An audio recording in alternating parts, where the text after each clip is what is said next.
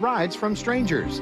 Best wishes to all our kids from the entire team at Mike's Western Suppliers and CL Western Apparel. Family owned and proudly serving our community for over 30 years. That's GetETHOS.com. Let's go! This is Seattle Sports. Streaming through the Seattle Sports app. KIRO AM Seattle. KIRO FM HD2 Tacoma. This hour is brought to you by the Harnish Auto family. Give me a freaking auto! From the Quantum Fiber Studio, this is Brock and Salk on Seattle Sports. Brock Ewert is my hero. Jay Buhner just punched me in the kidney. Brought to you by Simply Seattle. We're going to accuse you of manager. Doesn't really work that way, Sherm. This is a show that has my name on it. It kind of does, though. Now here are your hosts, Brock Ewert and Mike Salk. Yep, let's go. Brock and Salk Show, Seattle Sports on 710, seattlesports.com, Seattle Sports app, and all of the podcast platforms out there. You know, each one of them, whichever one you like to use is fine. I don't really care. Just listen to the show. Whatever you want to do. I'm not going to sit here and, force you to choose one method or another. You want to use 97.3 HD2? That's what I do. If you're driving in your car, if you've got a newer car, probably has HD radio on it, feel free to just click on 97.3, figure out how to get to HD2. It's different in each car. And you'll hear the station crystal clear, man. It sounds great. That's what I do. So, be like me. Or don't. Whatever works for you. I don't really care. Lyle, you watch any baseball yesterday? I did, yeah. Me too. I watched a lot of it. What'd you think? What was just as you were watching, what was your emotion/observations as you were watching those 4 games yesterday? Emotions, sad the Mariners aren't in the playoffs. But just in terms of the games, I can't believe the Tigers have found a way to keep doing this with essentially one arm and 2 bats. Isn't it crazy? Yeah. I mean, that was probably the best game. Yeah, I don't know. I guess they were all pretty good. I mean, you had a 1-0 game in Kansas City. Well, not in Kansas City, but Kansas City against Baltimore. In Baltimore, you had a back and forth affair with the Mets and the Brewers. I didn't get to see any of the late game because I was out last night, but obviously the Braves a little tired after having to go coast to coast right after that win, and they get shut out by the Padres, and what they are able to do, and they have great energy in that building. By the way, San Diego's a really good baseball town. Did you think? Obviously, you're bummed out watching that the Mariners aren't in it. Did you feel like watching those teams yesterday, the Mariners should have been in it? I don't see any reason why they couldn't have been. Yeah. I mean, well, if you're asking about they should have won more games. Yeah. Do you feel like they were as good as the teams that were in there? Especially the way they were playing toward the end, yeah. I don't think they're that much worse than the Tigers, Royals. I mean, obviously they weren't. They were just a game or two over the course of the year. It's so hard because the Mariners pitching is such a difference maker. I just don't know what any of those lineups would have done against Mariner pitching if they had been in it yesterday. Watching those teams and their athleticism, though, that was one of the things that jumped out to me, is just how athletic most of those teams are. Certainly, Detroit and Milwaukee especially, and the Mets and the Roy. For the most part, those teams have a lot of athleticism and find a lot of different ways to get after you. The Padres have some, but there's no one formula that definitely works once you get to the playoffs. For instance, watching most of the Detroit-Houston game, Houston seemed old. Detroit seemed young. That's how it felt watching to me. All right, this one team feels like they are over the hill. They've been doing it for too long. This is sort of their last gasp, but they're kind of done.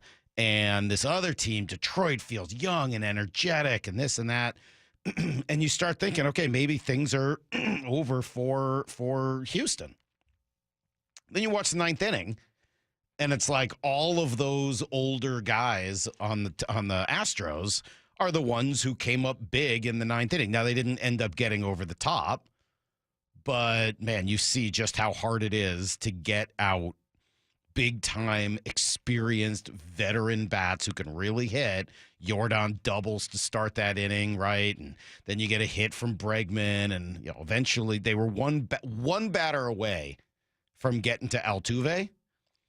And if that ball that Hayward had hit down the line that ended the game, it was a rocket shot right down the first baseline. 2 men on, 2-run game. That ball gets past the first baseman, Torkelson. Tie game, man on second, Altuve up. You want to tell me you don't think the Astros win that game at that point? They probably do. That's how close these games really are. But it's funny how after watching a game for 8 innings and thinking, oh, man, you can really see the difference in youth is definitely. No, all of a sudden at the end, all of that kind of twists on its head, and the closer for the Tigers had a look in his face like, oh, my Lord, what have I gotten myself into here? And was, I thought, fairly lucky to get out of it. So I'm going to try to not make overly sweeping generalizations about what I'm seeing in the playoffs and applying it to the Mariners, because I know how quickly they can change. And I also think that for the most part, all of the conversations we have about small sample size applies to playoff baseball more than anything else, right? That's literally the whole point, the actual point of the 54% thing. It's not that you're trying to only win 54% of your games, although I know that makes for a fun joke. What it is that if you can get there, odds are that you will probably make the playoffs, and you want to give yourselves as many bites at that apple because the playoffs can be weird and fluky. As you saw yesterday, 3 of the 4 games were won by the road team? The team that had the worst record during the course of the year? 3 of the 4 yesterday. It sounds right, yeah. Yeah. The only game that wasn't was the Padres, who got to sit around and wait for the Braves to fly cross country after a doubleheader clinch. That was it. Now, it doesn't mean that all of those teams are going to win the series in advance and this and that. It's just the point that this is where small sample sizes and, luck do become a part of it. So I'm going to try to avoid it. I'm going to try not to watch any of these teams and go, oh, that's what that's the key. That's how you win in Major League Baseball today in the playoffs, because I'm not sure it's as simple as that. But I was certainly struck by the athleticism. Certainly, just watching those teams in general and thinking about how the Mariners did make changes over the course of their season to get more athletic, right? They did. I mean, bringing in a Rosarena, bringing in Victor Robles, that made them more athletic, no doubt about it. Playing less of Mitch Haniger, less of, Ty France, once he was dealt. Those made your team more athletic. If you're going to play Luke Raley at first base, he is among the more athletic first basemen you're going to find in Major League Baseball. So, there are still major holes and flaws in this team. And I'm not putting necessarily, the stock that Jerry is in, these last 5 weeks, we showed, yada, yada. I just don't necessarily feel that way. Sorry. But I do think that they've started to make the right types of changes to the roster to make themselves fit in, the type and style of baseball that does seem to be on the rise. Eventually, when the young guys get there, then there'll be a little bit more, you'll see more of that. That's what they drafted in Ty Pete and Colt Emerson, and that's what they have in, Felnine Celestine, and the rest. These guys are athletes who play baseball, not just baseball players. And there is a difference. They've got those coming, but they're not going to be here next year.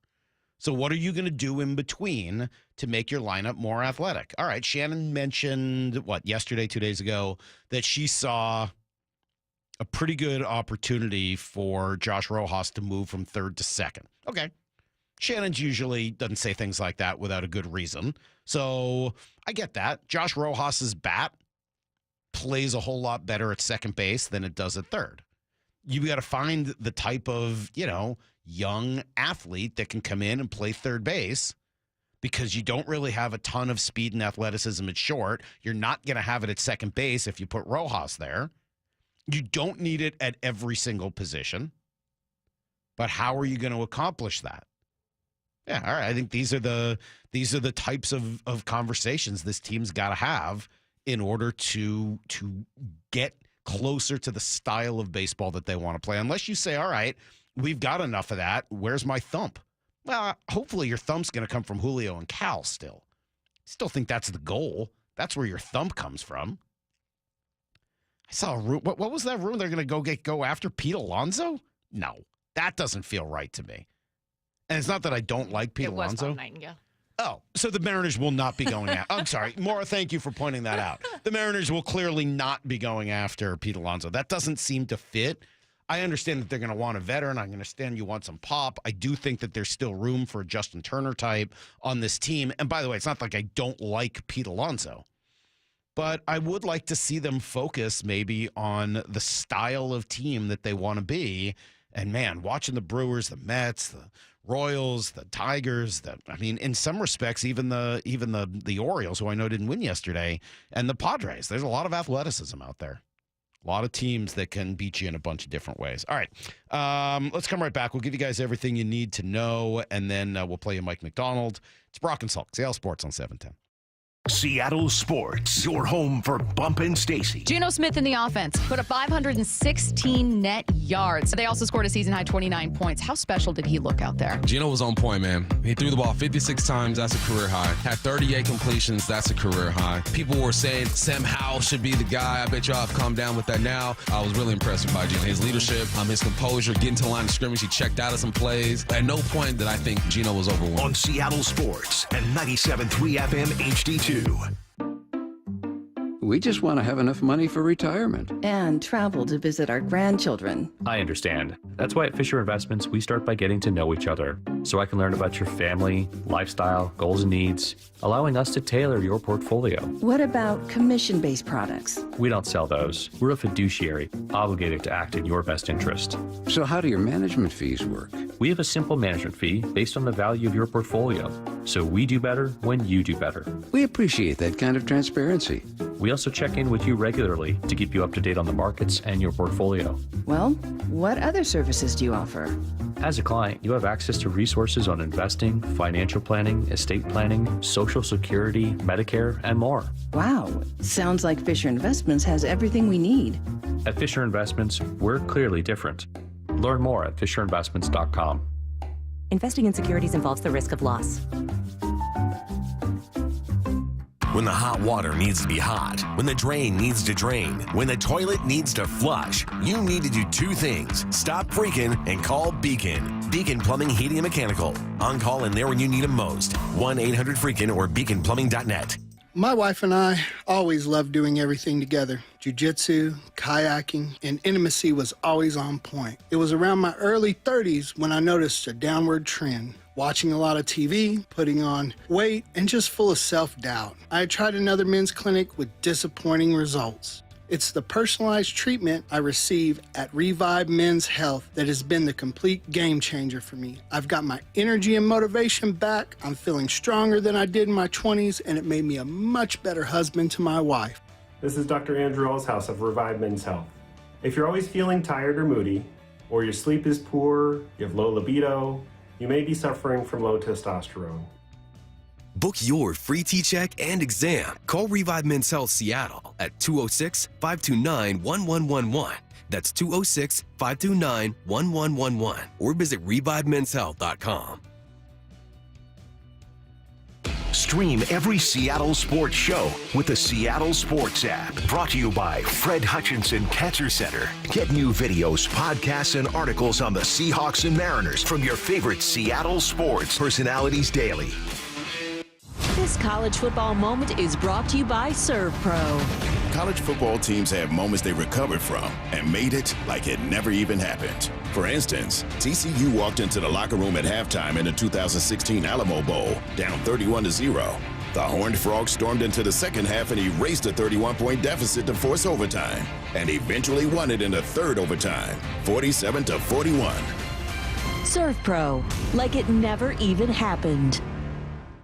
Before you buy generic Viagra, try this hack to get 9 tablets for just $7. Prescription and shipping are free. All you need to do is go to FridayPlansRx.com and answer a few medical questions. A doctor reviews your answers and prescribes you online for free, if appropriate, 9 tablets of generic Viagra for just $7. Go to FridayPlansRx.com. Yes, that's right, 9 tablets for $7. FridayPlansRx.com. Restrictions apply. Paid for by FridayPlansRx.com. The Mike McDonald Show. The first word from the head coach after every Seahawks game. We want to play a certain way, and you're just going to chisel away at it every day. Presented by Emerald Queen Casino. 911, what is your emergency? There's a fire in my building. Please send help right away. What is the address of the fire? My address. It's, hold on. Oh, wait. The fire sprinkler just went off, and it's putting out the fire. Good to hear. The fire department will still be dispatched as a precaution.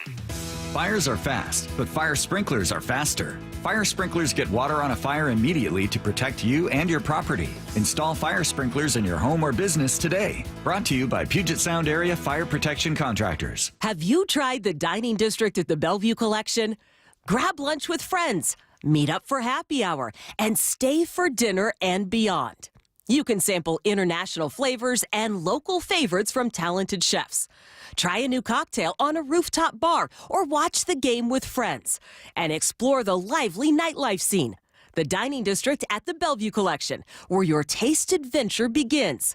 Learn more at BellevueCollection.com/dining district. If your home's heating system is 10 years or older, it needs a tune-up. Your furnace and heat pump work extremely hard, and after 10 years, wear and tear can cause a failure. The last thing you want this winter. Deere Services is now offering a heating system tune-up with a no-breakdown guarantee and no service fees for just $49. A thorough inspection and recalibration for just $49. Visit DEARservices.net. Make an appointment, and we'll be there within 3 hours. Deere Services, Seattle Seahawks small business partners. My Seahawks jersey is more than just a piece of clothing. It's a symbol of the unique spirit of my city. Creating a sense of community and belonging. A bond uniting us and a love for the game. This is my jersey. This is my jersey. This is my jersey. This is the Pro Shop. You can find your new favorite jersey at the Seahawks Pro Shop. Shop online at Seahawks.com or visit us at the Landing in Renton or Lumen Field. This hour is brought to you by the Harnish Auto family. Need to know. Brought to you by Ben's Plumbing, Heating, and Air. 15 minutes past every hour with Brock and Salk. Here's what you need to know. Up first. The NFL schedule waits for no one. A day later, and the Seahawks will have to get right back to work with another game, this time on short rest with the Giants in town on Sunday. Mike McDonald's assessment of Detroit, I would say, actually gives a pretty good clue into how he views his own team. Asked yesterday about their offense, he said, they're really good. They're really good. They're really good. They had a really good plan. They got really good players. They got great coaches. They're really good. And look, that's the NFL. I mean, you got to go beat really good teams, and we didn't beat them. So like we want to be the team that we want to become. We got to go beat good teams. I love that answer. It was a little awkward, like a lot of the interview, and we'll play for you coming up here in about 15 minutes. There are some awkward pauses and back and forth, and I don't know that I'm quite on the same page yet in terms of how to ask him questions. Hopefully we'll get there. But that question was, how good is the Lions offense? Really good. Really good. Really, really good. They're really good. I mean, he said it 4 or 5 times, but I love the end of it. Like, yeah, you got to beat good teams. And if you want to be good, you got to go ahead and beat those teams, and we think we're ultimately going to be able to. His answer on how physical the Lions were is pretty similar. Look, they're a physical football team. They do. I mean, just like I said all week. I mean, they're a sound, hard-playing team with good players. They're well coached, but I consider us a physical football team too. It's just you look at the plays, and it just wasn't. Yeah, I mean, there's some battles where they're winning those battles. There's some battles where our guys are winning battles. I mean, that's what's going to happen. I just love the way he views the game. And as much as it is a little bit odd and awkward, the interview, when I listen back to everything he says, I find a lot of real nuggets in there. And we'll go through some of that, of course, over the course of the morning. Maybe the strongest statement of how that loss was viewed nationally, ESPN's power rankings saw the Seahawks fall, but just 2 spots. They go from number 4 to number 6.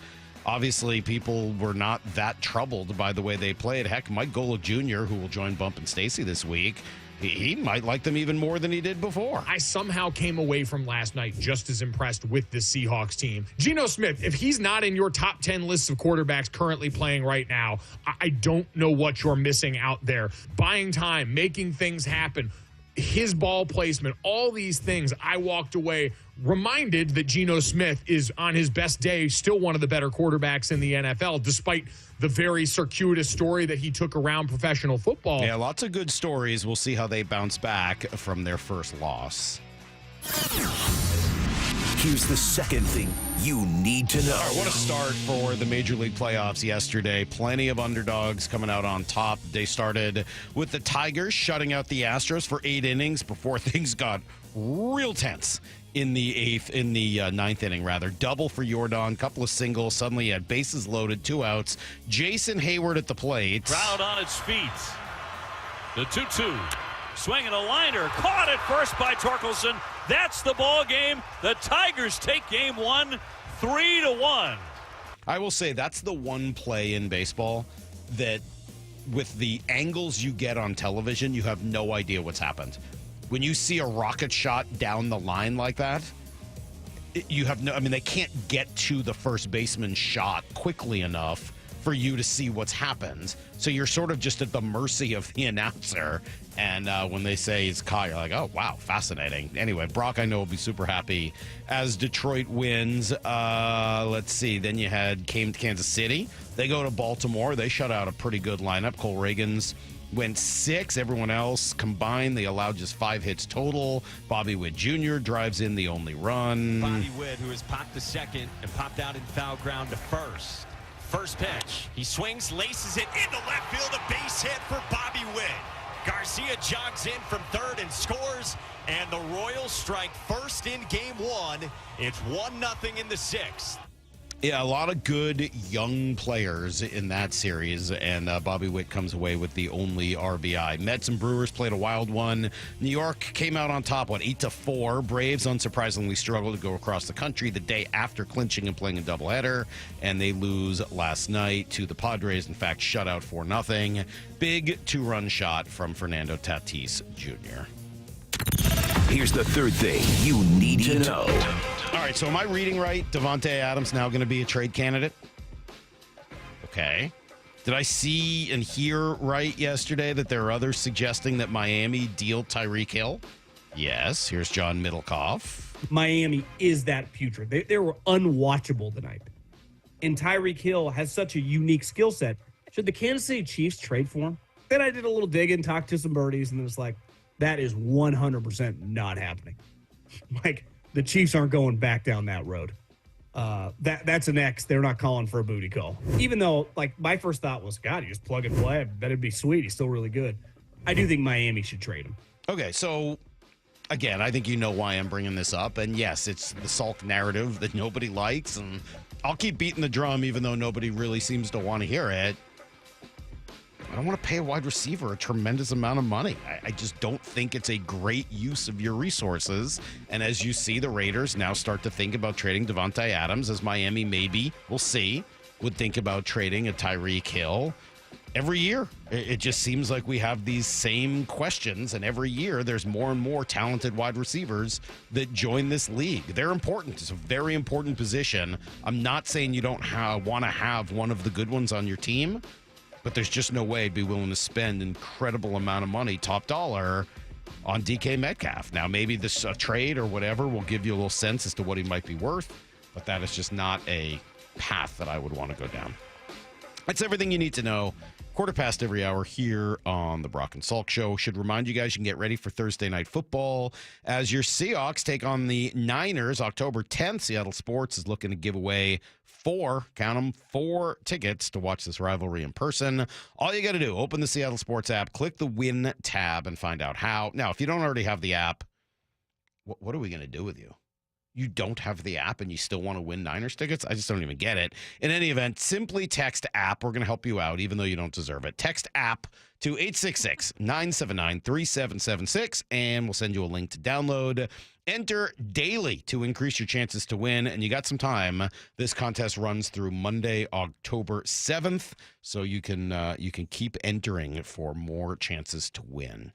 I'm wondering if that's how the Oasis presale works. I threw in a couple of different email addresses to try to get on the Oasis presale. Now, they're not coming to Seattle, so I kind of have my choice. Oh, you're going to travel to see them? I don't know. I'm not committing to that. But there are five cities in North America: Toronto, LA, New York, Chicago, Mexico City. So I entered for Mexico City because, hey, maybe you'll travel to Mexico City and spend one night seeing Oasis, and Chicago, just because I like that city and it's, easy to get to. So that was, we'll see. We'll see what happens. I'm not putting a lot of stock in it yet, Maura, but yeah, I'd consider it. Good luck. I like live music, man. I enjoyed last night. War on Drugs was awesome.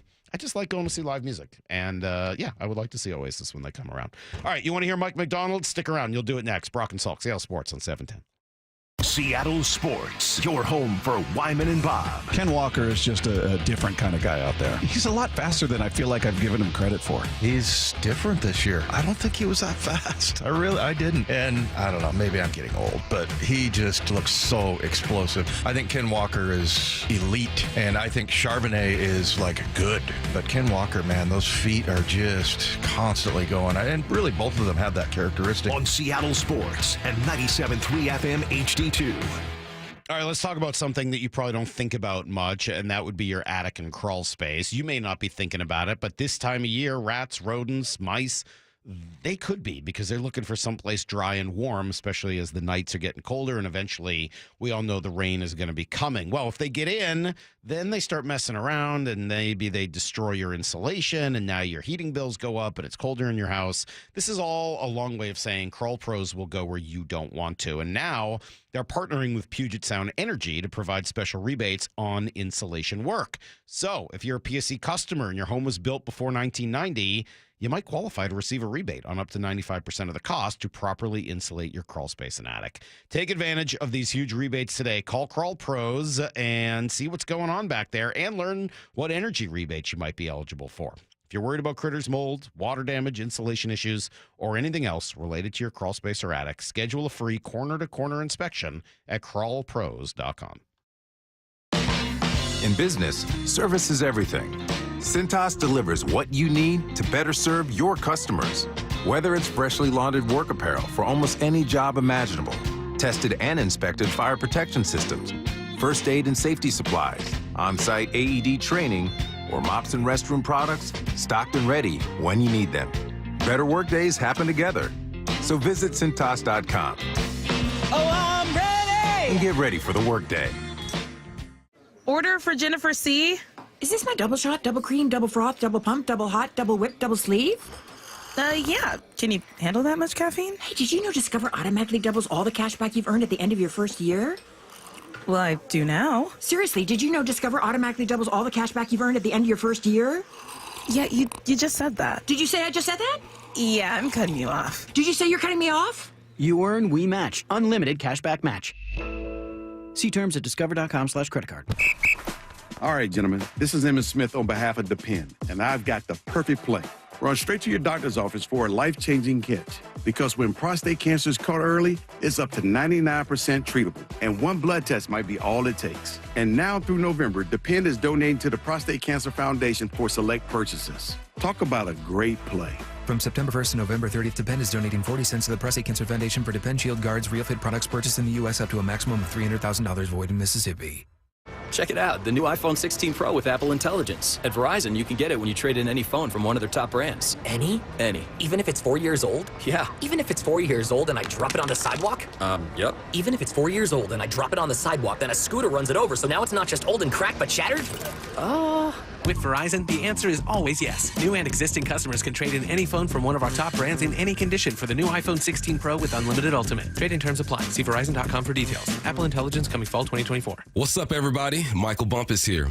Are you looking for quality fencing? Look no further than Contour Fence. Locally owned and operated and serving the Puget Sound area since 1984. They specialize in residential and commercial fencing solutions as well as fence repairs. Visit contourfence.com to learn more about their services and use the code HAWKS10 for 10% off any repair or replacement. Schedule a free consultation directly on their site. Contour Fence, your trusted partner in fencing solutions. Visit contourfence.com today. Seahawks Player Spotlight. Man, it felt good to go out there and be able to contribute. Exclusive interviews with your favorite Seahawks. You know, we got a genius as the head coach. Every day with Wyman and Bob. Hey, Brock Heward here with Shannon O'Kelly, President and CEO of IRG Physical and Hand Therapy. And Shannon, we're not just rehabbing injuries anymore. Now we're in the business of speed and performance. Talk to me. Yeah, Brock, we're really excited. We just opened up our IRG Physical Therapy and Sports Institute in Fremont. It's 5,000 square feet of AstroTurf rubberized flooring. We're not only going to treat your physical therapy conditions, but we're also going to help you as a patient athlete, a recreational athlete, work on strength, speed, explosion, vertical explosion, horizontal explosion. I mean, we're going to create an athlete out of you and get you back to activity at your best. What was the genesis of this? Oh, there's a huge need out there. I mean, you talk to people and you start looking at patients that are going through rehab. Rehab is just part of the processing, getting people to a point, but then the next point is really doing the strength and function explosion and the athletic training skills that everybody wants and needs. Schedule online right now at irgpt.com, irgpt.com. Well, this week's First Mark Challenge victory goes to Brandy Cruz. Hey, Brandy, why? Why First Mark Insurance? Service. I wondered for a second whether I was getting the VIP treatment, and I kind of asked, hey, is this what you do for everyone? And they're like, of course. The whole First Mark Challenge is meant to be personal, right? So it really is tailored and meant to be a personal experience for every single person. I will say I've just done whatever is the quickest and cheapest type of insurance, and I realized while I was doing it, wow, this is what it feels like to get insurance as a real adult. We had a million questions, and they walked us through every step of the process, and then they're working for you. So they're not working for insurance companies, they're working for you. To experience that level of service really shows you what the difference is with First Mark. Brandy did it. My family did it. You got to do it. It's totally free. Take the First Mark Challenge. See how much money they can save you and how much better your coverage will get. Maybe you will be our next First Mark Challenge victory. Go to firstmarkinsurance.com. Brock and Salk's Rewind is presented by Toyota of Kirkland. The Mike McDonald Show. The first word from the head coach after every Seahawks game. It's a work in progress since the day you walk in the door. Presented by Emerald Queen Casino. Yes, sir! Coach, good morning. What time did you guys get back today? I'm not sure. I think it was like 4:30. 4:30. Well, sorry to have you doing this after the late night and all of it, but definitely want to hear about the game and your take on what you saw. What was the big difference yesterday between the two teams? Oh man, well, big difference was we didn't play well enough on defense, and they outplayed us on the offense. I mean, I think. That's basically just what it came down to. And then, on offense, I thought we had some opportunities to capitalize on, and we got behind the sticks a couple times and couldn't convert. But the difference in the game was our defensive performance. The eye in the sky doesn't lie in that coaching tape, whether it was last night, because you do have a short week, or it was this morning that you kind of took it in. Coach, what stood out with the actual film? It starts with me. We have to, look, anytime you're not playing at to the standard, quote unquote, or there's execution issues. I mean, the guys aren't trying to screw up. They're trying to do the right thing, and I'm responsible for how they play. And so that's it. So it starts with the head coach, especially when I'm calling the defensive plays. So the plan needs to be tighter. We got to make sure we're asking guys to do things that they can do.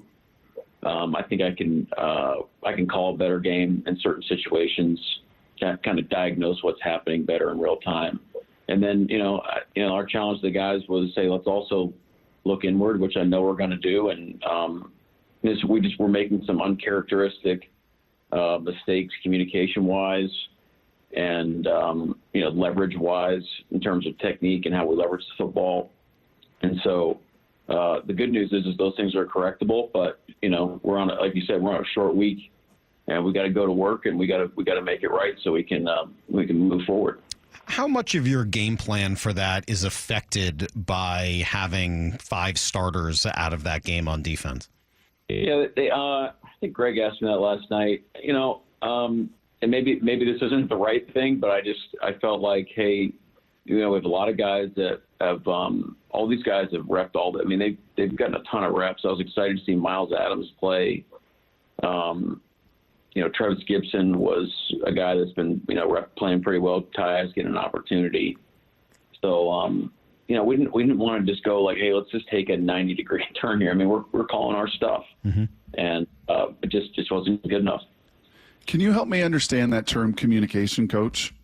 Because we've heard that over the years at times, and I think it's just from and not to throw any in particular incident under the bus, but just from what does that mean when you say communication issues defensively? Yeah, I'm with you, Brock, because normally you say communication, it just sounds like you're a circus out there, if you guys can't communicate well. So, that's the case with us, but, like when things move, are we on the same page? Are we able to anticipate, when the picture changes, how we're handling it and stay ahead of plays? I didn't feel like we were ahead of the play last night. And obviously, the big pass was probably the most glaring, but, there were several others throughout the game where it's not like we're like mental errors. It just felt like we weren't ahead, which, you want to be ahead of plays to give yourself the best chance to win that down. How good are they offensively? They're really good. They're really good. They're really good. They had a really good plan. They got really good players. They got great coaches. They're really good. And look, that's the NFL. I mean, you got to go beat really good teams. They're not going to. They're not going. And we didn't beat them. So like we want to be the team that we want to become. We got to go beat good teams. Anything they do in their plan, Mike, that was new, that was unique with maybe an extra day in a Monday night game? They do it like it's par for the course on how they've operated. They give you pictures that you've seen and kind of give you plays off plays, which they've always done a good job of that. They do a good job of scheming up the runs based off fronts. Their operation wise is sophisticated, and it's tailored to like what you do through the lens of how they operate. So they got a good thing going there. But I mean, look, like a lot of everyone has so much invested in offense throughout the league. I mean, everyone has, you turn on the tape and it's like, oh shoot, all these teams present problems and issues because I mean the variance is just it's not as wide as one might think, in my opinion. And so you have to play your best football every Sunday or Monday to have a chance to win. And there's certain games this year where we have, and it's just not consistent enough right now. And we didn't do that last night, and the results spoke for itself. How about their physicality? Is that different or at a higher level than what you see generally week to week in this league? Look, they're a physical football team. They're just like I said all week. I mean, they're a sound, hard playing team with good players. They're well coached, but I consider us a physical football team too. It's just you look at the plays and it just wasn't. Yeah, I mean there's some battles where they're winning those battles. There's some battles where our guys are winning battles. I mean that's what's going to happen. What did the 18 for 18 look like on tape? Were there opportunities, you said after the game, to kind of disrupt the ball and to deny the ball? Were there some chances there where, man, we could have disrupted a little more of their passing efficiency? Well, in some of the checkdowns that we were forcing, you want to, like when you're in zone, like you're happy with those. You're expecting to tackle those guys and limit the yardage.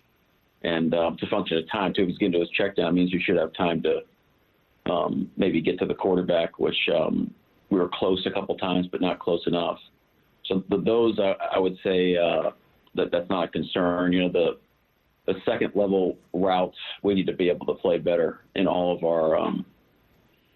our coverage structures. So that's something that really hasn't hurt us up to this point, but teams are going to do that to us. So we're going to have to get that fixed. And then we didn't do a good enough job to create those situations where you can be aggressive. This is, they were kind of on schedule pretty much the entire game. When we got them off schedule, it felt like in those passing situations, we had a chance to succeed, and we got off the field the minimum times we did. But that's what it looked like. Yeah. On the other side of the ball, obviously, you guys had a lot of success moving it. 395 yards from your quarterback. What'd you see from Gino yesterday? I sound like Burbank played a really good game.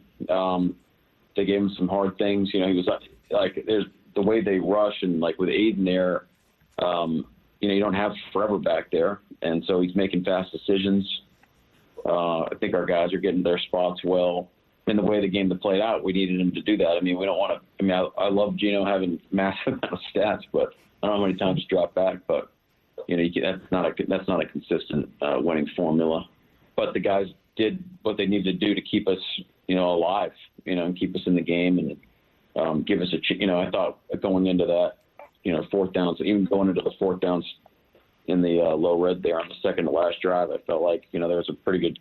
Not pretty good, but like there's still a chance for us there's a path to win the game. You got to give our guys credit for fighting it out the whole time. How about those guys up front? I thought Stone played, especially with whom he was facing, just did an awesome job of continuing to stand in their time. And again, how about the entirety of the offensive line group yesterday, Coach? Yeah, I agree with you, Brock. I thought they played well. Again, it's like the kind of the theme of the night is like they battled, man. They battled. When you're in a drop back game, that's a massive stress on your guys, and they fought their butts off. I thought, and so talking about communication, that was probably our best communicated O-line game up to this point with the looks that they were giving us and some of the pressures. I felt like we're all on the same page. Operation-wise, other than the fourth down, I felt like we were clean, and in that environment, it's a loud environment, and to do the cadence stuff that we're doing, I think I thought the guys did a good job. As we learn about you a little bit and sort of your philosophy on football, one of the conversations we've had, and not just us, but throughout sports radio and football fans everywhere, it's just been the value of running backs and how that's changed and been talked about over the last couple of decades. Watching Ken Walker last night, it sure seems like he brings a specific value to the offense above and beyond what the average running back or replacement back might be. Before I get to Walker, what do you think about running backs in general and their value in the game today? Well, I haven't really thought about it in those. I'm not like a running back philosopher. Look, it's kind of like you want really good players that are tough and play hard and can kind of get you the extra stuff. You got to be to me, it's like, can you become alive in the pass game? Can you block your tail off and all the pressure stuff, protect the quarterback, and can you get more than what the O-line blocks it for? If you can do all those things, which I think both of our backs can do. Now that I'm philosophizing, so I think that's I think it's pretty valuable, it seems like a bonus for you. The other thing is if you have tells on the backs that certain guys can only do certain things, defenses will take advantage of that. So with that as a background, what did you see last night from Ken Walker? Well, shoot, you don't need me to tell you. You guys saw it. The guy, the one play made in the flat to get the first down. I was like, have you ever seen a play like that in your life? Unbelievable. I think his skill set is so great, but I think what's underrated about Ken is just his will and competitiveness. This guy is just fighting and clawing for every extra inch, and it's a bummer we lost the game because he had a heck of a performance. So inquiring minds want to know out there, Mike, this has been a very common refrain on our text toy. Was the cross and toss in the game plan in the spring and in training camp, or was that stolen from the Detroit Lions a couple weeks ago when they ran the same little concept of the hook and ladder on 3rd and 15? No, we've actually – well, the Lions play was a little bit different than ours, but we've had that in for a minute. The Chargers actually ran that against the Ravens last year on a 3rd and 15. They converted. But that's all from Grubb. And I never told them to run that play or anything.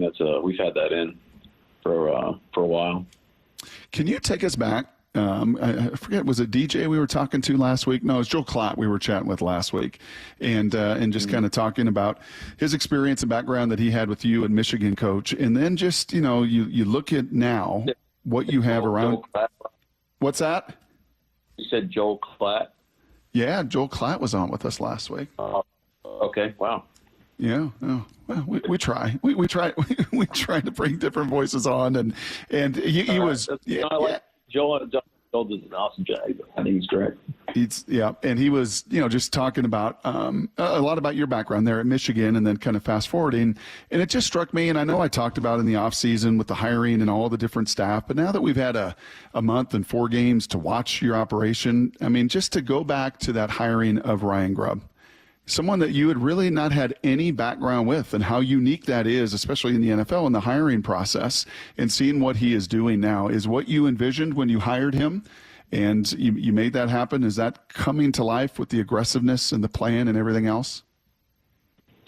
I'd say it's coming to life. I think it's on par with where our football team is. It's just it's kind of like envisioning like a horse race where you kind of one horse kind of takes the lead, one kind of slows down, then then the other one kind of accelerates and makes a big jump in progress. And like in all aspects of our football team, including our offense and Ryan and getting used to like his new staff and the NFL defenses. I mean, this is the first time that he's going against these coordinators.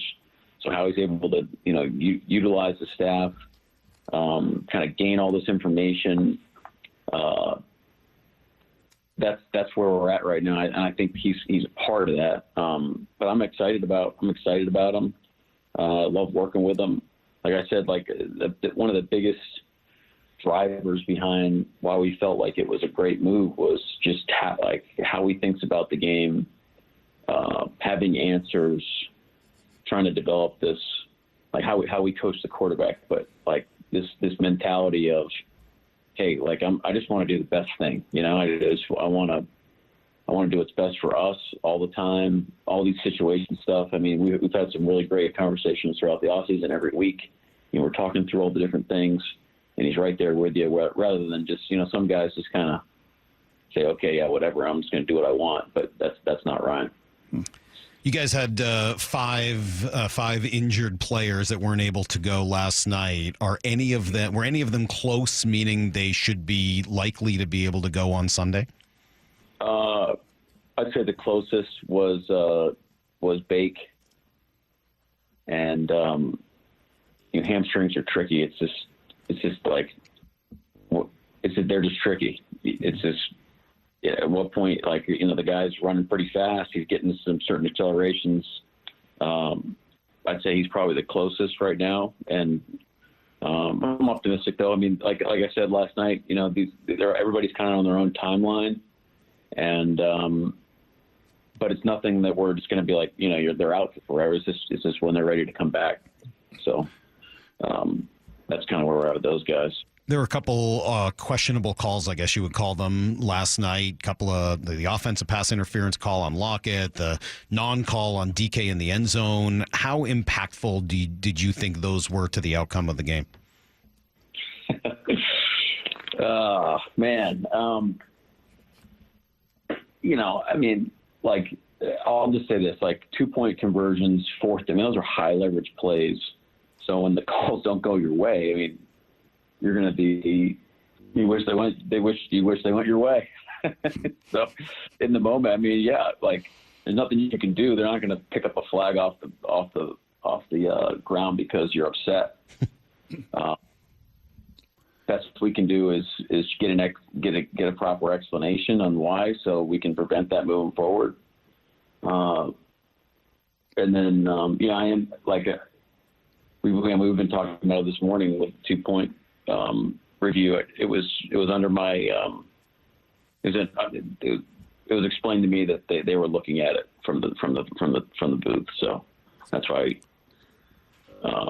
So that was on the that one they can't pick obviously the penalty flags up on the other judgment calls, but mechanically, Mike, there when DK's knee does hit down, and I'm sure the guys from upstairs were telling you, hey Mike, his one knee is 2 feet. DK actually caught that in bounds. Can you throw the red flag there? Can you call a timeout? Can you stop the game to make sure, like, hey, hold on a second, guys, take a second, third, and fourth look at this because our guys feel very clearly his knee is down. Is there that opportunity to do that, and did you do that? Well, we didn't have a great TV view in real time, but what was going through my mind was we had now we have one from the one. We didn't have a clear look at it from up top, and they were reviewing it in the booth. So if you did challenge it, in hindsight, you force the issue a little bit more. I guess is probably the best way to look at it, and. But timeouts are going to be valuable in a game like that, and when it's coming down to points, you definitely want to utilize that tool. But just in real time, we didn't have a great look, and they said they were looking at it, so I just felt like it was best to trust what they were seeing upstairs, and then go from there. Based on, you said, getting explanations from the officials, is there anything you would tell Tyler to do differently on that play where he was called for OPI? I'll just keep the coach. I mean, I don't really want to go into the coaching points with it, but right now, we want to make sure that we're coaching the right stuff. But you look, I don't know. I just we'll get an explanation and we'll keep coaching it. And next time, hopefully, it goes our way.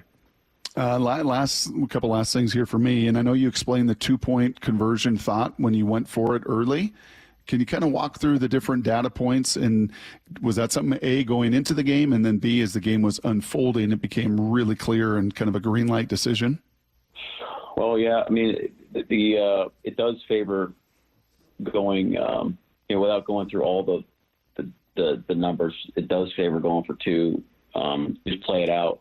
You get at some point you get 2 opportunities to get a 2-point conversion, which about evens out. If you get both, if you get the first one, now you just need the touchdown, and that's a path to winning the game in real time. If you you get 2 opportunities for a 2-point conversion. If you only get one, now you're looking at going to overtime, and now you're still at a 50-50 proposition about winning the game. So that's kind of the numbers behind it. Our philosophy is really game to game. So going into the game, we're not like hard set either way. But just the way the game was going and how our defense was playing, I just felt like, and our offense was moving all pretty good. I just felt like, hey, if we had a chance to win this thing in regulation, let's do it. The way everyone's playing has to factor in. Brock and I were talking earlier about the very first punt of the game and saying that we both agreed with it in the moment, but if you had known the way the rest of that game was going to play out, would that have changed the way you viewed a situation like that? Well, how would I? You wouldn't be able to know. I get it. Yeah. If that had been in the third quarter, right? If it was a 4th and 1 at the whatever it was, the 44-yard line in the third or fourth quarter, does the data point then change? It became more aggressive, obviously, as the game goes on, but it also doesn't account for how well you feel about your both your units. So we actually played it more aggressive later in the game than the model wanted us to. Coach, we appreciate it. Sorry about you having to do this after the late night and the travel and all of that. Be a normal week and next week as you guys play on a Sunday, and then we'll talk to you on Monday morning. Thank you. We appreciate it. We'll talk to you then. All good, guys. Thanks a lot. All right, there's Mike McDonald, head coach of your Seattle Seahawks, who does join us following every game, 9:30 the next morning with a replay, usually Tuesday mornings, but obviously with a Monday night game. We did the replay this morning, which was cool. We'll have Daniel Jeremiah to talk some more football with. That'll be, a couple hours from now? 2 hours? Not even, hour and a half from now, 8:30. We'll talk to DJ today, and we got some other fun stuff. We got a giveaway. We got a giveaway at 7:30. You got to really, I want to be clear. This was not my idea. This is a Brock idea, which I like. It's a good idea. Well, the giveaway was his idea. The content of the trivia questions was my idea. Oh, this was your idea? Yeah. Oh, good. You know what? Thank God. Because if either Brock or me, if either of us had thought of it, I think it would have been a little self-centered. It's Brock and Salk trivia. And you kind of have to go way back as a Brock and Salk listener. We're trying to reward some old school fans. We're trying to change up the trivia. We've had, different content each time so that if you're, some people aren't, as diehard of Right. listen to every result of every game, or they have struggled with some of the questions. So I thought this would be a different one. If you've been listening to the Brock and Salk show for a long time, this is your content. Yeah, we're going to reward some old school listeners, I think is the best way to say it. And we've got some deep knowledge Brock and Salk trivia coming up at 7:30 for somebody to win a Madden game for PlayStation. So anyway, Brock will be in here in a minute. We started a conversation yesterday that I'm not sure we ever really finished. And while we can kind of debate it, Coach going to have to make a big decision on it. It's next on Brock and Salk. Seattle Sports, your home for Wyman and Bob. Ken Walker is just a different kind of guy out there. He's a lot faster than I feel like I've given him credit for. He's different this year. I don't think he was that fast. I didn't. And I don't know, maybe I'm getting old, but he just looks so explosive. I think Ken Walker is elite, and I think Charbonnet is good. But Ken Walker, man, those feet are just constantly going. And really, both of them have that characteristic. On Seattle Sports and 97.3 FM HD2. Point! Hey, you okay? You don't normally miss those shots. I just haven't been as regular lately, and it's making me feel sluggish. You should try Metamucil. It's been a game changer for me. Metamucil's plant-based psyllium fiber helps trap and remove the waste that weighs you down. Ace! You're moving better than you were last week. Definitely. Metamucil keeps you moving. These statements have not been evaluated by the Food and Drug Administration. This product is not intended to diagnose, treat, cure, or prevent any disease. Learn more at metamucil.com. Hey, pet parents. With Progressive's collision coverage, you get extra protection for your cat or dog, because there's nothing worse than seeing your pet hurt. Like when you see their face after accidentally stepping on their tail, and you say, "I'm so sorry, Mr. Pickles." But as you kiss his nose and rub his little belly welly, you know Mr. Pickles is thinking, "You betrayed me." Anywho, Progressive pays up to $1,000 in vet bills if your pet is injured in an auto accident. Learn more at Progressive.com and watch where you step. Progressive Casualty Insurance Company and Affiliates. Collision coverage subject to policy terms. Not available in all states. In business, service is everything. Cintas delivers what you need to better serve your customers. Whether it's freshly laundered work apparel for almost any job imaginable, tested and inspected fire protection systems, first aid and safety supplies, on-site AED training, or mops and restroom products, stocked and ready when you need them. Better work days happen together. So visit Cintas.com. Oh, I'm ready! And get ready for the workday. Wesley Financial Group is not a law firm. Do you find yourself stuck in a timeshare? Get the real facts about the timeshare industry and your options for cancellation. Chuck McDowell, founder of Wesley Financial Group, has put together a free information guide that reveals the secrets the timeshare industry doesn't want you to know, including the 5 ways to get rid of your timeshare. Call now and get this timeshare cancellation guide absolutely free. Call 800-838-6161. That's 800-838-6161. 800-838-6161. The seasons are changing, and if you're thinking it's time to change what you drive, the incredible team at Toyota of Kirkland will get you charged up with the BZ4X. Toyota's all-electric crossover SUV features an estimated range up to 252 miles, getting you where you need to go. Test drive the BZ4X at the electrifying showroom at Toyota of Kirkland and take it home the same day. Visit in person today at Toyota of Kirkland or online at toyotaofkirkland.com. My wife and I always loved doing everything together. Jiu-jitsu, kayaking, and intimacy was always on point. It was around my early 30s when I noticed a downward trend. Watching a lot of TV, putting on weight, and just full of self-doubt. I had tried another men's clinic with disappointing results. It's the personalized treatment I receive at Revive Men's Health that has been the complete game changer for me. I've got my energy and motivation back, I'm feeling stronger than I did in my 20s, and it made me a much better husband to my wife. This is Dr. Andrew Allshouse of Revive Men's Health. If you're always feeling tired or moody, or your sleep is poor, you have low libido, you may be suffering from low testosterone. Book your free T-check and exam. Call Revive Men's Health Seattle at 206-529-1111. That's 206-529-1111. Or visit ReviveMen'sHealth.com. When you want to kick your weekend off right, Muckleshoot Casino Resort is always a big hit. Hey, it's your boy Cliff Averill. The biggest and the best in the Northwest is now bigger and better. Mark your calendar for a night of nonstop laughs with my guy and Washington's own Joel McHale, live at the Muckleshoot Event Center, Thursday, October 3rd. Gather your crew and meet up at Market 253 for delicious food and drinks before the show. Get your tickets to Joel McHale at muckleshootcasino.com, and please game responsibly. All roads lead to Muckleshoot.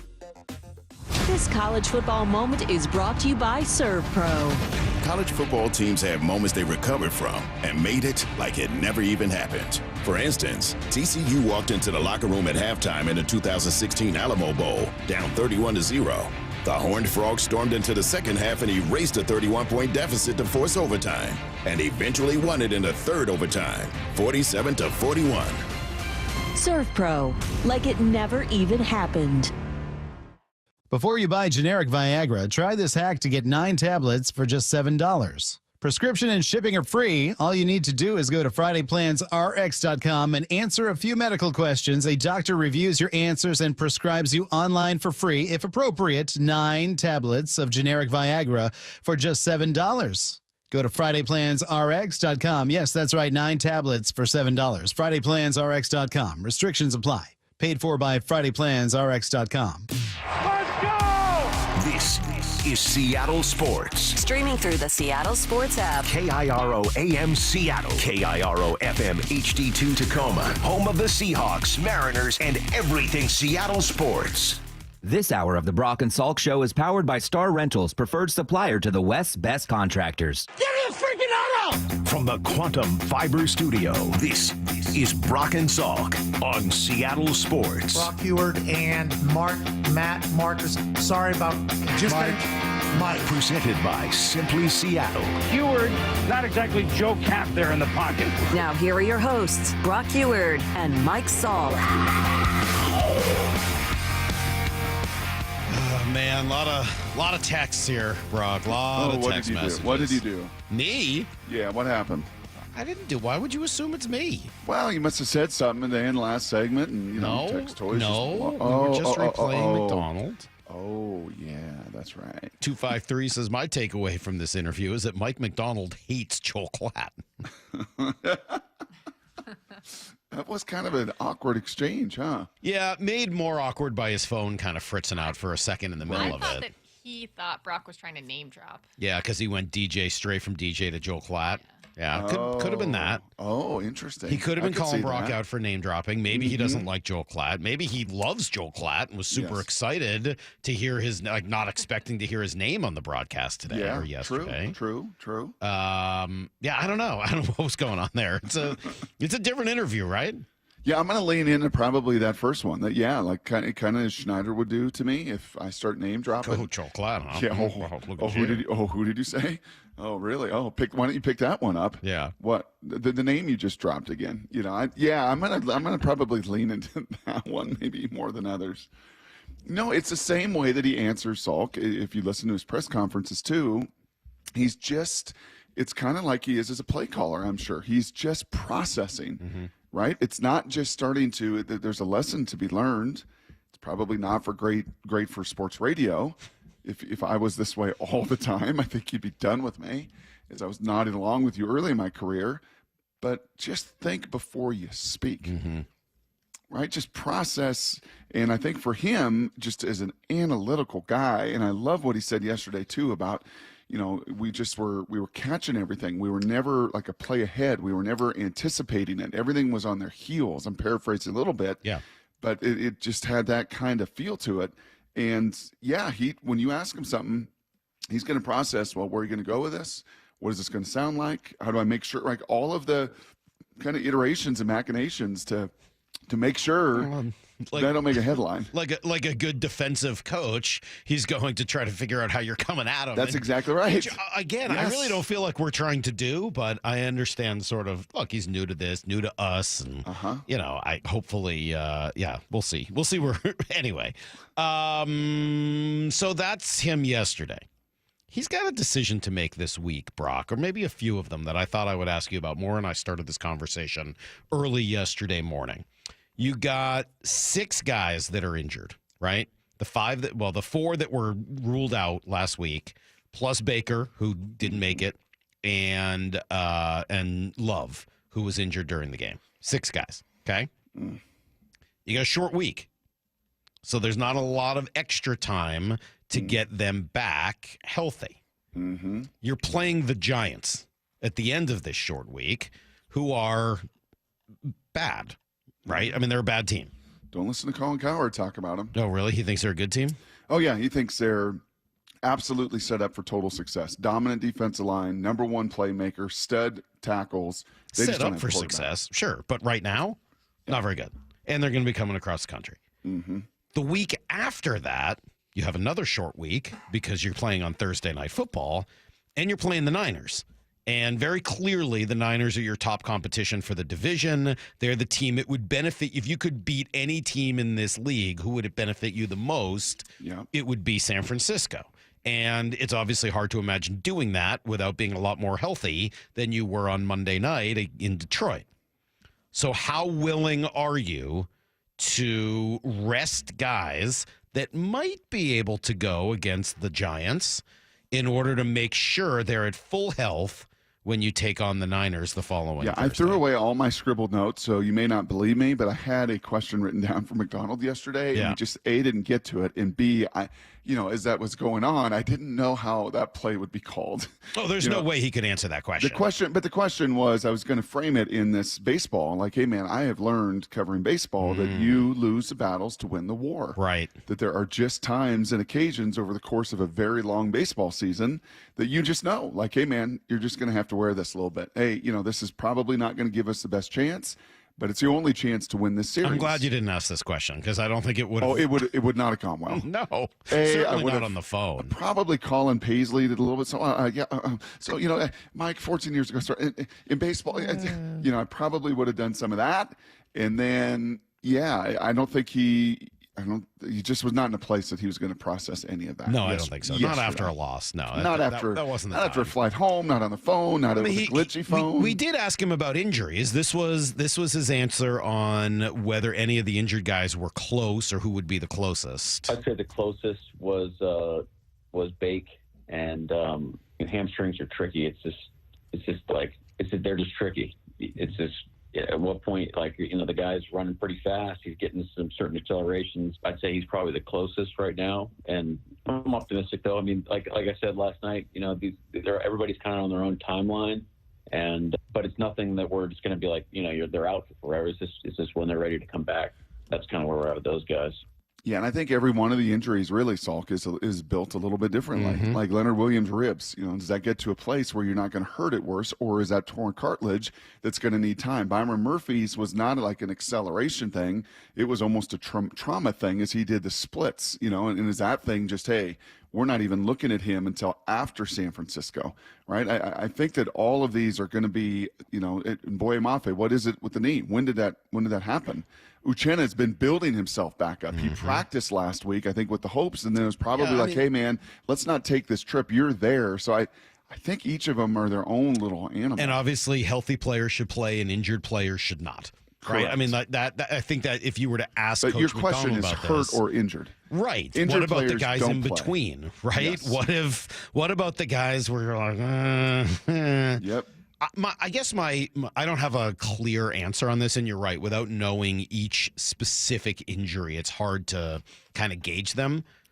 If I could get one or two of those guys back, I'd be a whole lot more willing to be patient with the others, I guess is my sort of philosophical answer. Not a running back philosopher. We know that Coach McDonald's not one of those either. Yes. But just if I had to give you sort of like, what's your philosophy? All right, you got 6 guys. If I could get like at least 2 of them back, I'd be really, really, really extra patient with the other 3 or 4 because I really want to make sure I'm good against San Francisco. Yeah, I would add one layer to that, and that is, okay, well, we got a chance to see life without them. Where is the biggest delta? Where is just these edge guys? Like, come on, Chenna. We've got to have Chenna back. Or Boye. We can't afford to go into this game against these tackles and this scheme and everything else, and not have those two because unfortunately Gibson and Bowser just were not. There was a massive drop off versus, okay, your thigh's not good, but Kayvon, he's played some great ball for us, and we feel pretty comfortable, and this is a team that doesn't really have great tight ends to stretch, or, all of those conversations. I think you probably add some of that context. But I'll say this, too, just having this conversation, I don't know if going into the year we looked at, these first three, pretty favorable. I mean, we did. We knew quarterback situations and everything else, but first three games, pretty favorable. Next three in 11 days, and two of them are two of the best rosters in all of football with Detroit and San Francisco, and sandwiched in a New York game that is not certainly a must-win, but, boy, you'd like to win because it just continues to give you some of that margin, right, and some of that opportunity to do just this, do the very best for the players and don't rush them before they can really go. A lot of text messages. Mike McDonald's just answering questions so he won't get fined, Salk. What do you think Marshawn whispered in his ear that day? That's a good one. 509 wondering if Brock would go back to being the guy that just sits there and nods. All right, well, for those who remember Brock's nodding years, you're going to be in luck here in about 20 minutes because today's game show, in order to give away a copy of Madden, you got to remember that era. We're going way, way back. Big time Brock and Salk trivia today at 7:30. Take. Yeah, and Lousy Larry and Babbling Bob and A+ Andrew and all you guys. This is your chance to kind of make your name. Yeah. Hard-working little Rocco out there in Bonnie Lake who just couldn't quite finish. But, 206, my take from your interview was the coach just didn't get his full night's sleep that he usually likes. I would agree with that. That's true. Yes. 206, less impressed with us. Face it, you guys are dorks, and you blew the interview yesterday. Read the room. He wasn't ready for your over-thought-out questions. You guys sounded like Jim Moore trying to interview Mike Leach, trying to force him to be who you want him to be. Whoa.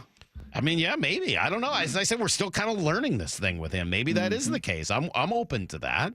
And then this is sort of the opposite side. Salk, I love the question. Every win in the NFL is gold. If the guys can go, you have to play them because if you go into San Francisco 4-1, that's amazing. I understand that philosophy. Yep.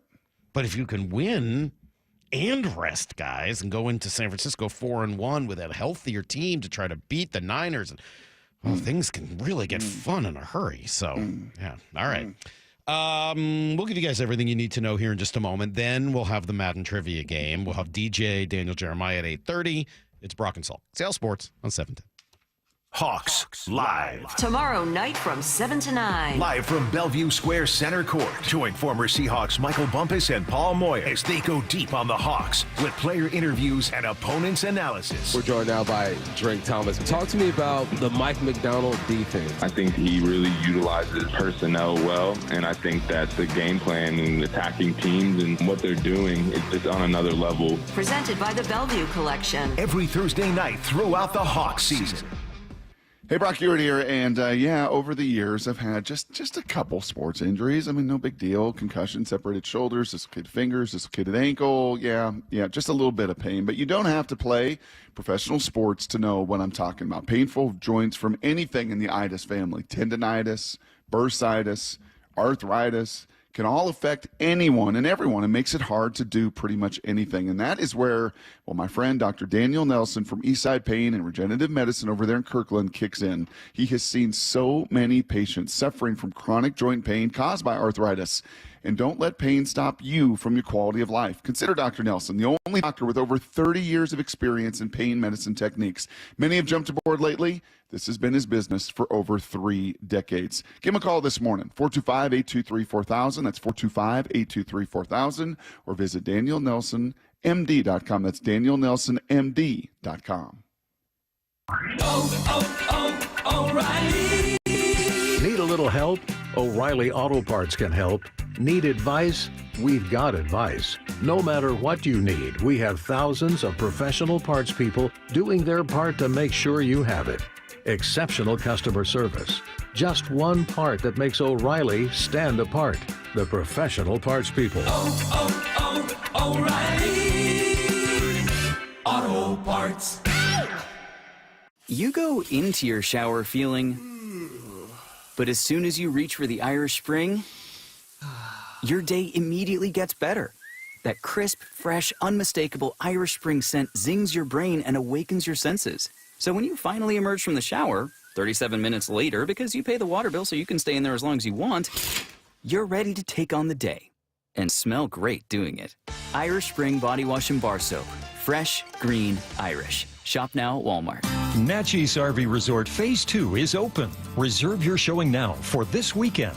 Ty, tell us about it. Our Phase 2 features a release of 12 extra-large RV lots starting at only $89.9, complete with full hookups. Don't have an RV? Come see a stunning turnkey park model. It's the perfect way to make Natchez RV your home away from home. Natchez RV Resort has 300 days of sunshine and year-round family fun. Fishing, hunting, snow skiing, golf, river rafting, outstanding wine tasting, and more. Our 4,300 square foot clubhouse is now open with gourmet kitchen, great room, fitness center, showers, and laundry. Completed are the pickleball courts, playground, dog park, and miles of recreational trails. The saltwater swimming pool and hot tub are just a few weeks away. So reserve your showing now for this weekend, featuring 12 extra large lots from just $89.9. 800-422-6009. 800-422-6009. NatchezRVResort.com. Oh no, your furnace died. Your hot water heater's leaking. Your drains are clogged. Your AC's blowing hot air. Inconveniences? No, they're emergencies. Don't fear. Call Deere Services. Visit DeereServices.net. Make an appointment and we'll be there within 3 hours or give you $100 credit. And get this, you will never pay a service fee. Bookmark DearServices.net because if you're a homeowner, it'll happen to you someday. Deere Services, there when you need us most. We are Seattle Sports, the home of the Seahawks, Mariners, and everything Seattle sports. Watch your favorite show live at seattlesports.com. Research shows well-maintained trees significantly increase home values. So there is such a thing as a money tree? Find your next money tree at Big Trees, Washington's premier tree sales and transplant company. So while money doesn't grow on trees, reap the benefits of a yard landscaped with trees and increase your property value at the same time with Big Trees. For hours, directions, and to find your money tree, visit BigTreeSupply.com. Beauty, privacy, instantly. Big Trees. This is the day of the big sale at your gift shop. Welcome in. So this isn't just a big day for your business. It's a big day for the network keeping it all connected. That is, if it can handle the pressure. Next in line, please. So is it possible to get business internet you can really count on? It is. With 99.9% network reliability from Comcast Business. It's like this neat little bow. Do you like that gift wrap? Really ties it all together. Reliable internet for your business. It's not just possible, it's happening. Comcast Business, powering possibilities. Switch to Comcast Business and get started with reliable internet and advanced security for $49.99 a month for 12 months with a 2-year agreement. Plus, ask how to get up to a $500 prepaid card with a qualifying internet package. Don't wait. Call or go online to switch today. Offer ends 10/13/24. Restrictions apply. New customers only with 150 megabit per second internet. Eco bill and auto pay required. Equipment, taxes, and fees extra. After 12 months, regular rates apply. 1877 Cars for Kids. KARS Cars for Kids. 1877 Cars for Kids. Donate your car today. Donate today at carsforkids.org. That's cars with a K. Your car can be picked up as soon as the next day. Receive a tax deduction and vacation voucher. 1877 Cars for Kids. Donate your car today. Now accepting donations of land, homes, buildings, or any kind of real estate. Need to know. Brought to you by Ben's Plumbing, Heating, and Air. 15 minutes past every hour with Brock and Salk. Here's what you need to know. Up first. Yeah, that NFL schedule waits for nobody, Brock. A day later, and the Seahawks just got right back to it. Another game, this time on short rest. They'll now have 2 games on short rest, with Sunday against the Giants, and then next Thursday in home against San Francisco. I just going back and thinking and listening to Mike McDonald, his assessment of the Detroit game, I think gives you a pretty good clue into how he views his own team when we asked him how good the Lions offense was. They're really good. They're really good. They're really good. They had a really good plan. They got really good players. They got great coaches. They're really good. And look, that's the NFL. I mean, you got to go beat really good teams. And we didn't beat them, So like we want to be the team that we want to become. We got to go beat good teams. I love that. Yes. Yeah, there's no Northwestern. Like in Michigan, there were 8 games. Your talent was that much greater. There were 4. It so happened that I think Michigan State and K9 got them that season, and obviously Ohio State. There were a few NFL games, but there were like 8 where your talent was that much better. In the NFL, any given week, especially early, Salk, before injuries really start to decimate teams, and like Miami Dolphins right now, they've been a 4-string quarterback. Like, okay, over the course of a season, there are certainly weeks where there is a bigger baked-in advantage by personnel and injuries. But not really the first 4 or 5 weeks. Not really the first quarter of the season. Most of these rosters are pretty good. And as I said, even these Giants coming in here now, like their D-line is a problem. Thibodeau's a problem. Dexter Lawrence is a problem. Like they got some, and their stud receiver who got knocked out of last game. We'll see if he's able to go and make the trip coming off his concussion. Dude's a problem. So, yeah, every team's got problems. Detroit, though, on Monday night, maybe about as many problems as anybody you could have possibly faced on the planet. Well, maybe the strongest statement of how that loss is being viewed nationally would be ESPN Power Rankings. They only fell 2 spots from number 4 to number 6. So, yeah, I mean, like, I think people are kind of looking at it. I got Cowherd sound. I got Mike Golick Jr. sound. Let me play you the Cowherd because he, I think, feels just as strongly now, maybe more so. If I'm Detroit coming out of that game, I mean, if you'd have taken out the 4 best offensive linemen for the Lions and they hung and still went and made it a competitive game in Seattle, you'd feel pretty good about it. I mean, I'm Seattle. I'm coming out of that game thinking we got 516 yards. And Geno Smith, he was firing tonight. I mean, we all kind of see him as a B quarterback, but even rushed and flushed out of the pocket, had a lot of success tonight. So I wouldn't feel great about it if I'm Detroit. I'm at home. It's Monday night. Those home standalone games, the crowd is lubricated, ready to go. It feels like that's a 2 or a 3 point swing. That's pretty positive, right? Yeah. And he's not the only one. I think a lot of folks kind of looking at it and saying this team is still very, very dangerous even after a loss like that. Here's the second thing you need to know. Did you watch some playoff baseball yesterday? There was a lot of good baseball being played. 3 of the 4 games won by the road underdogs. Started with the Tigers shutting out the Astros for 8 innings. Things got pretty tense in the 9th, though. Double for Jordan, couple of singles, bases juice. Jason Hayward at the plate. Crowd on its feet. The 2-2. Swinging a liner. Caught at first by Torkelson. That's the ball game. The Tigers take game 1, 3-1. Yeah. Very tight. Good thing it wasn't the Mariners. That guy would have just put it over the wall. I know. Or it would have been like, 4 inches higher and it would have gone over his head, and then you would have had to deal with Altuve after that. Kansas City goes to Baltimore. They shut out a pretty good lineup. Cole Reagans and others allow a total of 5 hits, and Bobby Witt Jr. drives in the only run. They win it 1-0. Mets and Brewers back and forth. Really good baseball game again, with the Mets coming out on top 8-4. Braves, as we predicted, a little tough to go across the country after the day they had just had, and they get shut out 4-0, 2-run shot from Fernando Tatis That Jr. one probably the most relevant to lose the battle, to try to win the war. They just threw out some 21-year-old who made like 6 starts, right? I mean, they were just kind of worn down after all. You don't really have much of a chance. There's no war. I mean, like, you got to now win the next 2 games or you're out. You do. And there's some pressure now on Houston. There's some pressure now on Milwaukee.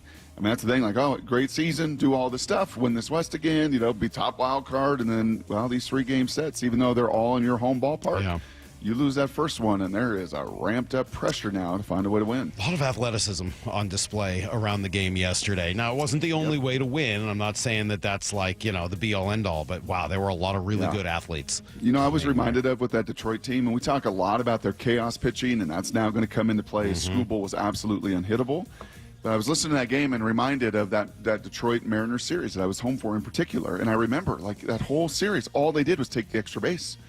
Like, they just, I think it was like 8 singles, if you remember that loss with Luis Castillo, and it's first to third, first to third, and first to third.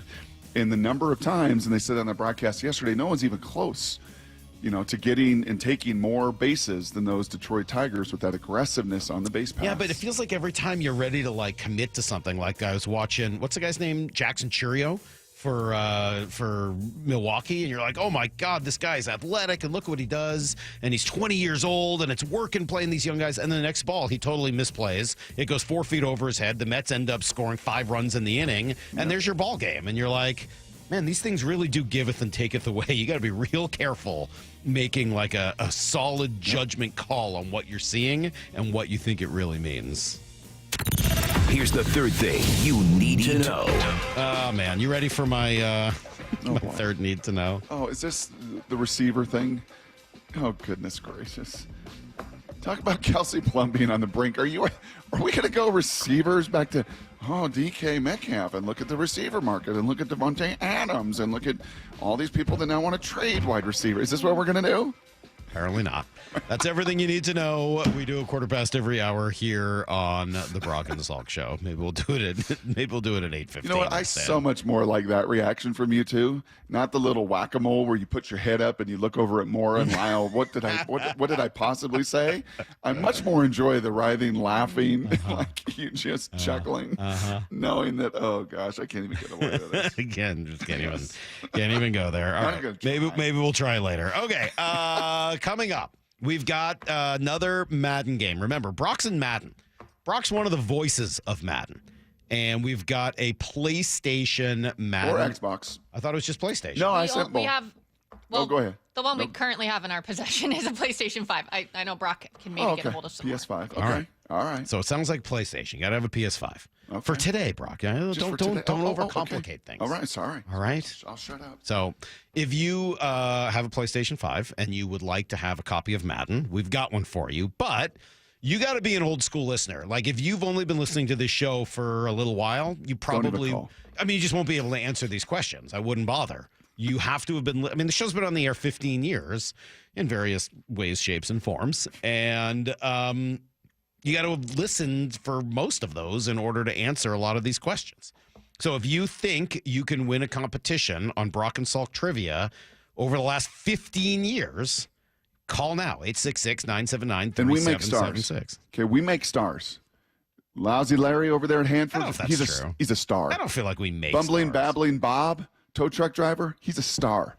Rocco, even though he just fell short at the finish line like Maura in the 200 meters, that day at Bonnie Lake Middle School, he was a star. Okay.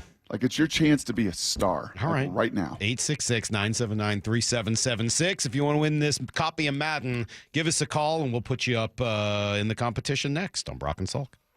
Seattle Sports, your home for Bump and Stacy. I gotta say, Bump, I don't really feel upset or worried or panicked after this one. Weekdays 10 to 2. This is not a game that once it came to an end, I thought, oh, I really hope they learned a lesson. No, I actually liked a lot. You have a bold statement you're ready to make. I don't know what it is. I'm going to tell you right now, the Geno that we've seen for 4 weeks, you can win a Super Bowl with Geno. You can win a Super Bowl with Geno Smith. Don't miss an hour of the show. Find the podcast at seattlesports.com. All right, guys, summer is done. It's time to shake off some of the extra fun and weight that you may have had and gained over the course of the last few months, right? Well, you don't have to do it yourself. I know it's frustrating, maybe feels overwhelming. Yeah, Eastside Weight Loss Clinic can be your teammate in this. They got no gimmicks, no tricks, no drugs, no injections, no fake food, just real food that you buy at the grocery store, and a great plan teaching you how to turn your body into a fat-burning machine and then keep it off for the long term. Schedule a free consultation online at eastsideweightlossklinic.com, and you'll get the secret for fast, lasting weight loss, again, using real healthy food that you buy at the grocery store. Thing works. Successfully has helped thousands of people lose 20, 30 pounds or more in just 60 days. For me, it was 35 pounds in 8 weeks, and yeah, you can start as well. You can go in person in Kirkland, or you can do it virtually from anywhere you live. Schedule your free phone consultation today. Call 425-588-0080 or go to eastsideweightlossklinic.com. Dr. Ryan Coogan, D.C. Results may vary. As fall and winter weather sets in, your lawn becomes a muddy mess, and your kids and pets bring the mud inside. But with Synthetic Turf Northwest, you can have a lush, green yard year-round. No mud, no mess. Their premium synthetic turf systems drain fast and stay clean, no matter how hard it rains. Right now, during the Fall Blitz, you can save up to $1,500 on a new synthetic lawn. So say goodbye to muddy paws and say hello to your dream lawn. Call Synthetic Turf Northwest today or visit syntheticturfnorthwest.com to get started. You know, someone asked me the other day, do you know how many devices the average home has connected to their Wi-Fi network? It's way more than I thought. So I actually went home and counted how many connected devices in my home. It is more than a dozen, all to keep us connected to the good stuff, our streaming, gaming, all the internet, and you name it. Well, Xfinity knows that the number of devices we have connected to our internet is growing by the year. And that's why they engineered their gateways to handle hundreds of connected devices, hundreds for real. And now through October 10th, get 150 megabit Xfinity internet for just $19.99 a month for 12 months with a 1-year contract, and ask how to get an eligible free 5G phone with Xfinity Mobile. Make sure your home Wi-Fi can handle everything you throw at it and then some. Visit Xfinity.com, call 1-800-XFINITY, or visit a store to switch today. Xfinity, bring on the good stuff. Requires paperless billing and auto pay with store bank account. Equipment, taxes, and fees extra after promo. Regular rates apply. Xfinity Mobile requires Xfinity Internet. Actual speeds vary. 1-800-XFINITY. Want to listen to Seattle sports on your smart speaker? Hey, smart speaker, play Seattle sports. This message is powered by the EQC Sportsbook at Emerald Queen Casino. Emerald Queen Casino, the entertainment capital of the Northwest. Are you a skilled HVAC tech looking for a top-rated team? Join Ben's Plumbing, rated 5 stars for exceptional service. Enjoy great pay and benefits, a supportive team, and a non-commissioned HVAC career. Visit benz.plumbing/careers to apply. Bonneville International radio station contests are open to participants 18 years of age or older that are residents of Washington State unless otherwise specified. Employees or agents of the station, Bonneville International Corporation, other area radio stations, or any entity associated with the contests are not eligible to win unless the station otherwise specifies at its own discretion. Persons who have won in the last 60 days from a station contest or event may not be eligible. Full general contest rules are available on seattlesports.com or in person at the station during regular business hours. The noon hour of the Bump and Stacy Show is powered every day by the caring and compassionate team at Pendergast Law Personal Injury Lawyers. Go to pendergastlaw.com. Buy a heat pump, get a furnace free. Now from Deere Services. You heard right. Buy a new heat pump, get a new furnace free from Deere Services. Save now and combine the year-round benefits and comforts of both systems, giving you warm winters and cool summers. Make an appointment at DEARservices.net, and we'll be there within 3 hours, guaranteed. And get this, no service fees. Buy a new heat pump, get a new furnace free now at Deere Services. Seattle Seahawks, small business partners.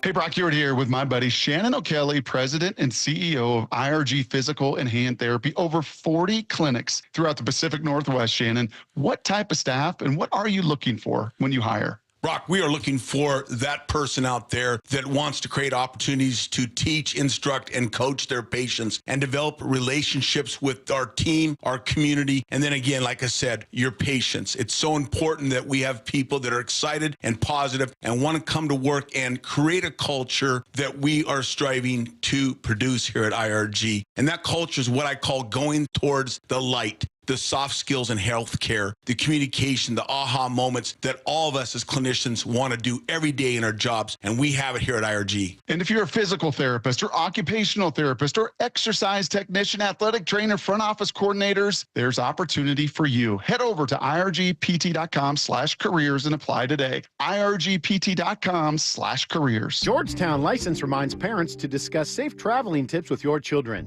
Plan a safe, well-traveled route to and from activities with at least one friend. Coach your kids to stay alert and be aware of their surroundings, and caution your children to never accept gifts or rides from strangers. Best wishes to all our kids from the entire team at Georgetown License, taking care of all your vehicle and vessel licensing needs for over 30 years. Online at georgetownlicense.com. From the Quantum Fiber Studio, you're listening to Brock and Salk. Weekdays 6 to 10. On Seattle Sports and 97.3 FM HD2. All right, we'll see how this goes. This was Maura's idea today. Brock and I would not have come up with the idea of Brock and Salk trivia. That is very self-centered, I would say. Right? I mean, that's not who we are. It's not who I am. Brock, maybe. I don't know. So in order to win this, you got to really know your Brock and Salk trivia.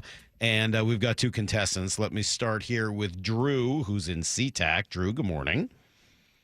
Hey, good morning, guys. What you think? How old are you? Do you have a good enough chance to win? Have you been listening for 15 years? I hope so. All right. Yeah, I'm mid-40s. I did win a couple contests way back in like your early years where you had to listen to a cowherd show and then answer a question on your guys' show. Wow. That's been a long time.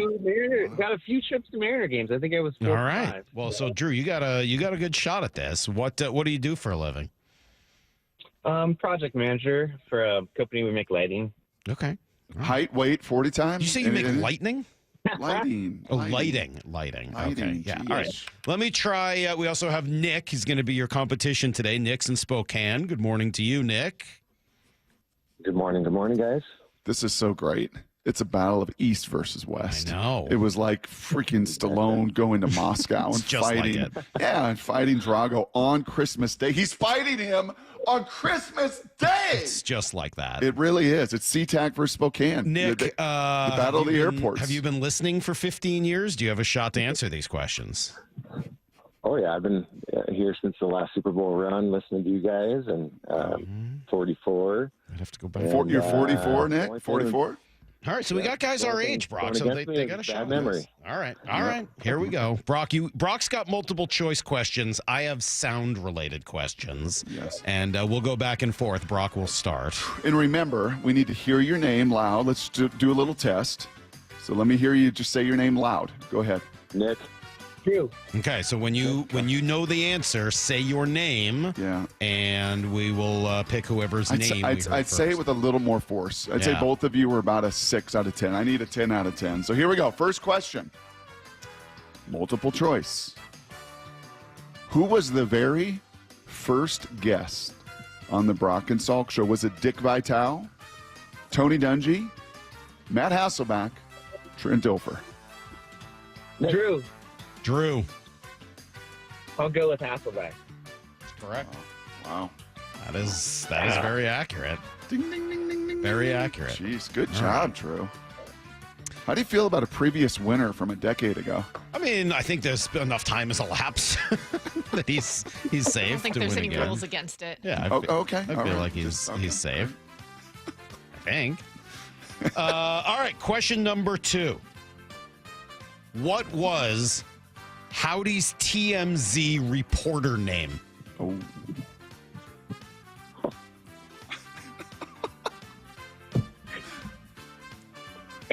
Nick. I'll say Drew. Nick first. Nick. What do you got, Nick? I'm just going to go Boy Howdy. No. Cam Chancellor. Reptile. This is Stu Dizzle, a.k.a. Scoop Dog. TMZ lead investigative reporter. Yeah, Scoop Dog. Come on now. Oh, my gosh. Stu Dizzle, a.k.a. Scoop Dog. Big miss. That's a big miss right there. Okay, question 2. Once again. Forgettable. It is forgettable. Once again, multiple choice. Ooh, this one is tough. Jeepers. Who is the only guest in the history of the Brock and Salk show that we hung up on and promised to never, ever have on our air again? Was it Marvin Demoff? Was it Nolan Naraki? Was it Vita Vea? Or was it Joe Tessitore? That's all you, Drew. Okay, Drew. Oh, all you, Drew. Tessitore. No, that was not Joe Tessitore. No. Nick, was it Marvin Demoff, Vita Vea, or Nolan Naraki? I'd go the second one, Vita Veda. We're looking for Nolan Naraki. That's Nolan Naraki. Yeah. Sorry. That was a hard one. That is a hard one. Yeah. I actually have that. You want that? We'd have Vita back on and Marvin. Here's the Nolan Naraki sound. Nolan Naraki, writer for Pro Football Weekly, joining us right now. You have been one of the people who has been very critical of Cam Newton. And when you write very disingenuous, fake smile, comes off very scripted, selfish, me first. Is that you or is that sources? I think that the entire report, I mean, it's a character assessment, and it's... Have you heard that? Have you heard those things from sources? Have you heard those things from evaluators? Absolutely. I don't think you need to reveal your sources, but he just sounded so sketchy talking about it. We went back and forth. Listen how young you were. I Sal. know. You were Very such a young journalist. I don't think you need to reveal. It goes on to say Nolan Naraki pissed me off. That guy really pissed me off. I know, yeah. Really? He wasn't allowed back on. Okay, so we got 1-0, just 1-0. All right. This is a video game question, since you guys are gunning for video game here. What video game is this from? You ready to rock some faces off, bro? I've got some more. Yes. Yeah, I got a lot of them. Let's go out there and make a difference. Uh-huh. You fail to amuse me. Mm-hmm. Shut your mouth before I shut it for you. Yes, that's a good one. Maybe Okay, I've got one stop. more. Stop. What video game series is all of that from? Dang, Saul, you made these hard. I have played these thousands of times on this show. You only have to go back a few years. I don't even remember the name of that video game. No. Well, Brightwing has secret for friend. Stop. Does friend know secret?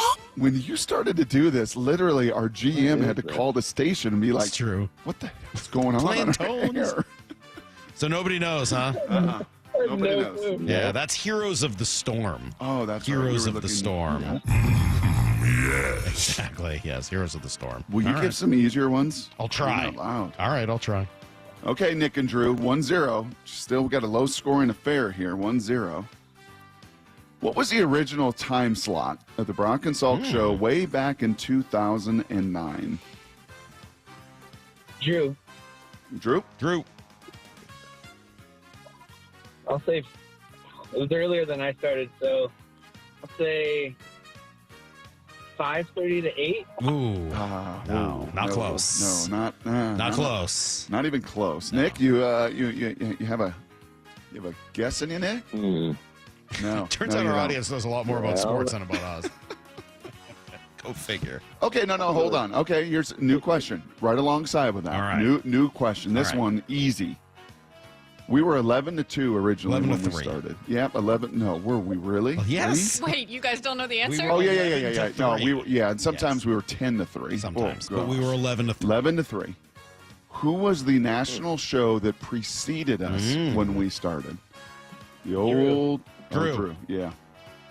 Cowherd. Yes. Yes. Okay. That's good. Nice job. Finally, someone on the board. Yep. No, that's 2 for Drew. 2-0. I know. Come on, Nick. All right. I'm trying. What do you say? You're trying? Trying's for losers. Execute. Get it done. Come on. Here we go. What series of commercials that often used to run during Mariner games featured a monster made of everything in its store? Drew. AM, PM. That's correct. What all this? Oh, you haven't seen the new fresh section yet? A lot of great options. Of course. There's rabbit treats, morning ice cream, plant nachos, elongated burgers. You mean veggie sticks, yogurt parfaits, salads, and subs? Tomato, right? Oh, you mean ketchup bomb. Right now, he's just going to play Tungus Sound until 8 So 8 a.m. now we really see why Salk was excited about this. So you could just play some of my favorite sound. Yeah. Okay, 3 more. So by my count, Drew's up 3-0. So that means, Nick, you kind of got to get it going right here. Wow. Nick, Drew, multiple choice. Which of these 4 has not, I repeat, has not been a producer of the Brock and Salk Show? Kyle Brown, Colin Paisley, Dave Pearson, Tom Wassel. Drew. I heard Nick. I heard Nick that Nick. time. Yeah, Nick. I think I heard Nick. Who has not been a producer, Nick? Colin Brown.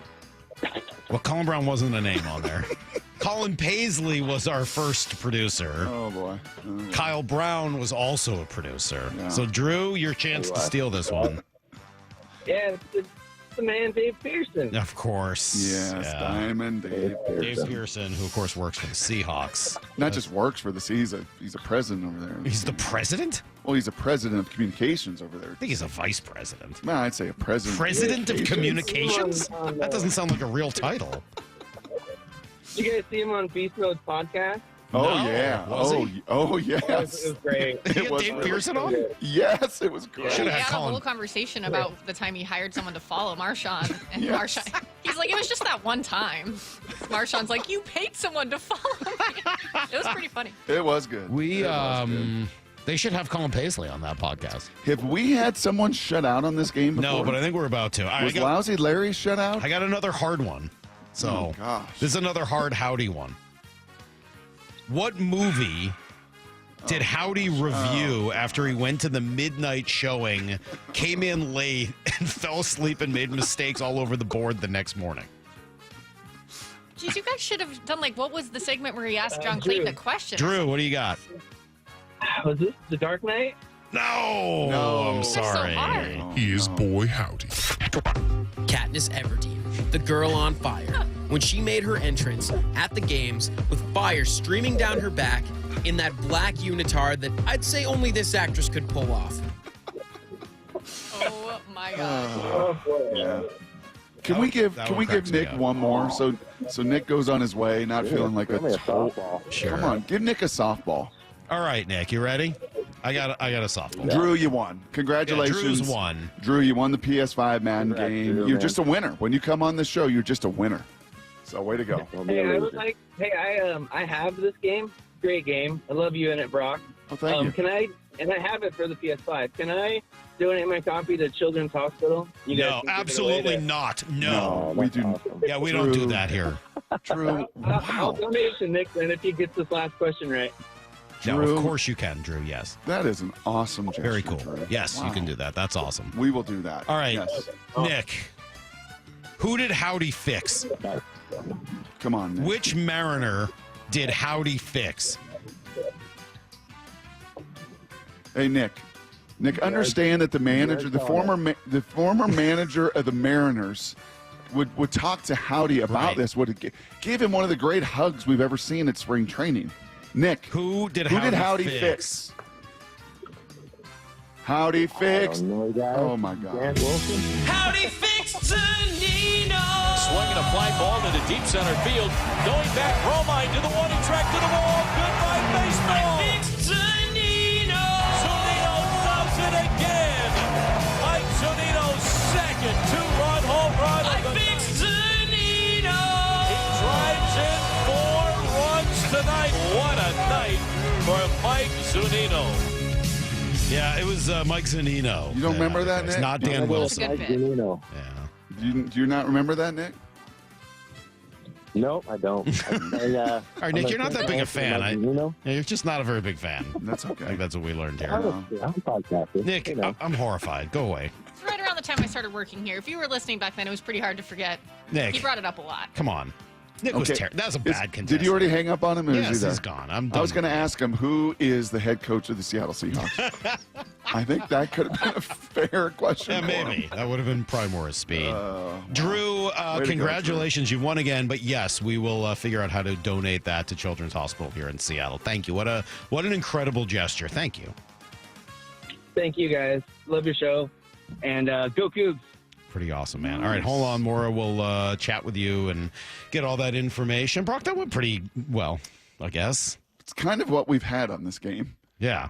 You know, it's complete demolition. We've not found complimentary guests that have been able to play off one another. We've kind of had the star Andrew. 253. Nick, what's 2 plus 2? I think it also is a reminder that live events, it can be hard. I mean, you know, we always talk about Roger from Tacoma, top 5 guest, one of the greatest ever. Still email with him. Came in that studio, bright lights, live radio, and sometimes you just go. I mean, ask the poor head coach at UCLA. You know, ask him how his first Big Ten meetings went when he just couldn't function. Just couldn't speak. I mean, we're a school in LA. Yeah, we're a school in LA. Thanks. All right, well, there you go. Nice job, everybody. Let's melt some faces. That's right. It's time for Blue 88s. This is Brock and Salk's Blue 88. Blue 88! Blue 88! We take you to the field as Brock Heward breaks down 3 football questions as only he can. Now here's your hosts, Brock Heward and Mike Salk. All right, 3 good football questions for Brock. We call Blue 88. Brock, question number 1. Are you propositioning me? No. No, okay. No, but you might think differently after mean tweets. I might. That's true. Question number 1 for real. We've had a lot of conversation about accountability. How has that seemed different in the Mike McDonald era? Well, he has said it now multiple times. They found a way to win in New England, right? But after that game, when he sat with us, he really took first and foremost a bunch of the blame himself. And this is where maybe and this was just I think a positive unintended consequence that comes out of having a play caller that's your head coach, both offensively and defensively. When they say it was my bad calls, they were his bad calls, right? I mean, you are in with your guys, like you're a part of it. Mm-hmm. You're calling the game on both occasions. And then yesterday, where did he start with when we talked about the defense? He started with himself, and it wasn't one of those, hey, it always starts with me. I'm the head coach. It was my calls weren't good enough. My job is to put the guys in the best position for success. My job is to know what my guys can and cannot do. Mm-hmm. And when he says, and he stands in front of the team, Salk, or he says in front of a microphone or on his phone, like it starts with me and my play calling not being good enough. There is a level of, wow, we really are all in this together. Mm-hmm. It isn't, what used to drive me crazy.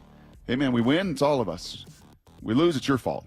No, it's not our fault. Like, you're right there. You were calling all the plays right alongside of us. And, it just rings, that accountability just rings a little differently when it's a play caller as well. All right, question number 2. Would you agree with that? Yes, I would. Gino. Where's Gino rank here after the first 4 games of this season? I would disagree with Colin Cowherd. Well, we all know. We all know he's a B player. No, these first 4 games, he's been think of him as a B player. Yeah. Fire that sound for me again, and then you can cut it off once he's done talking about Gino. Colin, very impressed with the Seahawks and their effort, and if you're Detroit, you should be a little concerned they were down so many starters. Hold on, let me get away from all the Heroes of the Storm sound that I have here and see if I can get back to where the Colin Cowherd stuff is. Hold on, here he is. Yeah. If I'm Detroit coming out of that game, I mean, if you'd have taken out the 4 best offensive linemen for the Lions, and they hung and still went and made it a competitive game in Seattle, you'd feel pretty good about it. I mean, I'm Seattle. I'm coming out of that game thinking we got 516 yards. And Geno Smith, he was firing tonight. I mean, we all kind of see him as a B quarterback. Okay, stop. We all kind of see him as a B quarterback. Again, to my point that I said to Joe Buck, I'll say to Daniel Jeremiah, we all see him as a B. There's nothing he can do to be an A. Nothing he could do, I think, That's to be what Mike Golick said. Mike Golick Jr. was saying he had him in the top 10. Well, Mike Golick Jr. is a little bit younger. He's a little bit more nimble. He's a little more fluid in his thought. He hasn't written off these more things. Of a growth mentality. Mike Golick Jr. was still playing football like 11 years ago when Geno started his career. So a little younger guy. But Geno's number 1 in completion percentage. Mm-hmm. Geno's number 1 in yards thrown. Geno is top 10 in QBR. The QB rating is down because of interceptions, a few of which he had nothing to do with that were tipped or thrown late in the game. I mean, Geno right now is an A player. Geno right now is a top 10, if not top 5 quarterback in the league. That is the level he is playing at through 4 games. He's got to do it for 13 more.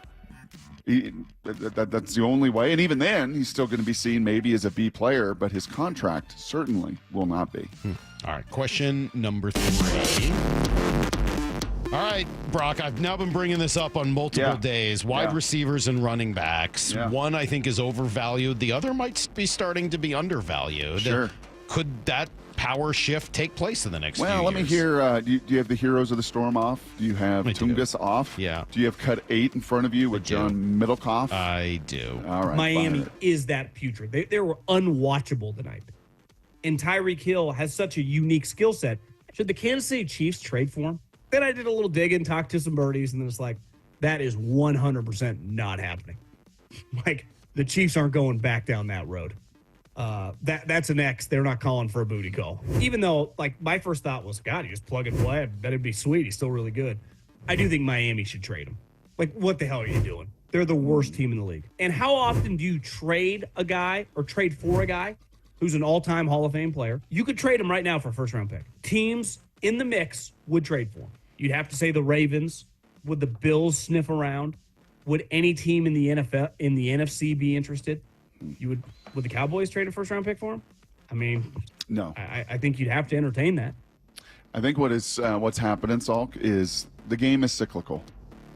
There was the wishbone, there was the veer, there was seriously, the scheme, and some of these schemes will and have come back in their own unique and different ways. The triple option is the wishbone.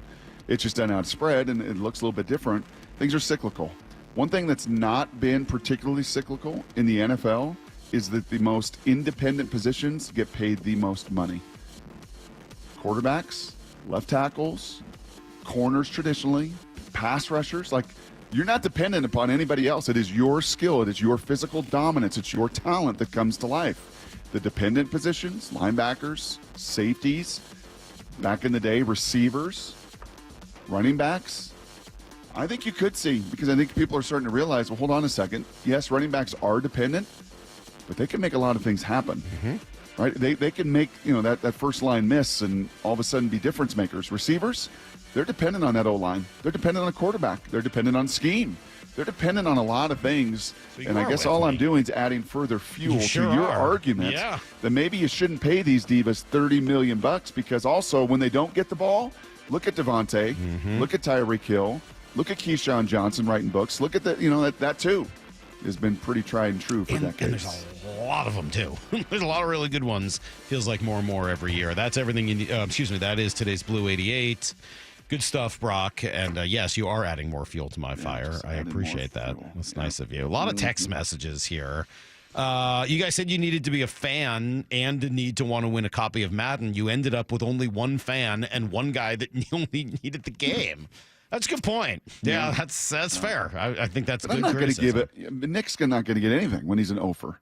I mean, he was an offer. Yeah, one of the people here suggests, Nick, spell your name. Would have been a good one for Nick. Sort of his style of question that he maybe could have answered. So, all right. I hope Nick's not. We didn't know what Nick did. We knew that Drew was a project manager. I hope Nick's not like walking into an office, with other sports radio listeners and just like, oh, Nick, oh, buddy, I'm so sorry.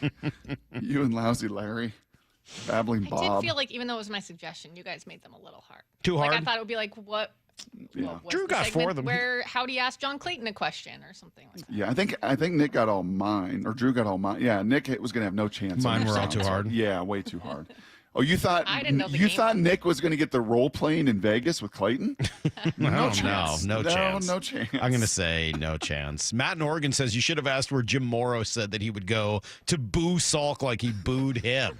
Rock Bottom Brewery. Yes, sir. I'm going to go down to the Rock Bottom and boo him like he booed me, which never happened, Jim, you nut. All right, coming up. To be fair to me. Yeah, to be fair to my point. Do you want to do buy or sell? We got some buy or sell. There's some really good questions in here. One or two that I think are very easy and a few that are much harder. It's next on Brock and Salk.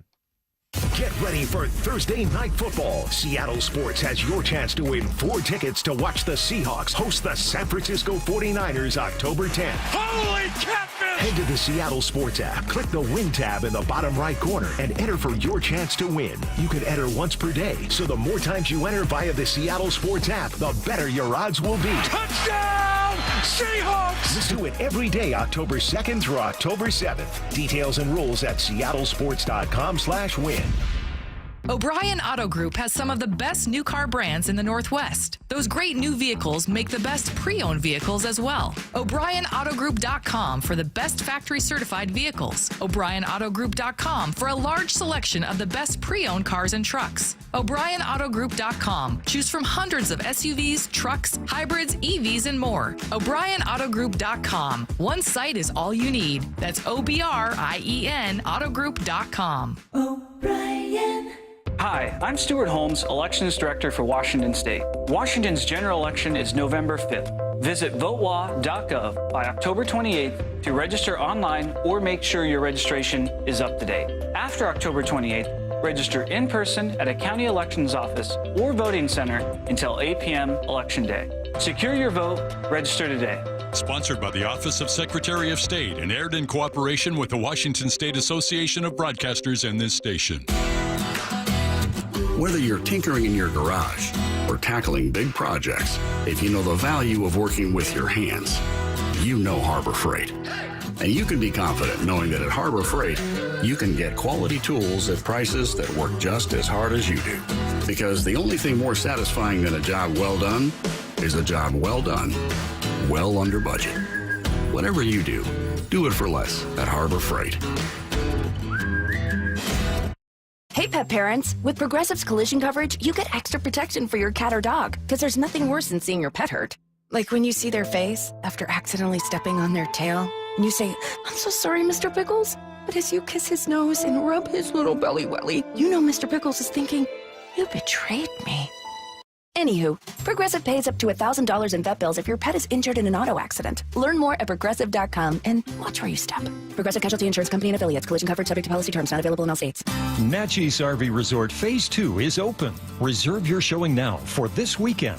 Ty, tell us about it. Our Phase 2 features a release of 12 extra-large RV lots starting at only $89.9, complete with full hookups. Don't have an RV? Come see a stunning turnkey park model. It's the perfect way to make Natchez RV your home away from home. Natchez RV Resort has 300 days of sunshine and year-round family fun. Fishing, hunting, snow skiing, golf, river rafting, outstanding wine tasting, and more. Our 4,300-square-foot clubhouse is now open with gourmet kitchen, great room, fitness center, showers, and laundry. Completed are the pickleball courts, playground, dog park, and miles of recreational trails. The saltwater swimming pool and hot tub are just a few weeks away. So reserve your showing now for this weekend, featuring 12 extra-large lots from just $89.9.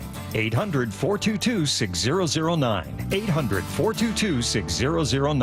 NatchezRVResort.com. When a product is made better, it lasts longer. Sounds simple, but Toyota of Kirkland wants you to know it's actually savvy. With Toyota's certified program at Toyota of Kirkland, you can score a high-quality, low-mileage Toyota at a great price. Talk about savvy. The tremendous team at Toyota of Kirkland has plenty of certified inventory for you to come see, test drive, and take home all in the same day. Now that's truly savvy. Visit the Savvy showroom at Toyota of Kirkland today or toyotaofkirkland.com. O'Brien. Judas Priest. Invincible Shield Tour, North America 2024. The Priest. October 9th, Angel of the Winds Arena. With special guest, Sabaton. Get tickets now at Ticketmaster.com. Judas Priest, live. Prescriptions require an online consultation with a healthcare provider who will determine if appropriate. Restrictions apply. See website for details and important safety information. Subscription required. Price varies based on product and subscription plan. Hi, I'm Dr. Peter Stahl, board-certified urologist and senior vice president of men's sexual health at HIMSS. In my 12 years of practice as a reproductive urologist, I've helped many guys with ED, and it has never been more convenient to treat than it is right now, thanks to HIMSS. It really wasn't easy before. You had to take time out of your day, come to a physical office, and see a specialist like me in person. Now, through HIMSS.com, you can get world-class sexual health care and a full range of treatment options for ED through a 100% online process. It starts with a free assessment from a medical provider licensed in your state who can determine if ED treatment is right for you. If prescribed, your medication is shipped to you for free. So don't wait. Join the hundreds of thousands of guys who've gotten help for their ED through HIMSS. To start your free online visit and find ED treatment at up to 95% off brand name prices, go to hims.com/radio. That's hims.com/radio for your free online visit. Let's go! This is Seattle Sports. Streaming through the Seattle Sports app. KIRO AM Seattle. KIRO FM HD2 Tacoma. Home of the Seahawks, Mariners, and everything Seattle sports. Get in the freaking auto! From the Quantum Fiber Studio, this is Brock and Salk on Seattle Sports. I don't read the internet, guys. Take the bull by the hands. Styled by Simply Seattle. And Brooke Eward.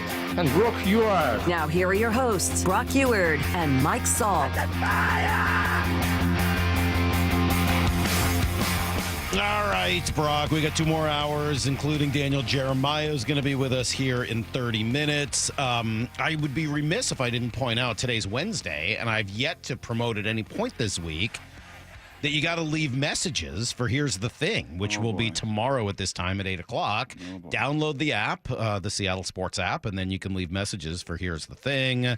I would hope there'd be some good ones this week. There's been a lot of interesting things in and around the show and a lot for you guys to make fun of. So, yeah, Here's the thing. Leave us a message by downloading the app and, clicking on the call-in part. Apparently, today's a big game day. We've played one game with you guys. Now we're going to play another game ourselves. Here's some buy or sell. All right, first up, Ryan Grubb could get poached for a head coaching job by next year.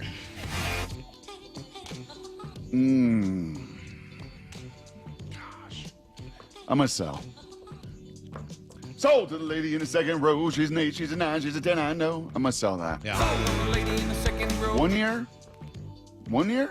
Yeah. I'll buy it. Could? Absolutely. Will? I mean, who knows? Let's see how many coaching jobs come up and who the other candidates are. He's probably behind a few guys, but could? Yeah, absolutely. Have you seen his offense? Well, here's the thing. Have you seen Ken Walker? Have you seen Geno Smith? Have you seen these guys in his offense compared to what they were before that? Yes, absolutely he could get poached. Have you seen the NFL? They poach guys like that all the time. They do. I mean, now, Jay you've Waldron's said an offensive coordinator and right? What, like an assistant pass game coordinator or something? You've said before, Brock, that Grubb is probably not as much that personality type, head coaching personality type. But when has that ever stopped NFL owners before? No, it hasn't. Yeah, no, you're right. He absolutely could. And that's... You just don't want to. You're just not ready to think about it. No, that's we kind don't of want to see that happen. No, that's pretty terrifying. Yeah. Because he is, I think in insurance, they call it key man insurance. Have you heard of key man insurance, Salt? No. Key man insurance, I learned this back in the day when I was working at Nitsa Stegan because the president then, Kevin, who you've met, was so instrumental in what they were doing, and the two senior partners were of an age where, like, if something happened, Kevin, at that point, like, it won't function. Key man, I get it. Yes, so you can build in insurance, that if something were to happen, sure. Yes. Yeah, there's the challenge. Like at Washington, there was Kalen DeBoer, there was Nick Sheridan, there was Ryan Grubb. There's enough people that have institutional knowledge of the system. Here, there's really not that next person that you're. Now, maybe some of the younger, receiver coach and Jake Peets, who's over there, does a great job. Maybe he's learning it, but it's not like this has been his lifeblood, this whole system. So that would be, I would not like that. That would concern me. That's probably why I said sold. Okay, next. Sorry. All right, Pete Alonso is a Mariner in 2025. Yeah, I'll sell that. Oh, sell the heck out of that. Sold in the back row. Why do you think Lyle missed his nap? Why do you think TJ was so fired up the other day as I was watching him? You know where Pete Alonso's going to be next year? In New York with the Mets. What, Brock? You mean because the Mariners went on the record the other day saying they actually don't want to invest in the best players? It's not their strategy? Yeah, I'm going to sell. Yeah. Yeah, Lyle blew right through his nap when he started. Lyle, put your phone down. Do not even look at some of those things before nap time. Yeah. To be fair to what John Stanton said, to be fair to what I said, he said, we are not going to be in the business of paying aging players top of market. Well, Juan Soto was also referenced in that article, who, by the way, is younger than Bryce Miller, but hey, that's just me. All right, Lyle, calm down. Wow, no, we got to let this out. The Juan Soto part's a good point. I don't know that I would want to be investing big money in Pete Alonso either. I would agree. Lyle, I don't think that's a smart investment. You ever watch Dr. Pimple Popper? No.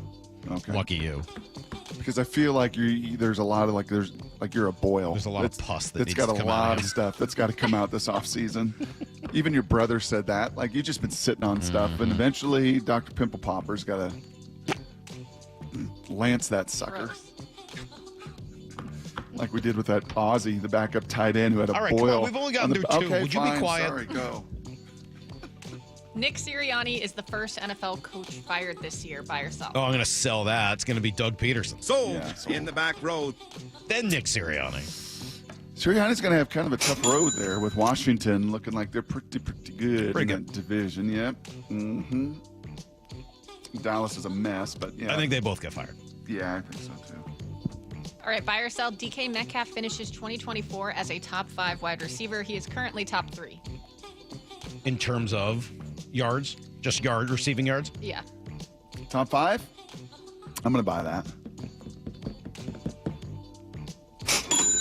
I think you've seen really clearly in the system is it creates and cultivates lots of one-on-one matchups, lots of opportunities for DK, a lot of contested balls, a lot of situations, and even going against the best. And he's not going to have the Surtains and the Gonzalez. Eventually, you're not going to have to face the number ones every single week because not every team has a one. I'll buy this as well. I think he does. Honestly, yeah, I'll buy that. Right. Buy or sell, Dan Campbell didn't realize Jared Goff went 18 for 18 and deserved the game ball the other night. I'll buy that too. I'm not sure he did. I actually tend to take him at his word that he didn't have any idea. It'd be a weird thing to say otherwise. You know what else he is, Salt? Vulnerable and transparent. Not just like in that moment, Dan Campbell. Just like McDonald is? There's some McDonald. And being a younger coach, I think, plays into some of that. Being a former player. Like, if he screws it up, hey, man, I screwed it up. Yeah. Hey, man, why did we go for it here? You may not like it. This is why we went for it here. Did I give the game ball to somebody else and not someone who did something never done in the history of the NFL? I did. Am I an idiot? Sure. Do I probably have some early onset CTE with all the collisions I ran into at tight end? Yeah. Yeah, that'll probably hit here in about 10 years. Did you know him at all? Same draft class. Absolutely. Yeah, but I wasn't sure if you knew him. Yeah, no, he and I connected. Everybody in your draft class? No, not everybody. All right. But no, he and I had just a little borderline connection. Okay. I think he was a third rounder as well in my draft class. Wow. You can go back and check the facts on that. Similarities run deep. Have I told you about Ozzy, the backup tight end's boil on his neck? Yeah. That they had to lance many disgusting Have I told you this, Maura? Buy or sell Jorge Polanco as a Mariner in 2025. Sell. And please play my song. Thank you. Second row. She's an 8, she's a 9, she's a 10. Why you got to cut that off? It's bad. It's my favorite part of this segment. It's only supposed to be a drop. It's not Polanco supposed cannot to be on the this entire roster song. next year, and do not give me WRC plus. I have eyes. Frankly, I can't watch his eyes anymore. I'm done watching his eyes too. They terrified me from the beginning of the year. I think he doesn't blink. I think Shannon gave us a pretty good clue on what day was that? Monday, when she talked about Rojas playing second base next year. I think maybe Polanco does that chemical, that medicine I talked to you about that you can drop in your eye and open his eye, because I don't think he blinked. Did you see Polanco blink one time this year? No, you did not. So kind of has that. Do you remember Jose Offerman? Kind of had the same look. A little bit. Thinking Rashay Caldwell for the Patriots. Yes. Madden was talking in game once about that He's guy's got one. some eyes on him. Rashay Caldwell. Did he pass away? Yeah. That was super sad. Yeah, Rashay Caldwell, Jose Offerman, Jorge Polanco. Who are guys with wide eyes? Text us, 866-979-3777. Who else has really wide open Who else eyes? never blinked? All right, that's buy or sell. Everything you need to know next. And Daniel Jeremiah. No in more. 20 I had one minutes. more good one. Jaden Daniels goes to the playoffs. I say buy. Yeah, I think so. Buy. Mm-hmm. That's a buy. That's a buy. Like a buy? That was a great segment. I would buy. Now back to Ozzy, the backup tight end. No, absolutely 100% no. Daniel Jeremiah in 20 minutes after everything you need to know next. Be quiet, Brock. Turn off his mic. It's Brock and Salk, Seattle Sports on 710.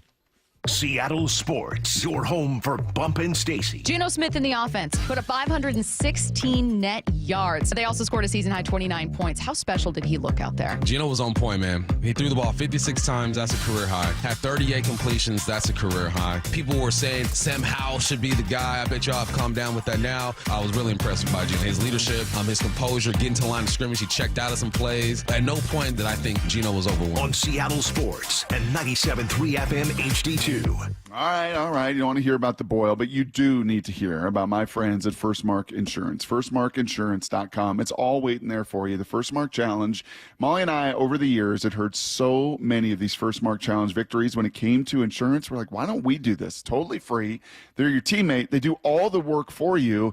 And I know none of us want to deal with insurance. You know, it's frustrating. You don't know what you're paying for at time. Am I paying too much? Why are my premiums going up? What is even covered? Well, that's where First Mark goes to work for you. They fully analyze your coverage, making sure you're not overpaying for the wrong coverage. And then unlike you and me pecking around the internet trying to find these other insurers, not them. Oh, no. They've got dozens of major carriers they have relationship with for over 30 years to find you the best fit.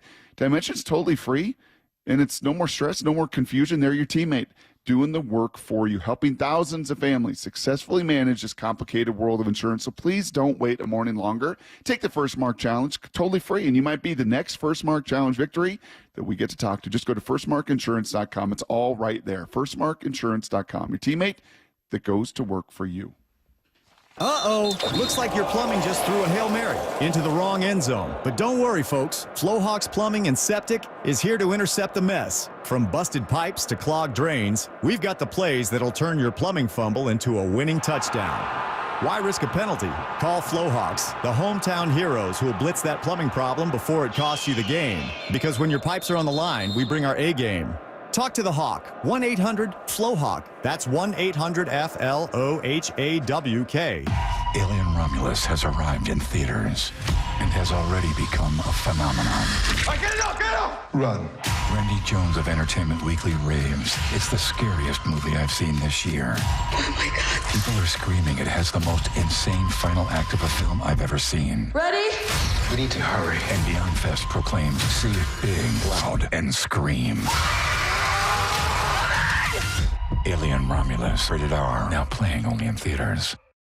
Life insurance. Why are you putting it off? Can't afford it? Too much hassle? Think you don't need it? There's lots of excuses for putting off life insurance. But if you weren't there, who would pay the mortgage and other bills? With Ethos, you could be covered in 10 minutes and boom, family protected. Ethos, fast and easy online term life insurance. Up to $2 million in coverage with no medical exam. Some policies as low as $1 a day. Answer a few health questions and get your free quote at getethos.com. That's getethos.com. After years of wear and tear, Joe had osteoarthritis in his wrists and shoulders. I've pretty much worked out my whole life. I actually decided I'm going to train for a half Ironman triathlon. The pain was interfering with every part of his life. Basically, can't sleep, causing those kind of problems, very limited movement. Joe had surgery, but it wasn't the fix he was looking for. The doctor told me, he's like, hey, this is just going to be a partial fix. You're going to eventually need joint replacement. That's when he decided to see Dr. Mark Wagner, MD, at Seattle Sports and Regenerative Medicine for stem cell therapy. And they're just getting better. I can basically do full motion. I don't have really any pain. What kinds of things are you able to do now that you weren't before? I like to golf, and it definitely has made my golf game not as painful. And sleeping. I'm sleeping better because I don't have that aching at night going on and have to roll over. So, are you recommending this to others? Oh, everybody I talk to. Yeah, it's a no-brainer. Before you choose surgery, consider stem cell therapy with Dr. Mark Wagner, MD, at Seattle Sports and Regenerative Medicine. Schedule your consultation at drmarkwagnermd.com.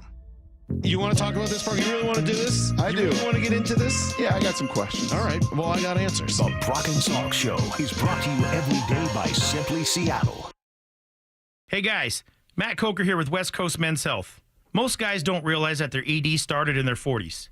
Symptoms of erectile dysfunction can be slight and subtle, but by treating your symptoms at the onset, you can avoid severe ED in the future. Mild ED is easily reversed at our clinic using our acoustic wave technology. Most men have accepted that ED is a part of getting older, but that's far from the truth. Our acoustic wave therapy has helped thousands of men restore function, whether they're in their 40s or their 80s.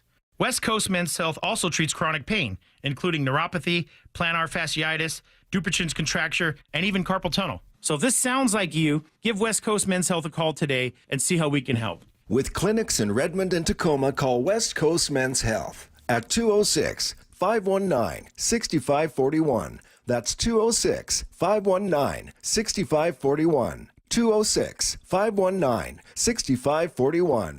Online at westcoastmenshealth.com. This is the day of the big sale at your gift shop. Welcome in. So this isn't just a big day for your business. It's a big day for the network keeping it all connected. That is, if it can handle the pressure. Next in line, please. So is it possible to get business internet you can really count on? It is. With 99.9% network reliability from Comcast Business. It's like this neat little bow. Do you like that gift wrap? Really ties it all together. Reliable internet for your business. It's not just possible, it's happening. Comcast Business, powering possibilities. Switch to Comcast Business and get started with reliable internet and advanced security for $49.99 a month for 12 months with a 2-year agreement. Plus, ask how to get up to a $500 prepaid card with a qualifying internet package. Don't wait. Call or go online to switch today. Offer ends 10/13/24. Restrictions apply. New customers only with 150 megabit per second internet. Eco bill and auto pay required. Equipment, taxes, and fees extra. After 12 months, regular rates apply. Need to know. Brought to you by Ben's Plumbing, Heating, and Air. 15 minutes past every hour with Brock and Salk. Here's what you need to know. Up first. A lot of good answers on people with wide eyes. Brandon Tanev should have been on that list right away. Oh, yes. Right? The old coach for the Jets when he was on coke. Adam Gase was another. Yes. Well, he just had crazy eyes. And then my favorite answer is the dude in the small fishing boat in Caddyshack when Judge Smales is bearing down on him. Absolutely. Those might be the biggest eyes in history. Great Tim call. Waltz last night a couple times. Did Okay, he? here we go. I didn't get to see any couple of that. times. Big eyes. Nice. Big eyes. The NFL schedule, Brock, is not going to give you any rest. That's for sure. Seahawks have 2 short weeks in a row, which, again, doesn't 3 really, games in 11 days. doesn't feel right. 3 games in 11 It just doesn't days. feel right, especially given that the Giants are coming off playing last Thursday with a couple extra days this week. But that's the way the schedule goes. You got to go play it.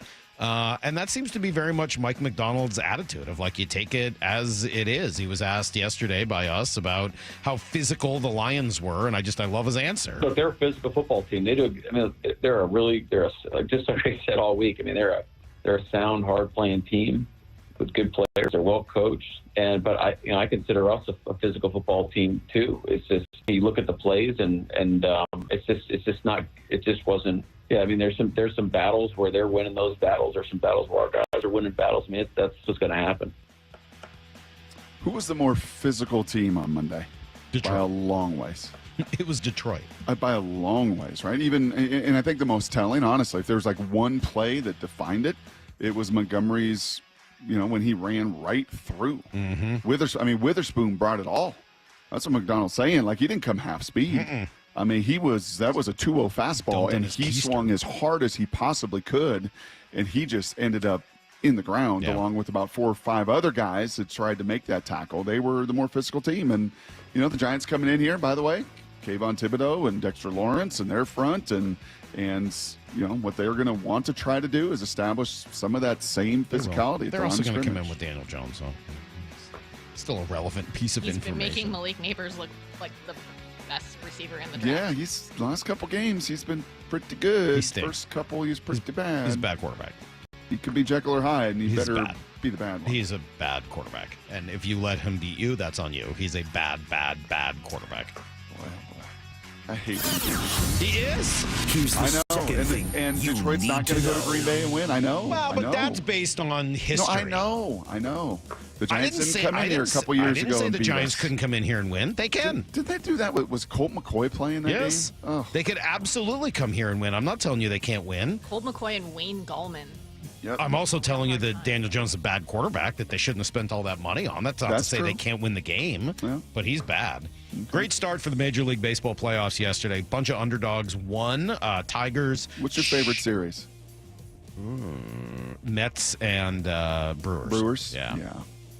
Yeah. Two And- pretty fun, likable teams, to be honest with you. Yes.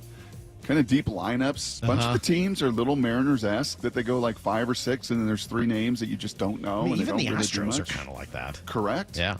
Correct. That's why they're vulnerable. Yeah. And we're vulnerable this entire year. But go on. Continue. The road underdogs won what? 3 or 4? 3 of 4. Tigers beat those Astros. They shut them out and looked like they were cruising for 8, and then. Those veterans, you get them up in the 9th inning, getting those last 3 outs a little bit different, and Jordan and Bregman and the rest of those guys, they scored a run, threatened, but didn't finish the job, so they lose 3-1. Kansas City wins 1-0 with Bobby Witt Jr. driving in the only run of the game. Mets and Brewers were a great game, back and forth. New York wins though 8-4. And the Padres shut out the Braves 4-0. Batiste Jr. with a And it may be confirmation bias, and you can call me out if it is, but you said this last hour, there's a lot of athleticism. Baseball is getting back to being a more athletic game than it was 5 or 10 years ago. And I think that's good for the game. 100% true. Here's the third thing you need to know. All right, I'm going to talk about it now because you brought it up and after teasing me. So Devontae Adams wants to be traded, and Tyreek Hill could get traded. Just got to keep going through these stories over and over again where nobody ever learns, and they just keep paying top dollar for wide receivers. Did you see that Antonio Pierce liked a tweet about Devontae Adams wanting to trade? Yeah. What are we doing? I don't know. Here's Devontae with Kay Adams. No relation. Yeah, I haven't heard from him. I haven't talked to him. So I haven't, I don't know. I don't really know exactly what that was about. Obviously, I got social media is a beast. So it's a lot of people out there that saw it and, wondering what's going on and people reaching out. And yeah, I haven't spoke to him. Okay, so meanwhile, the Jets are potentially interested. The Cowboys are potentially interested. Of course they are. Every year, we get a bunch more super talented wide receivers in the league, and the teams that have paid huge money and allowed themselves to get caught up with the Devontae Adams or the, Tyreek Hills or whomever are sitting here holding the bag going, why have I paid all this money for one of these guys? Sorry. Would you trade a second to Vegas and Vegas eats half the salary? I would think about it, sure. Can I You'd then trade DK at the end of the year? Maybe. Okay, yeah, I would do that. I want to have a number one wide receiver. I get it. There's value there, but I don't want to pay for it. Yeah, and I think DJ said this to us last week, and Daniel Jeremiah just a few minutes away. It's like, okay, what's his age? Does the age start with 2? I mean, some of these positions are just, it's totally and completely age relevant. It's the same thing with, to me, the Mariners to a degree of ascending or descending players. Are you getting their very best? It's weird, man. I had some weird dreams. I mean, Devontae Adams 31. So Correct. There's no way I would want to pay any real money for it. Correct. But if you could tell me that I could use him for another couple years and I don't have to pay the freight and I could get something legitimate back for DK Metcalf, sure, I'd be interested in that. Yeah. It's everything you need to know.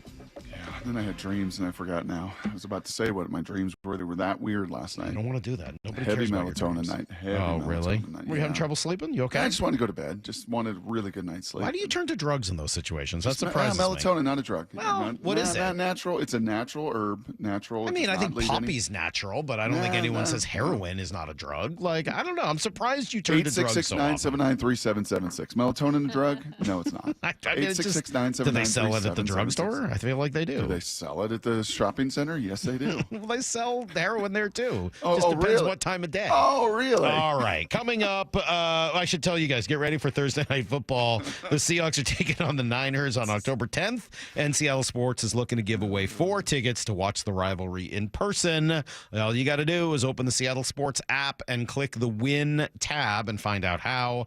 If you don't already have the app, text app, APP, to 866-979-3776, and we'll just send you a link to download it. That's how nice we are. Enter every day to increase your chances to win all the way through Monday, October 7th. Daniel Jeremiah next on Brock and Salk.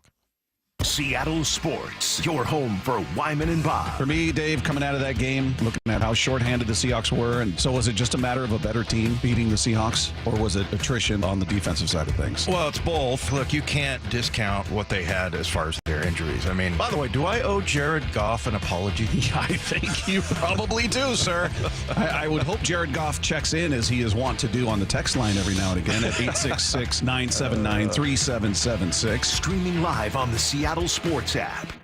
Hey, Brock Ewart here. As we have now turned the calendar over to October, it is Breast Cancer Awareness Month, and the need for research and treatment just continues to go on. And that is why, we have teamed up with the Harnish Auto Family and Carol Milgar Breast Center to make a difference today. There's a couple of ways that you can help. One, this is really easy. Just go test drive any new or used vehicle at any of the 6 Harnish dealerships, and guess what? Harnish is going to donate $25 on your behalf with absolutely no purchase necessary.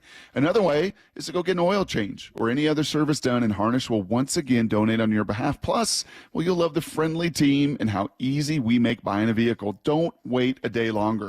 Go visit my buddy Ward, even though he's a Coug, up there at Chevy of Everett. Go see EB, Eric Butler at Kia of Everett. Great guy. Sace, he's so much fun down there at Chevy, Buick, GMC, and Volkswagen of Puyallup. Or Ryan, very, very affable at Subaru of Puyallup as well. And mention I sent you.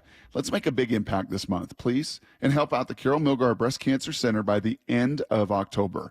Visit the Harnish Auto Family in any of their dealerships, because at the Harnish Auto Family, people matter. Hey, Brock Ewart here with Shannon O'Kelly, President and CEO of IRG Physical and Hand Therapy. And Shannon, we're not just rehabbing injuries anymore. Now we're in the business of speed and performance. Talk to me. Yeah, Brock, we're really excited. We just opened up our IRG Physical Therapy and Sports Institute in Fremont. It's 5,000 square feet of AstroTurf rubberized flooring. We're not only going to treat your physical therapy conditions, but we're also going to help you as a patient, athlete, a recreational athlete, work on strength, speed, explosion, vertical explosion, horizontal explosion. I mean, we're going to create an athlete out of you and get you back to activity at your best. What was the genesis of this? Oh, there's a huge need out there. I mean, you talk to people and you start looking at patients that are going through rehab. Rehab is just part of the process, getting people to a point, but then the next point is really doing the strength and function explosion and the athletic training skills that everybody wants and needs. Schedule online right now at irgpt.com, irgpt.com. Electric blanket. It's John Curley. We're not going to need it anymore because Home Comfort Alliance installed my heat pump, giving me dependable heating and AC while improving my air quality and comfort without my good old electric blanket. As a top Lennox Premier partner, Home Comfort Alliance has a long history of 5-star customer satisfaction. Call the comfort people and ask for the Curley Cash discount. Currently up to $4,000 in combined rebates and discounts. Visit HomeComfortAlliance.com. As fall and winter weather sets in, your lawn becomes a muddy mess, and your kids and pets bring the mud inside. But with Synthetic Turf Northwest, you can have a lush, green yard year-round. No mud, no mess. Their premium synthetic turf systems drain fast and stay clean, no matter how hard it rains. Right now, during the Fall Blitz, you can save up to $1,500 on a new synthetic lawn. So say goodbye to muddy paws and say hello to your dream lawn. Call Synthetic Turf Northwest today or visit syntheticturfnorthwest.com to get started. Hi, I'm Stuart Holmes, Elections Director for Washington State. Free, fair, and secure elections are the backbone of our democracy. No matter what's on the ballot, election officials work tirelessly to ensure every eligible voter's voice is heard. Regular integrity checks against federal and state databases ensure Washington's voter roll is clean and accurate. Check your voter registration at votewa.gov. Sponsored by the Office of Secretary of State and aired in cooperation with the Washington State Association of Broadcasters and this station. The Mike McDonald Show. The first word from the head coach after every Seahawks game. We want to play a certain way, and you're just going to chisel away at it every day. Presented by Emerald Queen Casino. Have you considered surgery or even joint replacement? Hey, it's Dave Wyman, and before you make that decision, see Dr. Mark Wagner, MD, at Seattle Sports and Regenerative Medicine. Why? Because he gives it to you straight. Dr. Wagner said my right knee needs replacement, and I appreciate his honesty and expertise. My left knee is fine right now, but the minute it isn't, I'm heading to Dr. Wagner for his expert opinion. I want to avoid another surgery, and I've heard so many patients rave about results from their 90-minute outpatient stem cell procedure with Dr. Wagner. He's a board-certified Seattle physician with over 30 years of experience and has performed more than 20,000 stem cell procedures using a person's own stem cells to regenerate cartilage in their own joints. People with severe osteoarthritis, even bone on bone, are back doing what they enjoy without pain and without surgery. Whether it's a shoulder, hip, elbow, ankle, wrist, or knee, before choosing surgery, see Dr. Mark Wagner first. Go to drmarkwagnermd.com. Lab-grown diamonds might be new to retail, but not to Cantor Diamond. Hi, Diamond Dave Cantor of Cantor Diamond. And even though I'm a fourth-generation natural diamond importer, I was the first to import these gorgeous, eco-friendly, low-carbon footprint, conflict-free, real and genuine diamonds to the West Coast. And unlike everyone who's recently gotten on the lab-grown bandwagon, we work with the largest growers in the world to bring you the best possible diamonds at the lowest possible price. We know what to import and what to reject. And because we're importing direct, working in our low overhead wholesale offices, and making our own rings, bracelets, and earrings in our own facility, we can offer better pricing than anyone. So work with the leader, not the followers, and let us find you the perfect cultivated diamond for less. A lot less. Call Cantor Diamond at 253-272-7007. That's 253-272-7007. Or follow them on Instagram at KANTOR Diamond. From the Quantum Fiber Studio. This is Brock and Salk. Weekdays 6 to 10. On Seattle Sports and 97.3 FM HD2. Man, text machine, very split on melatonin. Melatonin, not a drug. How dare you, Salk? Doctor here, melatonin, not good, especially in high doses. Really? A lot of people saying your body makes it naturally, Brock. You got to be really careful with that. Melatonin, you shouldn't need to take it very often. There's a lot of great techniques for sleep or insomnia, like no screens for at least 30 minutes before bed, blackout curtains. So interesting. It's a mixed text machine. Well, I'm taking like 50 milligrams of melatonin. So I asked that doctor if that's. I don't. You know what? I'm not going to do that. You ask your own doctor whether that's good enough. We got Daniel Jeremiah for the next half hour, as we do every Wednesday at this time, and I'm sure he's in an excellent mood after his Padres got an exhausted Atlanta team yesterday, flew across the country after the excitement of the doubleheader, and ran into a buzzsaw. They blew him out. Nice job, San Diego. DJ, how we doing? I'm doing great. First of all, in lieu of melatonin, you could just watch, you could watch the Mariners try and hit. That'll put you to sleep. Whoa. But you guys, you would love the postseason, man. You guys would absolutely love it. It's a treat, man. It's so much fun. I'm gonna go to the game tonight. I'm gonna head down to Petco. It's an exciting thing. You guys would love it. I'm telling you. You guys should really experience bigger that. buzzsaw of an arena. Petco Park for the playoffs or Ford Field last Monday night? Yeah, I think both teams were they were entering into the lion's den, so to speak, with that one.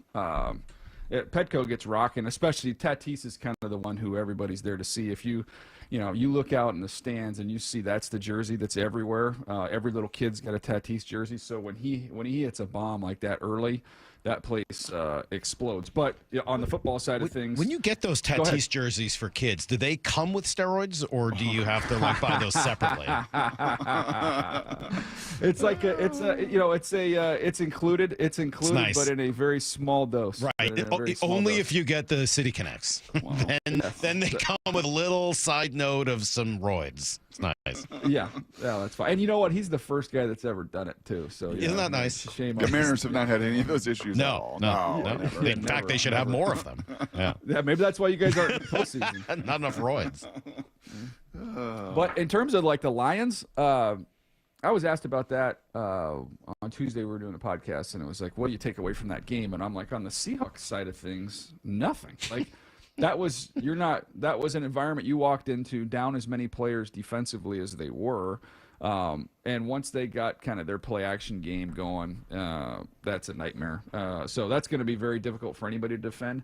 I came away thinking, I'm the Seahawks. I go, okay, Geno could go toe to toe in a shootout, and you're going to find yourself in one of those games in the postseason, if not more. And I thought with the firepower they had on offense that they were there and they were in the game. And if not for DK fumbling and maybe a missed pass interference penalty, you're really, really in the game. So I came away from that saying I don't feel any different about the Seahawks than I did going in. Is Detroit the best team in the league?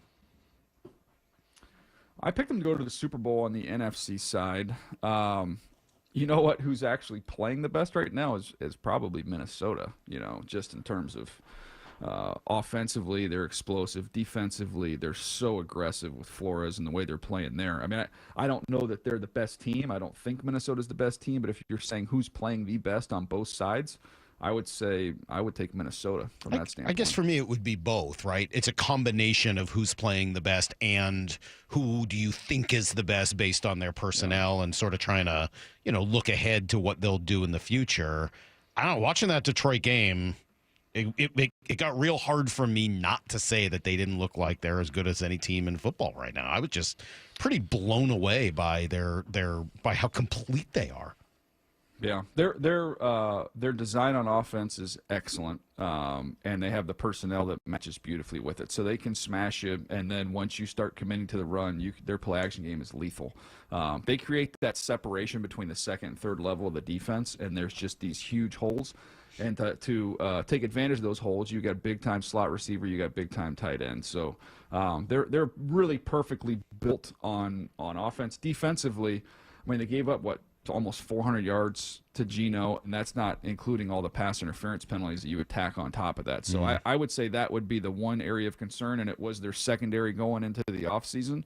And they did a lot of focus on that in terms of the draft and even in what they did bringing in Carlton Davis. But I worry about them a little bit against the pass. We had a little fun an hour ago, DJ, on the show. We're giving away some Madden games with little game shows and trivia with some of our audience and listeners. We went in the Wayback Machine through the years with different things that have been done on the show. I bet you if there's one theme on this show over 15 years more than any other that Salk and I both love, whether it's the Mariners, the Seahawks, college teams, is how you build them, how this team was built. How are you going to do this just organizationally to be consistent and have a message and really, just pay off what you say you're going to do? Detroit strikes me as maybe the best in all the NFL of just being exactly who they say they're going to be. How have they done that, building that team? Well, I think there's a lot of people that give lip service at the press conference when they get hired. We're going to be a more physical team, and we're going to win on the line of scrimmage. Well, their actions match their words. They've invested in the offensive line. They've invested in the defensive line. They got those picks right. So that's the first part of it. You go out and get, physical players, and then you install a scheme that allows them to play fast and physical, and that's what they've done from that standpoint. So you've got the messaging, then you've got the acquiring, and then you've got the implementing. They've kind of nailed all three portions of that whole process. And I think there's teams, if you look at the consistent teams, if I just think about teams like Baltimore and Pittsburgh, they're there every year. They're right there every single year, and it's because they 100% know who they are. And if they ever do kind of waver off of that path, then the next thing you know, they go out and they sign Derrick Henry, and they get right back to who they were. So those teams that know exactly what they are and who they are tend to be the most consistent. I think that's across any sport. Yes. I don't think that's just a football thing. This is probably a theoretical question that will never really get answered because no team would ever do this, but what do you think it would look like if a team had an elite quarterback, like an excellent quarterback, top 5 or 10 quarterback, and then drafted and spent money only on big people? Just all, like every first round pick was an offensive or defensive lineman. You only spent money up front, and then you kind of filled in around behind them with whatever you could find, late round wide receivers, running backs off the street, etc. Do you think that team would be successful, or would it be a total disaster? I don't know that there's an answer. I see a small glimpse of it. I mean, with the Chargers, I would think we would all agree Herbert's, a top 10 quarterback for sure, however higher up you want to go on that list. But they've had to kind of rework this roster, and salary cap was a big part of that. But Keenan Allen, Mike Williams gone. You're trying to implement and develop a young guy like Ladd McConkey, who's a good player. But there's really no true, star wide receiver. They invest the first-round pick, not in Malik Neighbors, but in Joe Alt, to try and double down along the line of scrimmage. They had the decision between the 2 wide receivers, the 2 edge rushers. They keep Mack and Bosa. So they've kind of gone that strategy of we're going to invest in the big people in terms of who we re-sign and who we draft. But I do think, with a great quarterback, it's easy to say they'll just elevate the play of all the talent around them and the wide receivers. I still think you need some guys that can win, particularly on third down. There's just going to be those times in game, where you're 3rd and 6, 3rd and 7, and you like to look out there and know that I've got one guy that I can count on that can win every single time. DJ, do you think Geno can ever change the narrative? We played some sound of Cowherd this morning, and we all know that Geno's just a B player. We all know that he's just a tier 3 player. Do you think there's anything Geno can do this year? Right now, he's leading the league in yards. Right now, he's leading the league in completion percentage. Right now, he's played phenomenal ball. A couple interceptions that are on his ledger, not his fault, tipped, thrown late in the game. Do you think there's anything Geno can ever do in a season to say, nope, he actually is an A quarterback? I think it's sadly, and the dumb thing is the guy was a first-round pick. He came into the league with bona fides. He was a first-round pick, right? Am I not? No, he sat in the green room. Yep, the entire. He was my top. Well, he was my top quarterback that year. So it was E.J. Manuel, right? E.J. Manuel ended up being a first. He was the first. That draft. Yep, 16 to Buffalo. Yep. Yeah, that's a shame. I went and saw Geno in the Yankee Stadium in the Pinstripe Bowl, which I didn't know. I literally went to Yankee Stadium in a snow storm and watched Geno play quarterback there. But he should have been a first-round pick. He was the best quarterback in his draft class. I would say, gosh, you have to make a deep run in the postseason. I would love to go back because it seems so long ago. But when Brady even was winning early, even when they were winning Super Bowls, just because pick 199 and he wasn't the Tom Brady we all know now, I'm sure if we went back and listened to talk radio that he wasn't getting a lot of credit for. I was there. Salk was on the airwaves. I grew up in New England. I can tell you all about what that was like, and that's exactly I would what love it to know. was. It was that. I mean, nationally, the story was all Brady does is throw screens, right? He never throws the ball down the field. He's a system guy. He's a game manager. He just throws these little screen passes to David Givens and Troy Brown and guys out of the backfield, and he's really just not all that good. I think if you were to listen to sports radio locally in Boston, you would have heard a lot of people that were just still mad that Belichick had gone with Brady over Bledsoe, and so that might not be like the single best way of analyzing what people were saying. But absolutely, the story was system quarterback who is just a game manager and throws screen passes. It really didn't change until 2007 when Randy Moss got there. Yeah, that's crazy. And then he has the huge year. But, I mean, I think there's a difference between people inside the league and football people and what they think of Geno and how he's played versus maybe what the perception might be elsewhere outside.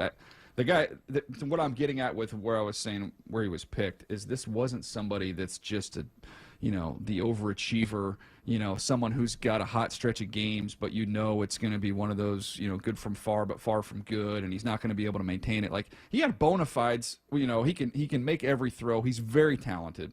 And then he wasn't in the right situations. He's found himself in the right situation, and now he's playing at a really high level. And I mean, it goes on and finishes the year leading the league in passing yards. I don't know how you can poo-poo that and say he's a B quarterback. What comes to mind is a couple years ago when we had these conversations, he became comeback player of the year, and the only name that really came to mind was Rich Gannon. And I guess when Rich Gannon was leading the Raiders to the Super Bowl, did he ever become an A quarterback?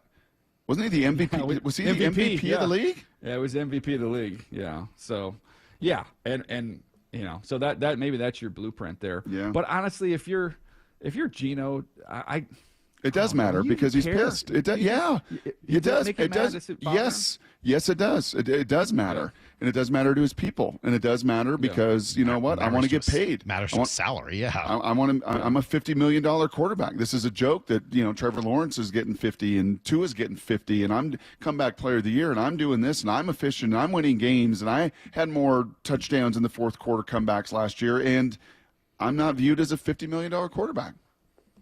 What do you think? Do you think the Carolina Panthers would give him $50 million after this year? And maybe another 5 or 6 teams might be willing to do that? I mean, he's going to find his value whether or not Seattle wants to do it or not. Somebody's going to step up and give it to him when he keeps playing like this.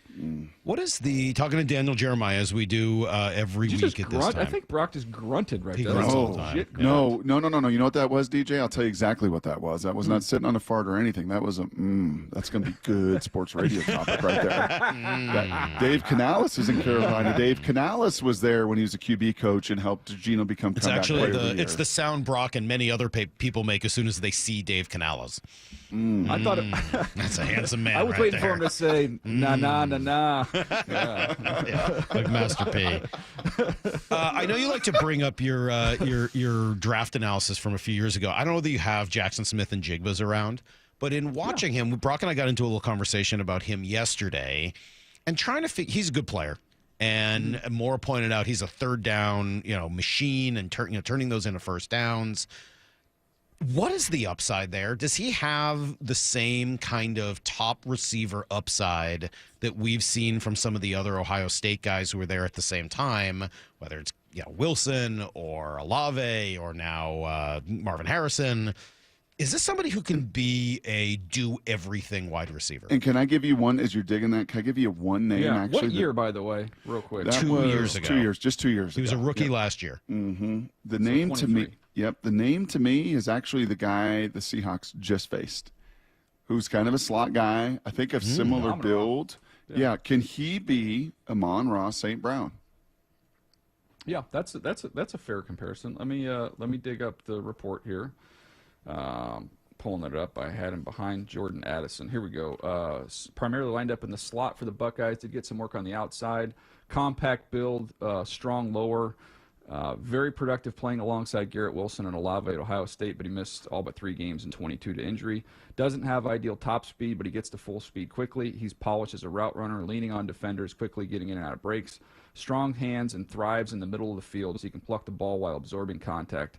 Has some power and wiggle after the catch, but lacks a second gear. Overall, Smith and Jigba reminds me of Amon-Ra St. Brown, and I believe he'll make a similar impact in the NFL. I'm not making that up. That's the report. Not making it up. Wow. Yeah, sometimes you look into these things, Brock. We just I ask the question, you make the comp, and there you go. I didn't even give you a Tungus grunt right there. No. I could have done it again. Like Pretty amazing. Yeah. I was really reading that, going like, "Oh my God, he really we stumbled on one right there." Yeah. So could he be? I mean, because if he's Amon-Ra St. Brown eventually, it does sort of change the way you view your offense, your future, some of the decisions you've got to make. But Amon-Ra St. Brown, to me, has that gear. Can you go back now? I hate to make you do this. And go back. Yeah, no, but Amon-Ra wasn't that fast. I think that he was a 4.5 guy. Oh, was he really? See, so what's interesting? Just so much background, because here, and Pete was so transparent with us. They went to that Ohio State Pro Day, and you'll remember that Jackson had a hamstring that whole 22 and didn't run at the combine. And I was like, ooh, I'd really like to see him run, because that's the only question I have. Is, does he have that next gear? And he wasn't going to run at even the Pro Day. And I think Pete may have played a strong role in John and those Seahawks and getting to people and saying, we just like to see him compete. We would just like to see a time. And I believe that time was in the mid 4.5s.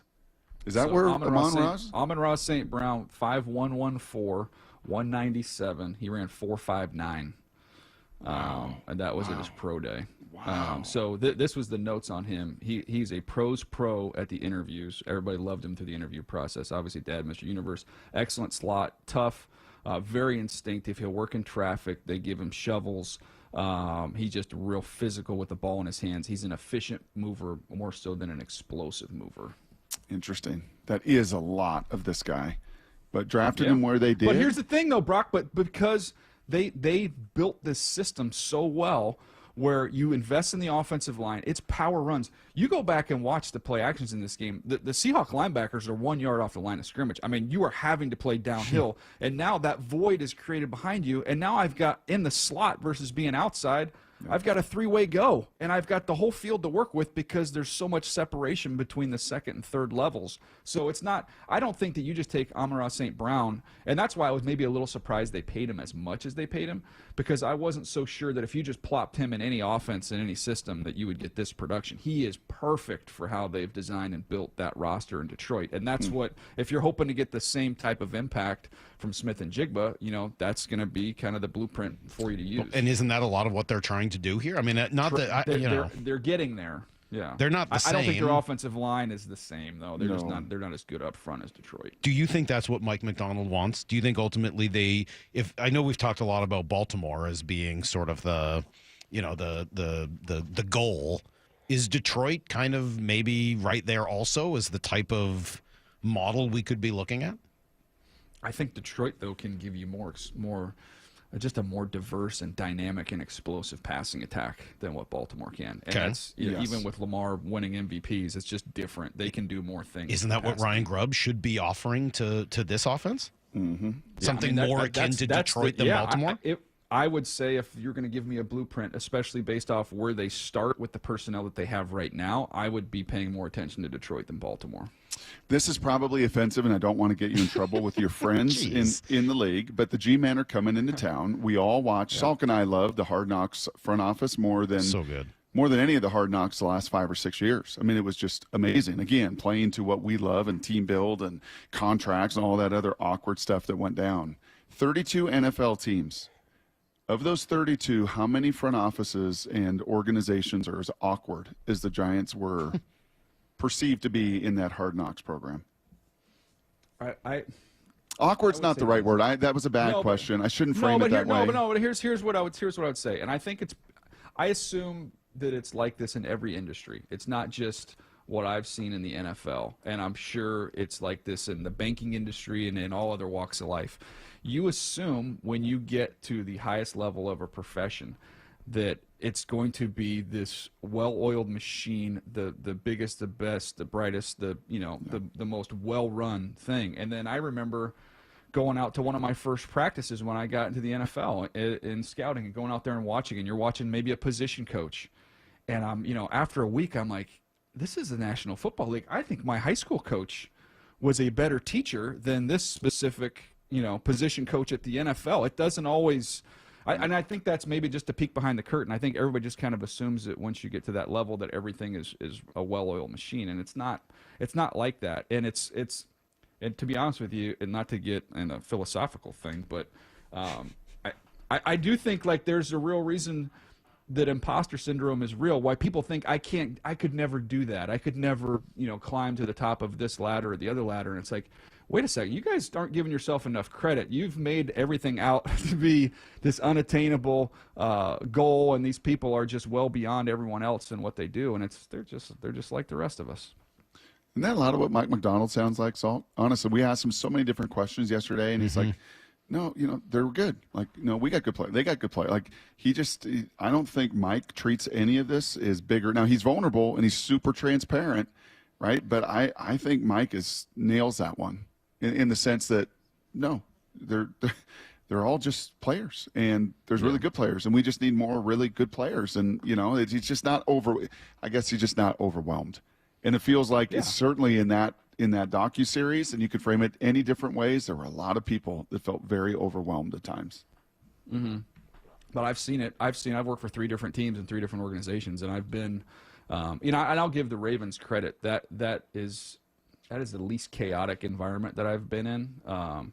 But I've been in draft rooms before, and you like, it is not calm, cool, and collected. It is like a fire drill, and you're like, holy crap! Like, this probably should have had this decision made a couple months ago. Yes. So it's not all smooth sailing. It's not smooth sailing like Michael King was sailing last night, I can tell you. All right. What was that, 13 Wow. Ks? Very 12 impressive. punchies, 7 innings. Yeah. It's Padres Tigers World Series for me. Just my 2 good buddies, Daniel Jeremiah. Go back Jason to 84. Benetti. Let's That's go. what I said yesterday. Steve Garvey. Let's go. See if it ends better for the Padres. I hope Alan Trammell's not walking through that door. Yeah, Lou Whitaker. And, yeah, there's some Jack dudes Morris on that team. Yeah. All right, DJ, thank you as always. Good luck to your Padres this week, and we'll talk on Wednesday. Always enjoy it. You guys be good. All right, there you go. There's Daniel Jeremiah every Wednesday at 8:30. You can go find him at Move the Sticks and listen to his podcast and all the other great stuff that he does. We'll come back with Washington Wednesday. Brock says they're going to win this week. He feels really confident in it. I want to know why next. The Mike McDonald Show, the first word from the head coach after every Seahawks game. What'd you see from Gino? They play a really good game. They gave him some hard things. The way they rush, and like with Aiden there, you don't have forever back there. And so he's making fast decisions. I think our guys are getting their spots well. In the way the game played out, we needed them to do that. But the guys did what they needed to do to keep us, alive, keep us in the game. And there's a path to win the game. You've got to give our guys credit for fighting it out the whole time. Don't miss the Mike McDonald Show the morning after the Hawks game at 9:30 on Seattle Sports. In business, service is everything. Cintas delivers what you need to better serve your customers. Whether it's freshly laundered work apparel for almost any job imaginable, tested and inspected fire protection systems, first aid and safety supplies, on-site AED training, or mops and restroom products, stocked and ready when you need them. Better work days happen together. So visit Cintas.com. Oh, I'm ready! And get ready for the workday. Hey, pet parents. With Progressive's collision coverage, you get extra protection for your cat or dog, because there's nothing worse than seeing your pet hurt. Like when you see their face after accidentally stepping on their tail, and you say, "I'm so sorry, Mr. Pickles." But as you kiss his nose and rub his little belly welly, you know Mr. Pickles is thinking, "You betrayed me." Anywho, Progressive pays up to $1,000 in vet bills if your pet is injured in an auto accident. Learn more at Progressive.com and watch where you step. Progressive Casualty Insurance Company and Affiliates. Collision coverage subject to policy terms. Not available in all states. Build better benefits for your employees with the MBA Health Trust. The Master Builders Association of King and Snohomish Counties offers quality and affordable health benefits for local construction businesses. Learn more at mbahealthtrust.com. If your home's heating system is 10 years or older, it needs a tune-up. Your furnace and heat pump work extremely hard, and after 10 years, wear and tear can cause a failure. The last thing you want this winter. Deere Services is now offering a heating system tune-up with a no breakdown guarantee and no service fees for just $49. A thorough inspection and recalibration for just $49. Visit DEARservices.net. Make an appointment and we'll be there within 3 hours. Deere Services, Seattle Seahawks small business partners. Hey, Brock Ewart here with my buddy Dave Taylor from First Mark Insurance. You know, Dave, I love sport. You love sport. And I love sitting with coaches and hearing their game plan each and every week. What are the keys to a First Mark Insurance game plan? It's a great question, Brock. I think there's really 3 keys to a great game plan with us. Number 1 is we want to make sure that our clients have the correct coverage for their unique specific needs. So that's number 1. Do you have the right coverage? Number 2, once we have the right coverage, are we getting that coverage at the most competitive price possible? And then last and not least would be, once we have the right coverage at the most competitive price, are we providing world-class service to those customers so that when they need it, they have someone there that's got their back? Those are the 3 keys to a First Mark Challenge victory. And man, am I so glad Molly and I took the challenge. We are one of so many through a decade plus of being a First Mark Challenge victory. You can too. Just simply go to firstmarkinsurance.com. Firstmarkinsurance.com. Prescriptions require an online consultation with a healthcare provider who will determine if appropriate. Restrictions apply. See website for details and important safety information. Subscription required. Price varies based on product and subscription plan. Hi, I'm Dr. Peter Stahl, board-certified urologist and senior vice president of men's sexual health at HIMSS. In my 12 years of practice as a reproductive urologist, I've helped many guys with ED, and it has never been more convenient to treat than it is right now, thanks to HIMSS. It really wasn't easy before. You had to take time out of your day, come to a physical office, and see a specialist like me in person. Now, through HIMSS.com, you can get world-class sexual health care and a full range of treatment options for ED through a 100% online process. It starts with a free assessment from a medical provider licensed in your state who can determine if ED treatment is right for you. If prescribed, your medication is shipped to you for free. So don't wait. Join the hundreds of thousands of guys who've gotten help for their ED through HIMSS. To start your free online visit and find ED treatment at up to 95% off brand name prices, go to hims.com/radio. That's hims.com/radio for your free online visit. Sometimes even heroes need rescuing. I'm a retired firefighter, 27 years. Kurt had severe pain in his knees and his shoulder, which was keeping him from enjoying his well-deserved retirement. Loved to ski, loved to fish, and couldn't even walk 18 holes. That's why Kurt decided to see Dr. Mark Wagner, MD at Seattle Sports and Regenerative Medicine for stem cell therapy. He was just awesome. He goes, yeah, give me a shot. And he took care of me. He stemmed my knee and my shoulder. And how are you feeling now? I was pain-free in 12 weeks. I play golf now pain-free, and it's awesome. So you'd recommend this treatment to others in your situation? Absolutely. Yeah, Dr. Wagner's, he's had a couple people call me, and I recommended that they do it. Before you choose surgery, consider stem cell therapy with Dr. Mark Wagner, MD at Seattle Sports and Regenerative Medicine. Schedule your consultation at drmarkwagnermd.com. We are Seattle Sports.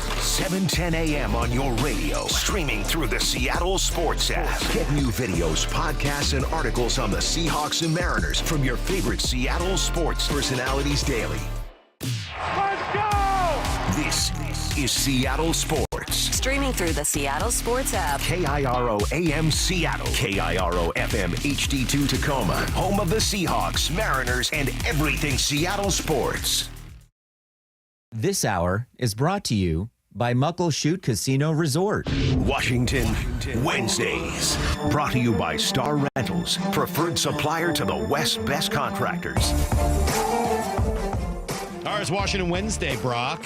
Sure is, I've got Mike. a Washington Wednesday coming up in a few weeks. I'm going to go to a Washington women's volleyball game on a Wednesday. Oh, are you really? I am. Oh, are I?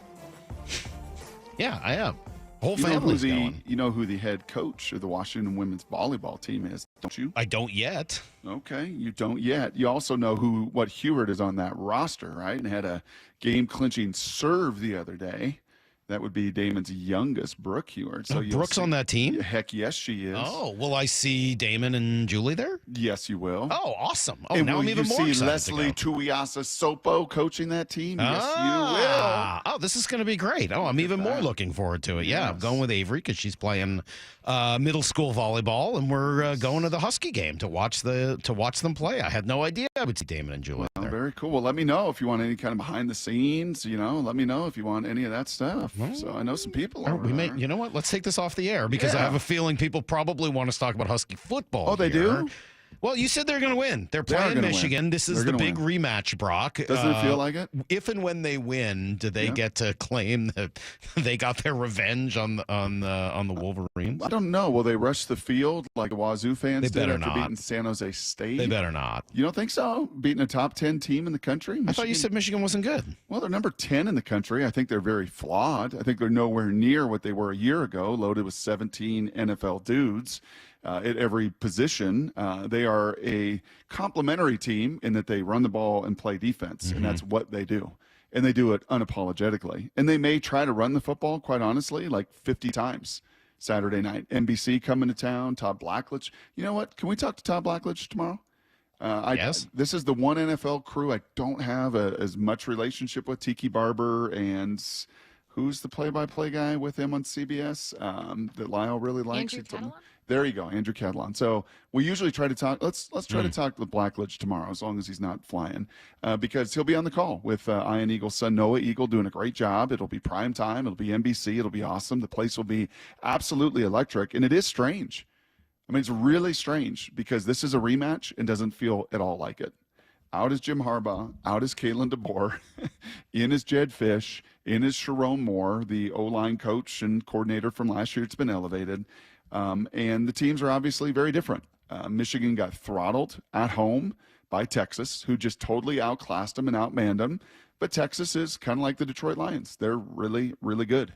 And not many teams are going to beat Texas this year, if anybody, during the regular season. They've come back from that. They've won a couple. They beat USC. They did it down the stretch. They did it their way, Salk, because their QB, who I'm going to call Alex O, to not distract you and get you off kilter. Alex O does not mind not throwing the ball. In 2 games, he's thrown for 133 yards. That is 66 and a half a game. They just don't throw the ball, and they don't care. They just really don't care. He's a great athlete. He can really run. Steve Belichick's going to have his hands full with a run game that comes right at you. If there's one area that the Huskies defense has been good, not great, it is their run defense. 58th in the country at 3.7 yards a rush. That might be first in the NFL, but it's 58th in college football. 121 yards a game, 51st in college football. Not terrible. And certainly at the end of the year, if those are the numbers, you'll go way up once conference play begins. But they're going to get run on, and they're going to have to put 9 guys in the box consistently and not give up explosive runs. If they do that, they'll win this game because their offense, the Huskies' offense, has been great. I mean, really, I do my Brock. What do we call this? Have they Dog seen a talk? defense like Michigan's? No, they've not. But Michigan's defense is not what they were. Right, it wasn't a year last ago, year's, right. by any means. They got 1 good corner. They got 2 good D tackles. They're good. They're not great. Texas exposed them. USC had every opportunity to win that game, had a couple critical giveaways, unfortunately. And the Huskies been pretty good at that, at taking care of the ball. Will Rogers, 10 touchdowns, no interceptions. Will Rogers, like his buddy Geno Smith, I don't know what's in the air in Seattle, but both of them complete as many passes as anybody in their sport. He's still sitting at 75% completion. So Will's done a great job. They found explosive plays. They've just killed themselves. And I think that stops Saturday night. Well, he was certainly, Jed Fish is pretty clear about that after the game that, you can't keep doing that. It was a really competitive football game. A lot of things that I was excited about in terms of some of the things that started clicking for us on both sides of the ball. But unfortunately, I told the team in the locker room, you can't play 2 teams.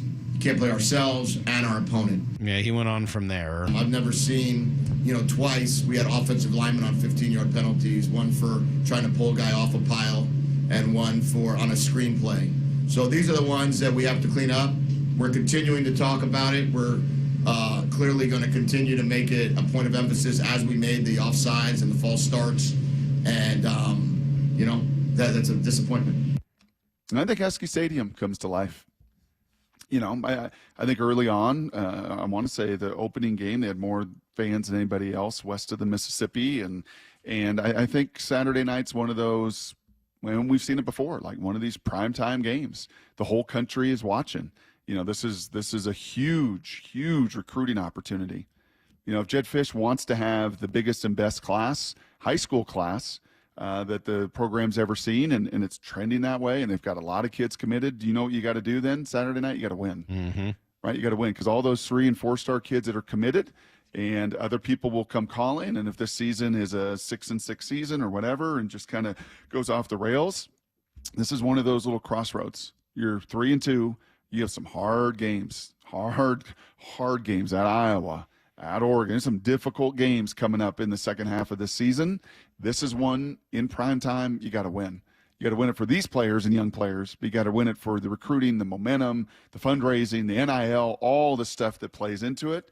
Yeah, like this is, I know last Friday night was national television in Piscataway, but this one Saturday night with Todd and crew, this is a little different animal, and one that they've got to capture. And I think they've got a great chance to do so. And in some ways, I know it's your third Big Ten game. It kind of feels like your first. Mm-hmm. It's your first. I mean, Northwestern, I guess, is at least a traditional Big Ten team, but always kind of the bottom dweller of that conference. Mm-hmm. Rutgers, I don't care if they're in the Big Ten or not. They don't feel like a Big Ten team, right? Mm-hmm. I mean, they still feel like a Big East team to me. Yep. And so this is sort of like, this is your first game in the Big Ten against the traditional Big Ten power. And there are not a lot of dudes that lined up against these guys last year. There are a few. Fabika Lannon and Bruner, and there's certainly some guys defensively that lined up against them.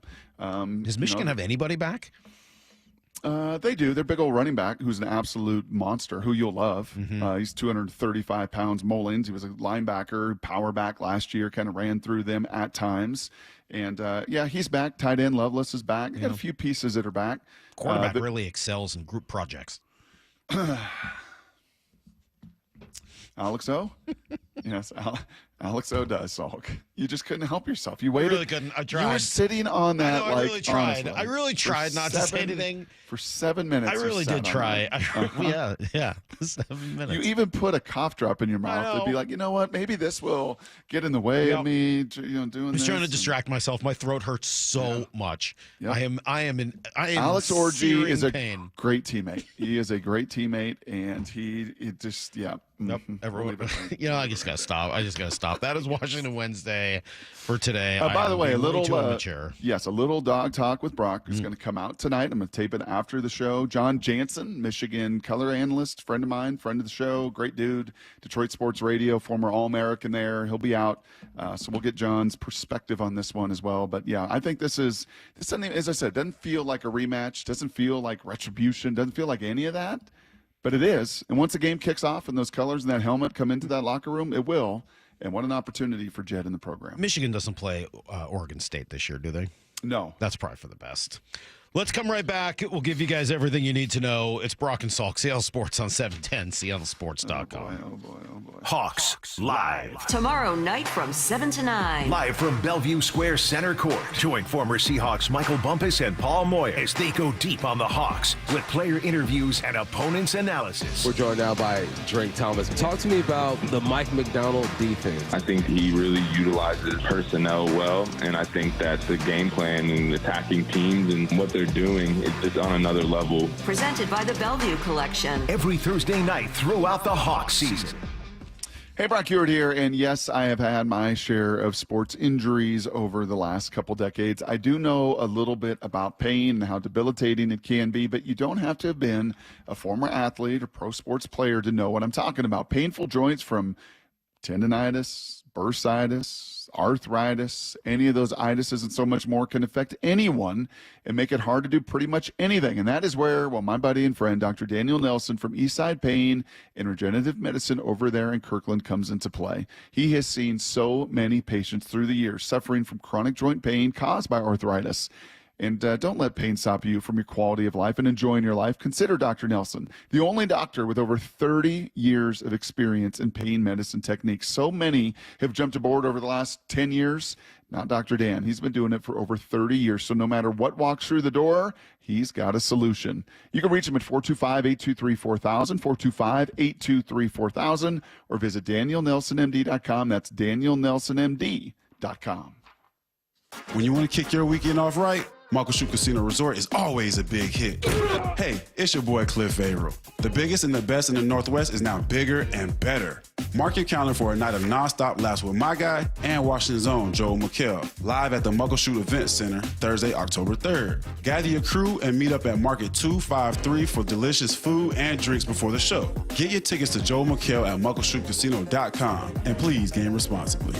All roads lead to Muckleshoot. As fall and winter weather sets in, your lawn becomes a muddy mess, and your kids and pets bring the mud inside.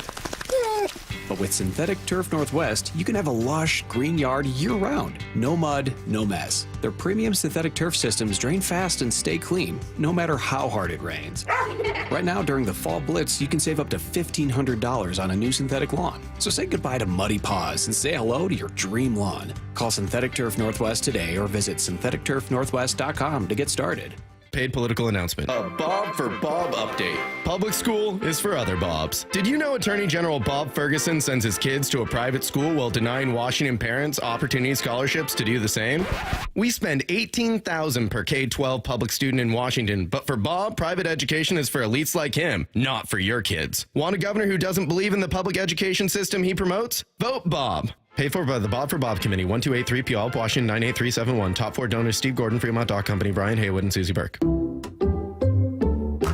Some people just know they could save hundreds on car insurance by checking Allstate first. Like you know to check the propane tank on your grill first, before hosting a tailgate. Let's fire up. Here, let me try. Seriously? You didn't check the propane? Who wants chips? Yeah, checking first is smart. So check Allstate first for a quote that could save you hundreds. Salt and vinegar? You're in good hands with Allstate. Savings vary, subject to terms, conditions, and availability. Allstate Fire and Casualty Insurance Company and affiliates, Northbrook, Illinois. Did you know your skin is the largest organ of your body? Huh? That's why you should shower with Old Spice Super Hydration Body Wash instead of plain old bar soap. Love your skin by super hydrating it with vitamin B3 and glorious notes of vanilla and shea. Did you know that my super hydrated skin is the second largest organ of my body? The first is my heart. Old Spice. Men have skin too. Old Spice Super Hydration Body Wash. 24/7 renewing moisture with daily use. Subscribe to the Seattle Sports YouTube page to find new and exclusive content from your favorite shows and personalities daily. Just head to YouTube, search Seattle Sports, and click subscribe. 911, what is your emergency? There's a fire in my building. Please send help right away. What is the address of the fire? My address. It's, hold on. Oh, wait. The fire sprinkler just went off, and it's putting out the fire. Good to hear. The fire department will still be dispatched as a precaution.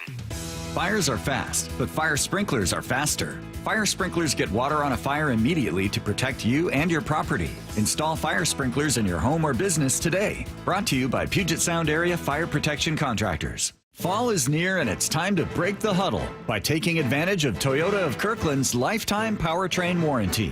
With a roster of over 70 Tundras and Tacomas, come scout the phenomenal team at Toyota of Kirkland. They'll pass you the keys so you can test drive your vehicle and take it to the house that same day. Big-time players make big-time plays at Toyota of Kirkland. Visit them today at their incredible showroom or online at toyotaofkirkland.com.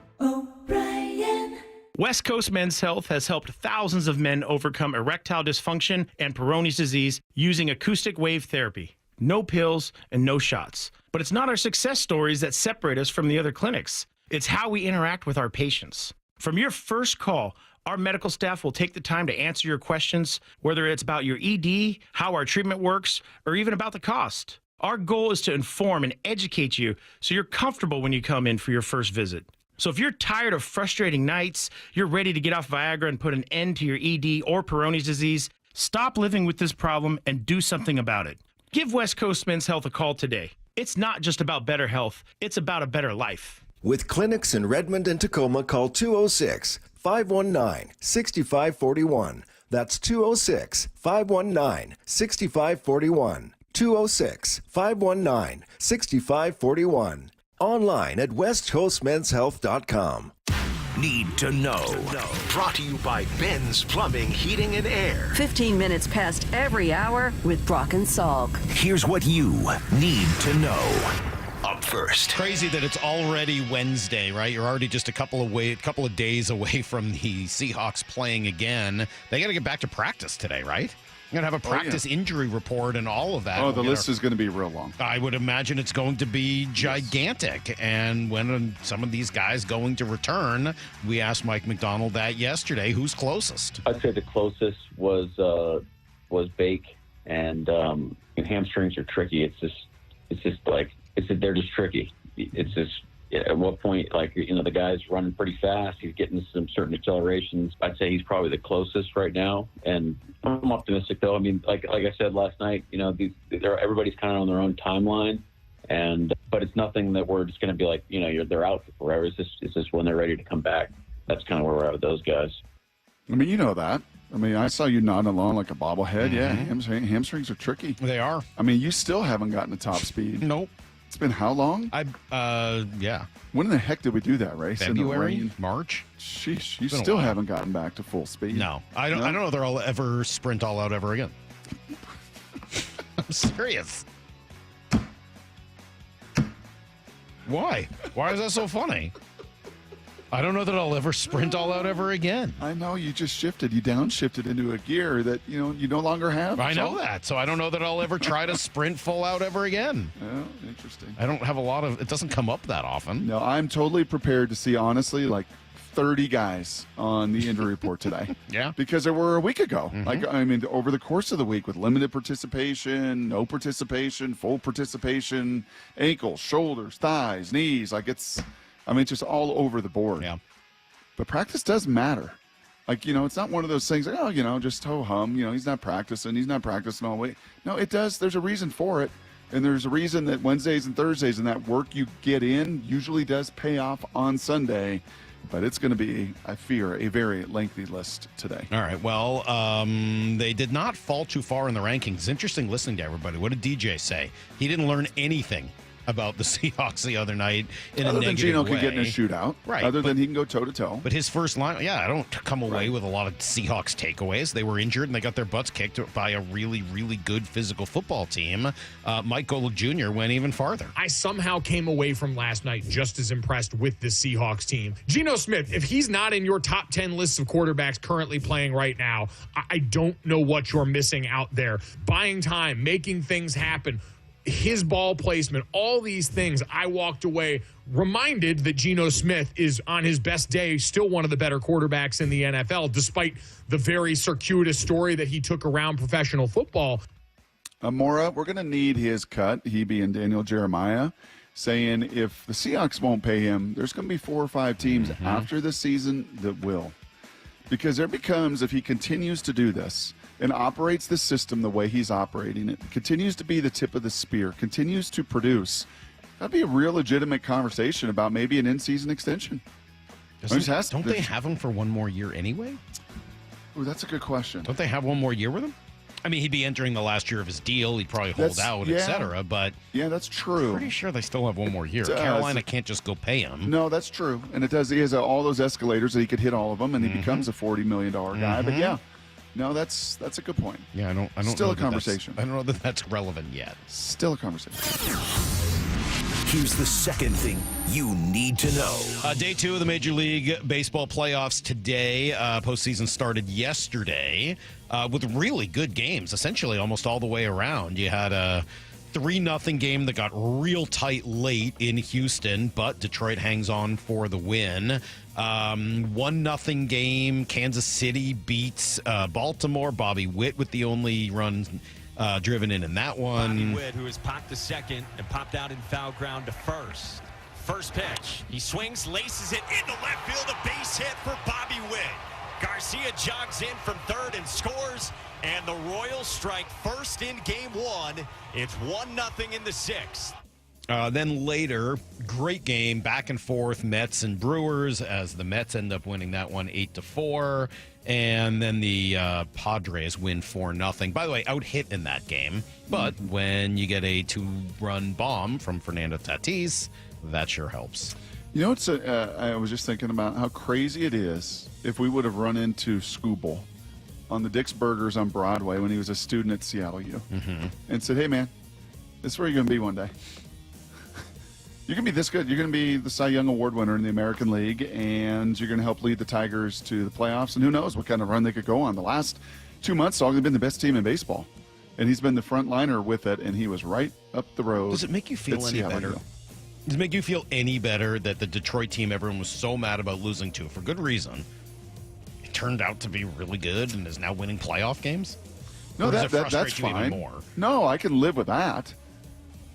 Going the 3-9 Angels versus the freaking Angels? Yeah. All right. Yeah. Thank you. Yeah.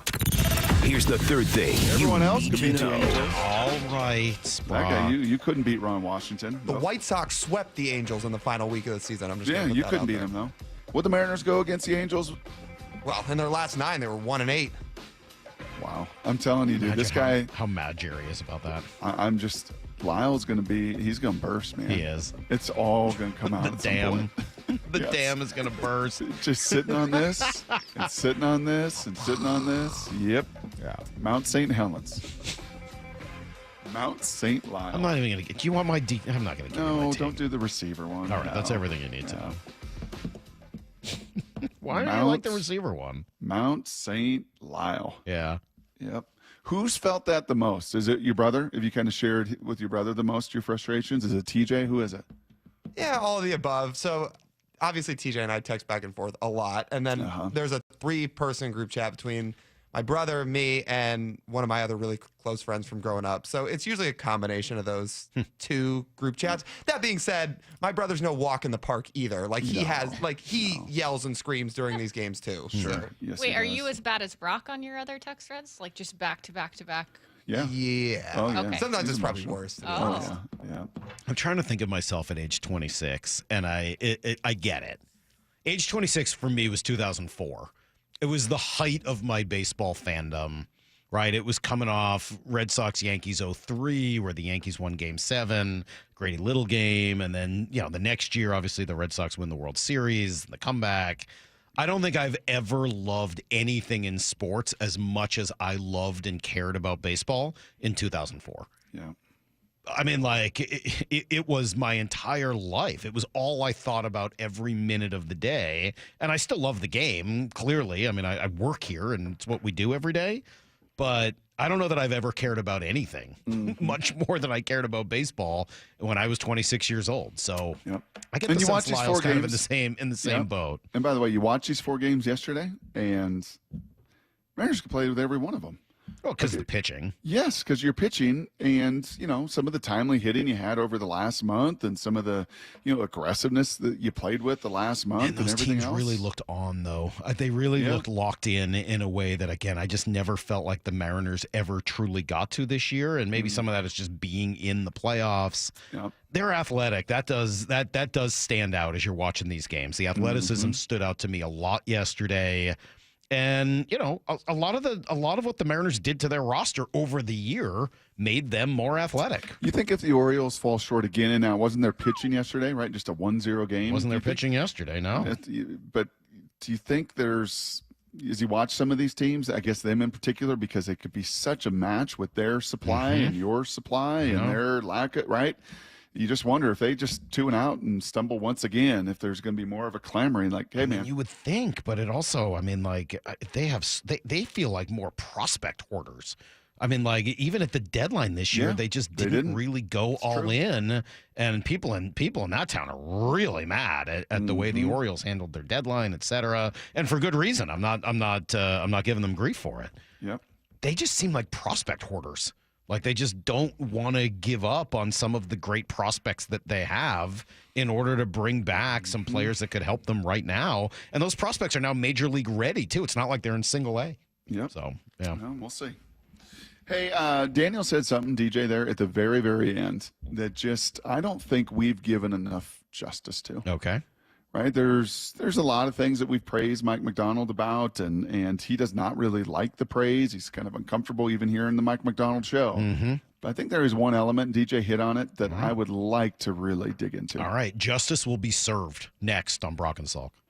Seattle Sports, your home for Bump and Stacy. Geno Smith in the offense put up 516 net yards. They also scored a season-high 29 points. How special did he look out there? Geno was on point, man. He threw the ball 56 times. That's a career high. Had 38 completions. That's a career high. People were saying Sam Howell should be the guy. I bet y'all have calmed down with that now. I was really impressed by Geno. His leadership, his composure, getting to the line of scrimmage. He checked out of some plays. At no point did I think Geno was overwhelmed. On Seattle Sports and 97.3 FM HD2.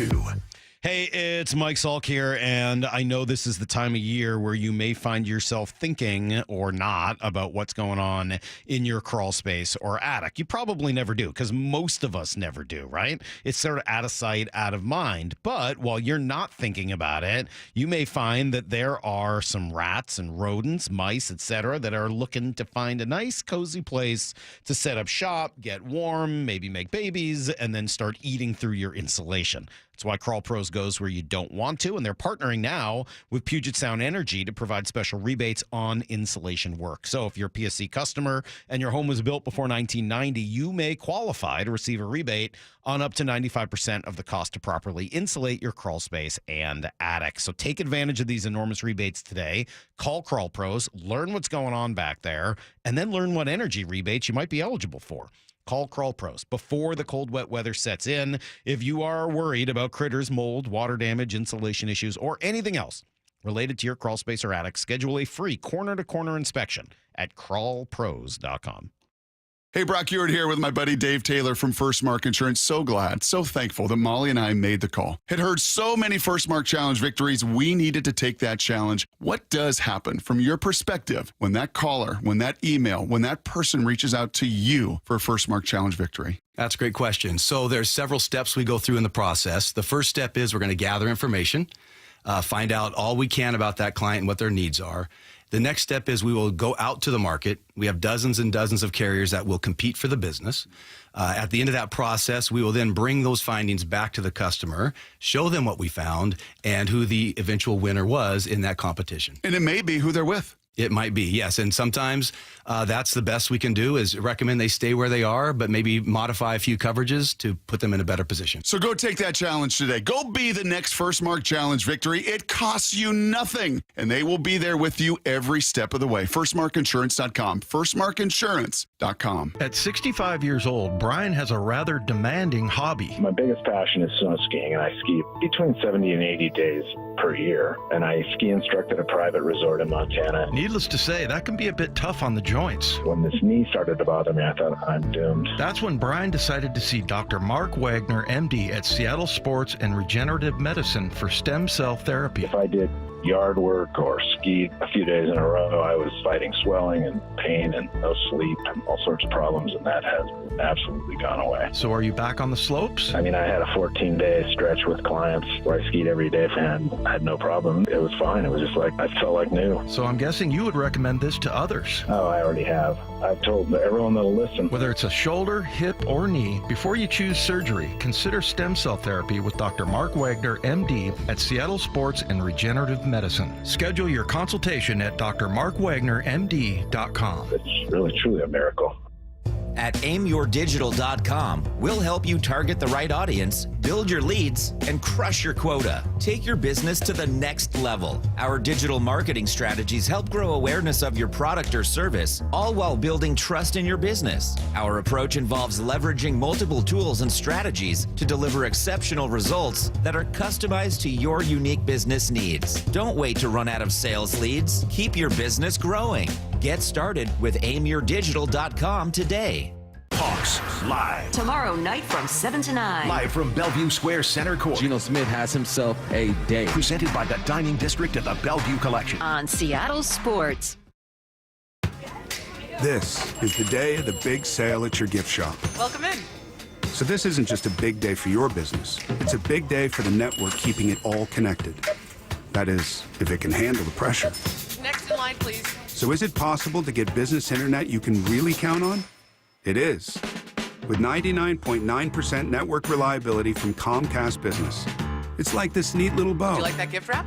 Really ties it all together. Reliable internet for your business. It's not just possible. It's happening. Comcast Business. Powering possibilities.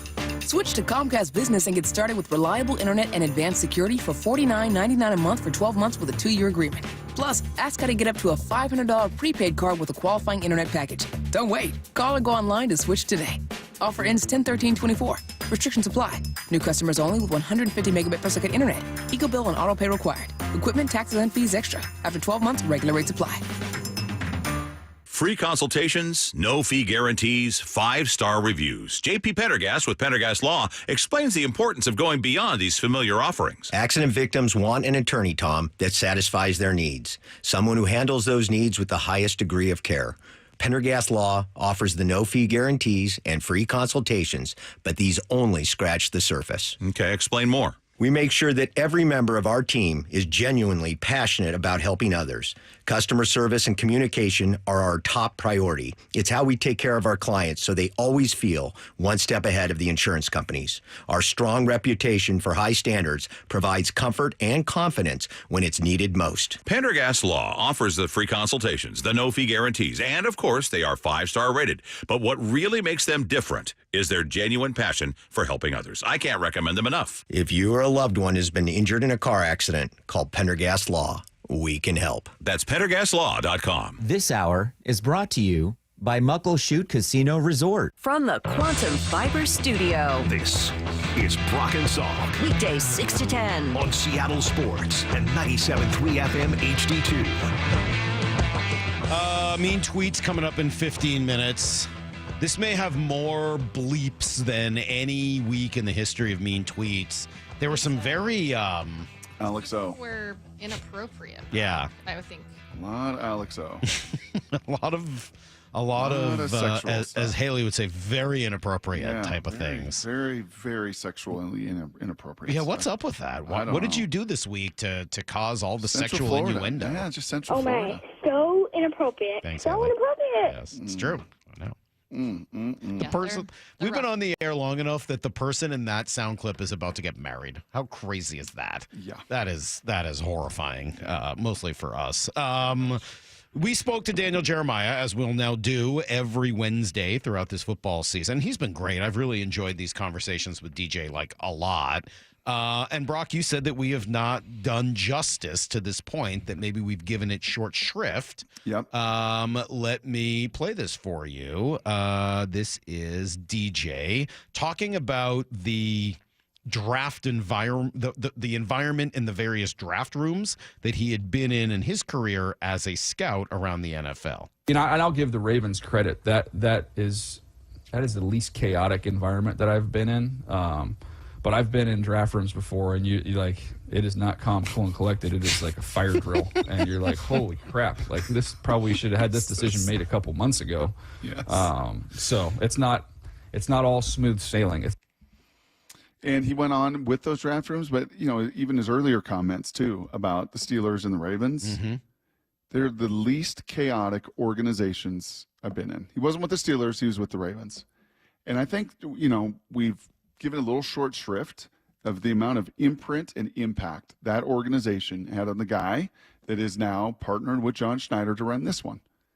And I know John spoke to the physical beating they took in Baltimore, right, and how humiliating that was last year and how they just couldn't compete. And it was kind of like, well, a decade earlier when they went to Pittsburgh and got absolutely humiliated in Pittsburgh, right, in year 1 or 2, and so that can never happen again. And we got to build our team in this way. That I don't think it's a surprise when DJ says the two organizations in the NFL that maybe know thyself as much as any would be the Ravens and the Steelers, and how important that is in just the upbringing of Mike McDonald, that's what he was around. That's what he knows.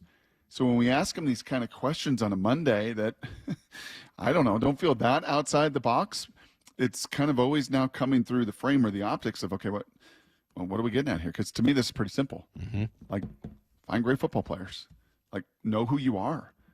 Train them and equip them like, I've always done at the places I've been. Who else was like that was Jim Harbaugh in Michigan. He absolutely knew himself, and this is what we're going to be. Run unapologetically, play defense, marry those two, drop your ego at the door, and got a pretty good chance to win. And, I think it's just going to become that much more clear how great a hire this was by John Schneider, who did not say, you know what, I gotta hire someone from Baltimore or Pittsburgh. He went in looking for the very best, and then when the dust all settled, the very best, not surprisingly, was incubated in that Ravens way and Ravens system. And I think we're feeling more and more of that, and we'll continue to do so over the course of the year. I don't think you can underestimate coming from good places. Does that make sense? Yes. But you also, you know what? You can also overestimate it, I will say. Like we shouldn't underestimate it. It's important, but I would be a little wary of overestimating it because we've seen it overestimated in other coaches, right? How many Bill Belichick coaching tree hires have completely failed in every way? And you're like, but they came from this system that worked and it spat out player after player and win after win and championship. Why are all these guys bad? Because they couldn't recreate it. I think what's beautiful here is you're not asking him to recreate it. He's not trying. That's the thing I've loved most maybe about Mike Macdonald. He's not trying to recreate Baltimore here in Seattle. Nope. He's never talked that way. He's never acted that way. He hasn't hired that way or necessarily drafted or developed that way.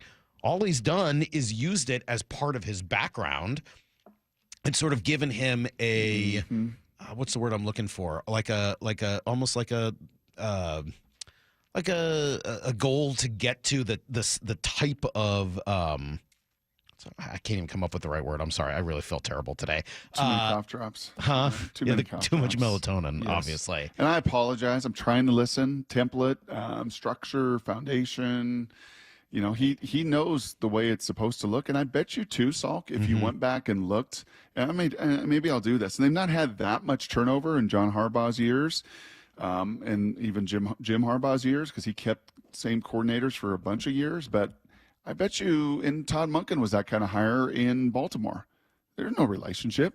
He was a college coach, you know, in a college, coming out of a college system. But, you know, that's the route that, you know, John wanted to go to try to take the next step for Lamar and to grow his game and to take all these pieces and be aggressive. And, you know, back to that kind of hiring and who Mike Macdonald surrounded himself with.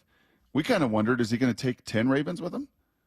Right? How many Ravens players are going to come? He was. How many? Because that's kind of the traditional way. People do. That's what they do. I thought it was awesome when he didn't. And again, I come back to what he said last week or what was in Brady's column rather last week about how he went looking for teachers rather than friends. It's such a fascinating view on how to build a program when you're new. When it's a new system for everybody. When DJ said what he said about being a scout and going out on these fields and watching these pro coaches, Paul Moyer has said this. Paul Moyer has said one of the greatest coaches, just coaches that he ever experienced, a couple of them. One was the late Dory Monson, as a girls basketball coach, state champion, like just coaching, teaching, fundamentals, implementing it was just off the charts. The other was Butch Goncharoff. When Paul was with him at Bellevue High School, like this guy can just absolutely flat out coach. And then you get to the NFL level, Salk, and this is not an exaggeration. This is not an exaggeration. We're doing a drill in camp, and the position coach can't write the plays down, formation to play. Like, no, I'm sorry, that's wrong. It's actually got to be this formation to run this play. Like he wasn't competent enough to do it. He had not been in fairness to him, Jim Mora, he had not been that kind of position coach. He was moved around, but he was moved around because he's a friend and I'm loyal to him and I'm going to take care of my guys because that's what you do. You take care of the good people and the loyal people around you. That's obviously the worst example of taking care of friends, but there are some benefits to it. I'm coming in, new system. I want to bring with me guys that I think are going to be able to explain it well. And instead, he says, no, I just want the guys who are the best teachers, not the guys who understand it the best. Because I'm going to teach dirty, and I'm going to teach this defensive staff, and then I'm going to really trust, and probably why they went to the levels they did. By the way, did you see, gosh darn it, when I see these things, I need to write them down. Yesterday, I saw somewhere that actually the Seahawks are paying the buyout for Grubb's deal. So Grubb had a buyout, you know, when he went to Bama. And I think who was going to be responsible? Like John Schneider knew, he watched this. He was around it. He was taking in what Grubby was doing just down the road there at the University of Washington. And, you know, I think as they got into this, Mike Macdonald knew, like, I got no background with him, but this dude can flat out coach and he can flat out teach. And I'm going to trust him to implement that plan. Likewise, you know, he's got Scott Huff who came with him as no line coach. But how many other coaches did Grubb bring with him? Just that. That's it. Just that. Yeah. Yes. I mean, it really, it's a fascinating way that we almost never see. Here's a little bit more from DJ on understanding who you want to be. You know, I think there's teams, if you look at the consistent teams, you know, if I just think about teams like Baltimore and Pittsburgh, they're there every year. They're right there every single year, and it's because they 100% know who they are. And if they ever do kind of waver off of that path, then the next thing you know, they go out and they sign Derrick Henry, and they get right back to who they were. So those teams that know exactly what they are and who they are tend to be the most consistent. I think that's across any sport. Yes. I don't think that's just a football thing. Well, and that sure seems to define Mike McDonald very clearly so far in his early going here in Seattle. Did you find it interesting that for all the talk we've had about Baltimore as being sort of the model, because that's where he came from, that he felt like maybe Detroit was even a better fit for what this could look like, partially because of the offense? Yeah, 100%. 100%, because of just the diversity of that scheme that Lamar, even this long into his career, Salk, has just had a challenge to do all of those things in the passing game. Now the positive is a runner and is a dual threat, and all the read game and everything he's unbelievable. He's a multiple time MVP, so kind of hard to criticize. But yeah, the model is going to be much more of Detroit, much more of Ben Johnson, much more. Yeah, if you kind of look around at what Grubb likes to do, well, you kind of saw it on display. Maybe a little more run play action versus a little more spread and space. Grubb coming out of the college game where there is so much about speed and space and options and creating one-on-ones. NFL game for Ben Johnson, a whole lot more about no. There was a lot of play action and little bootleg plays 100%. that they ran very successfully the other night. Yeah. Oh, yeah. 100, yes. And if you watch the Huskies over the last couple of years with Grubb and 1,000-yard runner and those tight ends and all the wonderful, beautiful play action and all the weaponry used, 53.5 yards across and 70 yards vertically, it is. It's all there, and Gino's been a pretty good maestro so far through 4 games of dictating. What a world we're living in, where we're looking at the Detroit Lions as a positive model for what you might want to build. Yep. That is really hard to say out loud. I mean, honestly, that has been one of the worst organizations in sports as long as I've been alive. It's weird, though, but you know what's weird about them? And then maybe, we'll see how the year plays out, and I'm sure we'll have further Detroit conversations with DJ because I think they're going to be really good. Unlike Cincinnati, unlike Cleveland, unlike Arizona, unlike some of these, it has just been such cheap, bad ownership. It hasn't been that. The Ford family has been, if anything, like over generous and over loyal. Well, but they've hired a lot of really bad people. They did. Yep. They let Matt Millen have that job for like over a decade. Yes. I mean, terrible guy, terrible at his job. Not a terrible guy. Not a great guy. I mean, not always treating people. Not a great guy. Yeah. Not a great guy. Yep. Not a great guy. Tough for me because he's been great. He's been a really good friend to me. So, but I get where you're coming from. Yes, a lot of ego, a lot of power, a lot of stuff there that wasn't very healthy. But I think they tried to empower, right? They tried to give him as long as too long in many cases. Yeah. So, yeah, ownership matters, man. Direction matters. Setting that plan matters. Knowing yourself matters. Across all the sports, right? Not just in that NFL, but the NFL, we seem to get much more transparency. We get cameras a lot more behind the scenes, right? We hear a lot about that, drama, and it's, thanks to Hard Knocks at times, lived out for better or for worse right in front of you. God, that Giants team just seems like such a mess. By the way, what did I see? Neighbors is in concussion protocol, so no word yet. I don't think he's practicing today. We don't know whether he's going to play yet on Sunday, but certainly a possibility that he does not play on Sunday. There was that weird play that I was talking to you about in the Thursday night game where he basically knocked himself out because he landed on his face, and Herbstreit and Michaels just kept talking like nothing happened. Like they were reviewing the play, and they're talking about whether he caught it or not, and they're not talking about the fact that he's out cold. Yes. I thought he honestly, what was weird about that? If I was on the call, I thought he landed on his stuff. I thought it knocked the wind out of him because the soul, if you look back, it landed the football right on that. And I think anywho, here we go. We got mean tweets. What a great lead in to this particular batch of mean tweets. Yes. Nasty. Brock, what's wrong with you? Nonsense, Brock. Sin is totally out of context. Young men making mistakes on the football field? Fact check your Bible. Whoa. Yeah. Brock, it's one thing I've been meaning to talk to you about for quite some time. What's up with your lack of Bible knowledge? Yeah, whatever, pal. When are you going to fact check your Bible? That was about sin, self-inflicted negatives. Chris Peterson coachingism I tried to employ. And But he did didn't you like it. explain it well enough, or did By you the just way- start dropping sin? No, that was it. Sin. Do you know what sin originally comes from? Missing the mark. It was an old archery term back in the day of like missing your target, missing your mark. The true? Yeah, sin is the distance from the bullseye. Interesting. But by the way, Everett, that guy coming at me again today.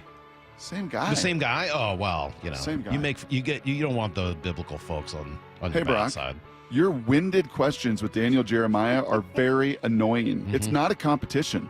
We're tuning in to listen to the guests, not you. That's true. It's a good point. Hard to argue with that one. I'd say this guy's got you twice. Watch your mouth. Brock, why don't you know more about sin in the Bible? Watch your mouth. Speaking of mouth. This Fox broadcast is unwatchable. Be better at Brock Heward. Mm-hmm. People love the "be better" one. I like it. That's So a do I. big I internet have another one in here with outrage that thing. too. Yeah. Be better. It's an Aaron Boone. Aaron Boone, that's his go-to with umps. Oh, really? Before he gets ran, yeah. Hey, sorry to cut this off for 1 second. Did you see the Jesse Winker thing yesterday? He His and Willie Adonis going at each other and Ooh, yelling at each other. Willie said, "I'll see you in the parking lot afterwards." Don't like because they each were on the same team last year. Yep. And anybody who's ever been on a team with Jesse Winker really freaking hates him. Well, it's weird. I don't know if he was like that in Cincinnati. I thought he was loved there. I don't think he was as loved as maybe we were led Is to he loved on the believe. Marine Layer podcast? Not really. Yeah, okay. He sure wasn't loved in this clubhouse, and doesn't sound like he did a whole lot better when he got to Milwaukee. Dude, at Brock Heward, get off the man's. You're doing a lot of in this game. I mean, if there's anybody we know that loves the Colorado football program, it's Brock. I've always said So that. many things we can't put over the air in these Yeah. today. Brock, why are you so in love with Colorado and Dion? What's up with that? I know. You went into that so biased for Dion. Bias. Yeah, so biased. Not even biased. Not even. So biased for Dion. Brock Heward in that Colorado. What a dumbass. Great throw. More like he threw up a prayer. Do better at Brock Heward. Yeah, do better again, Brock. Everyone wants you to just do better. Are you not doing well? You know who's doing really well? Who? Mora. That's true. These mean tweets. They bring out our best. It channels You guys said it that channels, Lyles were better than mine last week. No. Well, you got competitive now. Yeah, no. What this channels to me, Mora, if I'm going to be my psychotherapist psychology degree, Okay. is all the things that you wanted to say to the nuns back in private school growing up, and you didn't. You had to just stuff it and stuff it, Is and that this what is it your is? outlet to let it out. Yeah. Sister Magdalene and Sister Hedwig Hedwig. were very. Are they still with us, you think? I doubt it. They were in their 80s then. And now that I look back, I think I would probably be mean to kids if I was 80 and having to take care of them too. They were in their 80s then? I mean, maybe it was like 70s. That is but old. they were old school then. Definitely. Yeah. Oh, this one I need to set up because this was a response to, I think Tim Brando was telling someone who was going to be on the call, and he's like, "Oh, you're in good hands with Jason Benetti and Brock Heward," and this was the response. Not with supercilious condescending schoolmaster Brock Heward. Supercilious. Did it remind you of Supercalifragilistic? Is that why you sang it? I kind of read it out loud, and I'm thinking to myself, it kind of had that tone to it. And I was Give like, I'm that gonna to me go with again. that. Give that to me again. All That was right, pretty all good. right. Not with supercilious condescending schoolmaster Brock Heward. Schoolmaster. That's funny, Lyle. That is good, Lyle. Thanks. Oh, what's the one thing worse than listening to people drool all over this Colorado team, you ask? That would be listening to Brock Heward do it as a so-called analyst. If you're not an analyst, what are you? He definitely on that Colorado. I just can't take it anymore. These people were Didn't Colorado blow their doors off? Yeah. Why? What were you supposed to do? Yeah. Well, is that what people want? Do people just want people to be even, no matter what? Even when they want you to say nice things about the team that's losing? You know what I'm kind of proud of? And maybe I played 0.000. And more than likely I did. And maybe this is a lot of hubris and ego and arrogance I need to drop at the door. But I honestly feel like our commentary of Travis Hunter played a role in his Heisman odds. Now, his play did, his interception and touchdown, by far. But I feel like our commentary played a role in him going from 15-1 to 5-1. Think so? In the Heisman. Yeah. The way we showcased him, the way we talked about him, the backstories we had on him, the context that we added through coaches and otherwise, like, it matters to me, that stuff. And sounds like you're proving the exact point that mean tweeter was super trying to make. Arrogant, not that one. The one about how you got to get off Colorado on his stuff. Yeah. It kind of reminds me of Joe Buck's old Twitter bio when it said, "I love all teams except yours." Yeah. Right. Yeah. Brock Heward needs to stop worshiping Travis Hunter every play. See? I was scared to put any of those words in there. What were they? I can't. I like my job. If they weren't in the mean tweets, why can we say them now? Right. Hey, I see Brock Heward trying to sneak in his favorite phrase with his completions. That was from when Mike left go. Oh, that was. Developers. Mike Lefko's making Just mean change tweets that at to you? completions during That's kind of where it was, to be honest. Completions. Developers. So Fox Sports doesn't send announcers to Boise, but they'll send Brock Heward into a hurricane? Cool. Cool.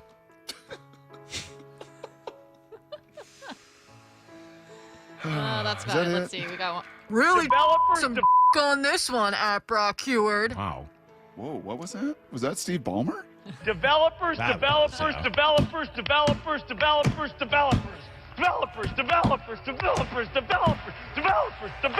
his bottom lip cheek? He really gets after it. Have you seen that video, Lyle? I don't think I have. Do you know who Steve yourself a Ballmer favor. is? Google. Yeah, do you know who Steve Ballmer is?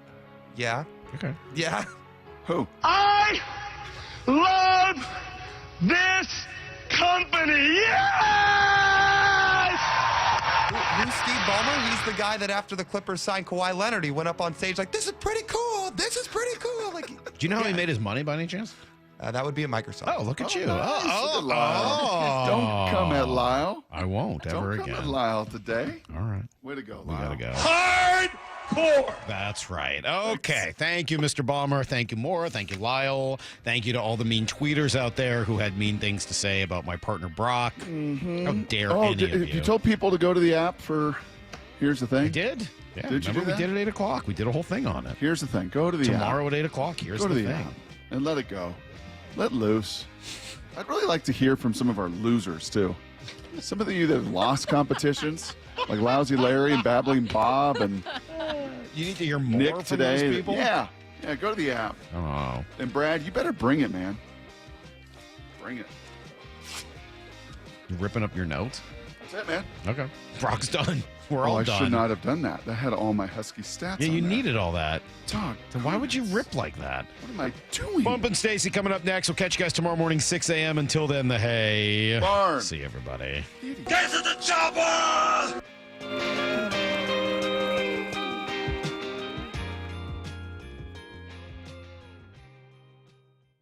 Seattle Sports, your home for Bump and Stacy. I gotta say, Bump, I don't really feel upset or worried or panicked after this one. Weekdays 10 to 2. This is not a game that once it came to an end, I thought, oh, I really hope they learned a lesson. No, I actually liked a lot. You have a bold statement you're ready to make. I don't know what it is. I'm going to tell you right now, the Gino that we've seen for 4 weeks, you can win a Super Bowl with Gino. You can win a Super Bowl with Geno Smith. Don't miss an hour of the show. Find the podcast at seattlesports.com.